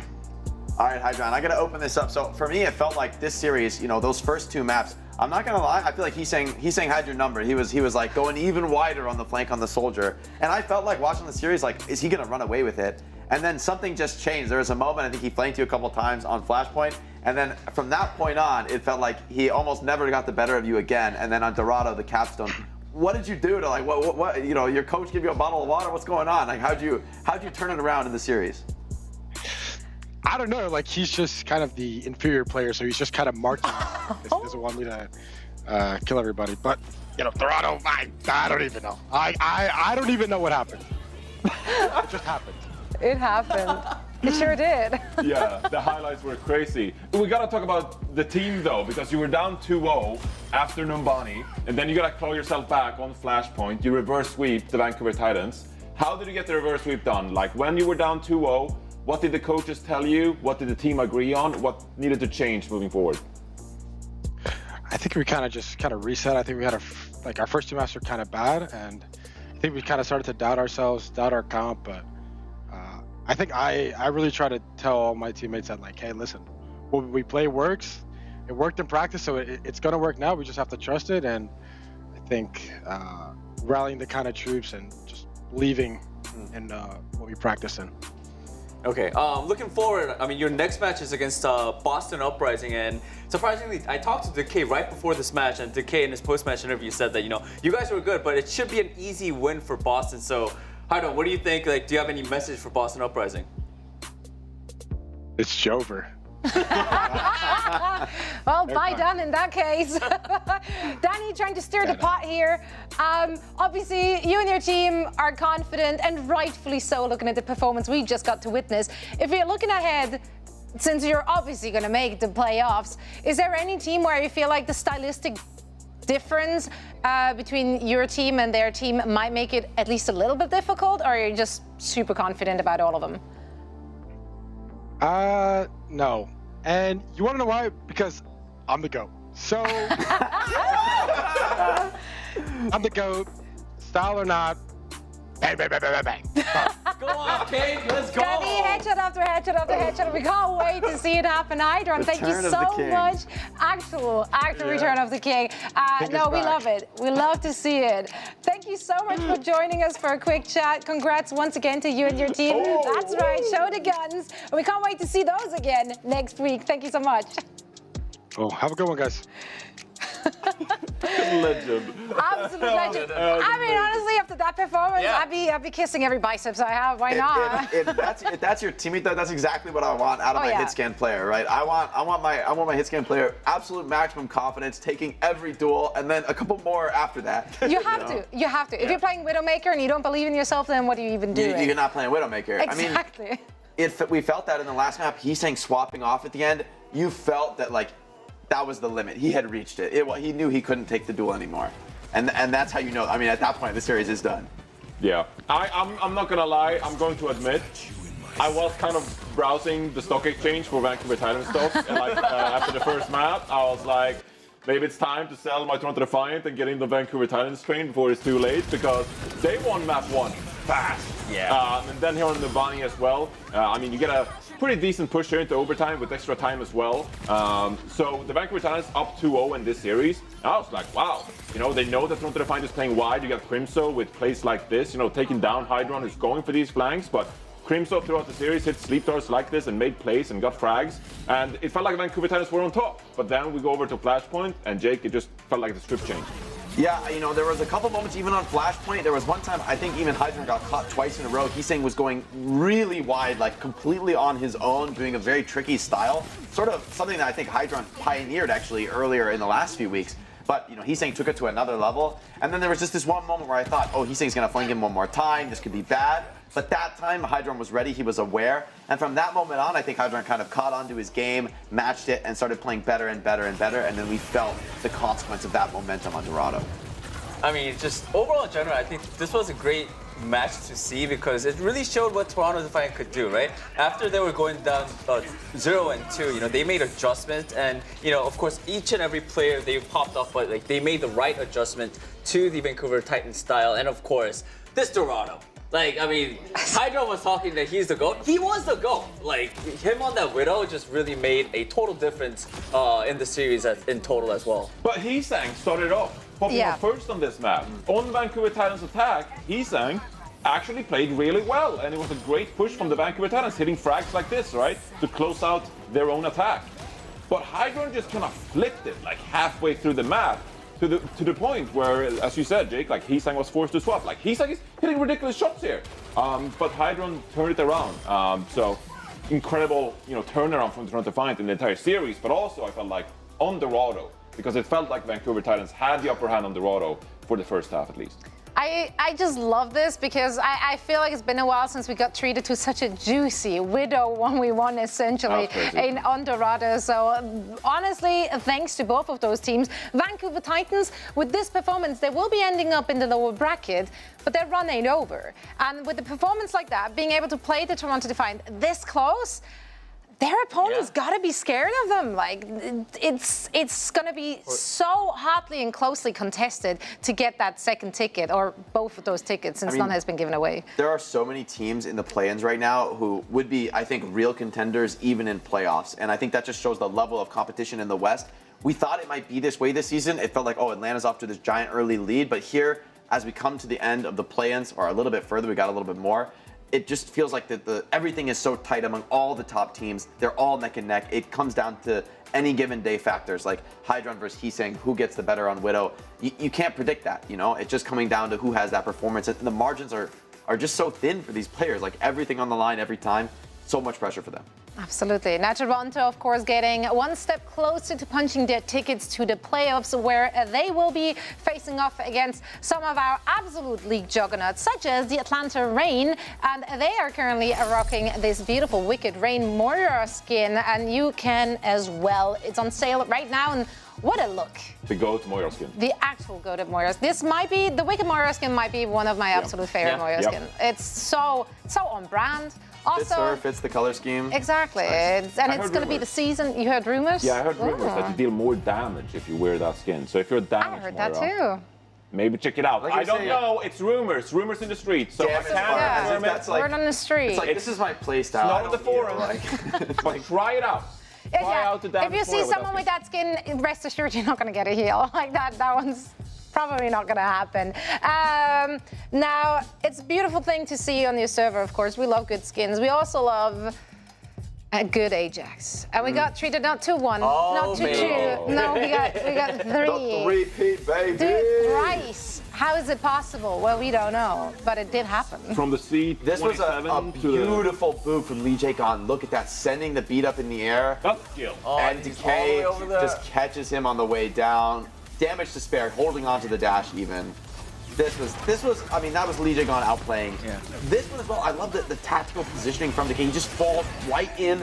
There's so little time for Admiral to react there. He was even trying to beat the stairs. Exactly, he did everything right, just like a couple hundred milliseconds late because Decay is just so quick on that execution. No. This was pain. This was pure pain. We can't analyze this. It's skill though. I mean, you know, usually like we see some Ajax sometimes it's unforced errors. Boston Uprising, they were always aware of what's going on. I mean, with the aggression they're putting on for Admiral, he has to be so ready to beat so quickly, and oftentimes in contested circumstances, if you're playing against a team that good, it's going to happen sometimes, especially with everyone on the Boston Uprising, you know, pressuring your beats, not letting you get them off for free. A masterclass of the Lucio mirror. Absolutely, but yeah, that was so nice. We got to see it thrice, so thanks for that performance. And speaking of nice things, brackets. Let's look at the updated one to see where we currently stand. Oh, this is our bracket. That is, no. I mean, kind of. Yeah, this is ours. The real that's our bracket, for sure. Exactly what we made. We're looking at Great ours job, in guys. just a second. Ours is still alive-ish. I think there were some surprises here because it was not the people most people would have favored in some of those matches which ran away with it, such as the London Spitfire, quote-unquote upset in the San Francisco Shock, although after their performance doesn't feel like an upset anymore. It feels like that was just the way it was. Either way, now of course the upper bracket match we're going to see for the first ticket for the playoffs is Boston Uprising and Toronto Defiant. I think this is going to be a treat. Now in the lower bracket, Shock has to defeat the Vancouver Titans and Washington Justice will have to go up against the London Spitfire. It's going to be tough matches. Let's take a look at our brackets. Oh, no. Because, I mean, it aged. Well, It aged. yeah. It's not that bad. Yeah, it's pretty good. Actually. Honestly, if as long as London wins, we're back on track, baby. We're back on track. Exactly. Yeah, exactly. Yeah. Hey, I'm looking forward to the Heesang elimination revenge matchup again. Ooh, that's true. I mean, I'd have him on my radar if I were the opponents. Another thing I always keep on my radar is, of course, our calendar. And you can do that as well by just scanning the QR code you're seeing on your screens right now. You won't miss a match with one more week of play-ins action with everything on the line. Lots of teams getting eliminated next week, Danny. So it's going to be an absolute fest for you. Oh, yeah, I'm ready. I'm ready. I'm ready to say goodbye to a couple teams. So mean. Sheesh. Well, I guess we're ready to say goodbye to you. For now, we are back for more play-ins action next week, but the day ain't over, and neither is Overwatch action on this very channel. So if you stick around, you get to see some Calling All Heroes action, and we will be back, same place, same time next week. So we hope to see you then. Good night. Good morning. Or good morning, yeah.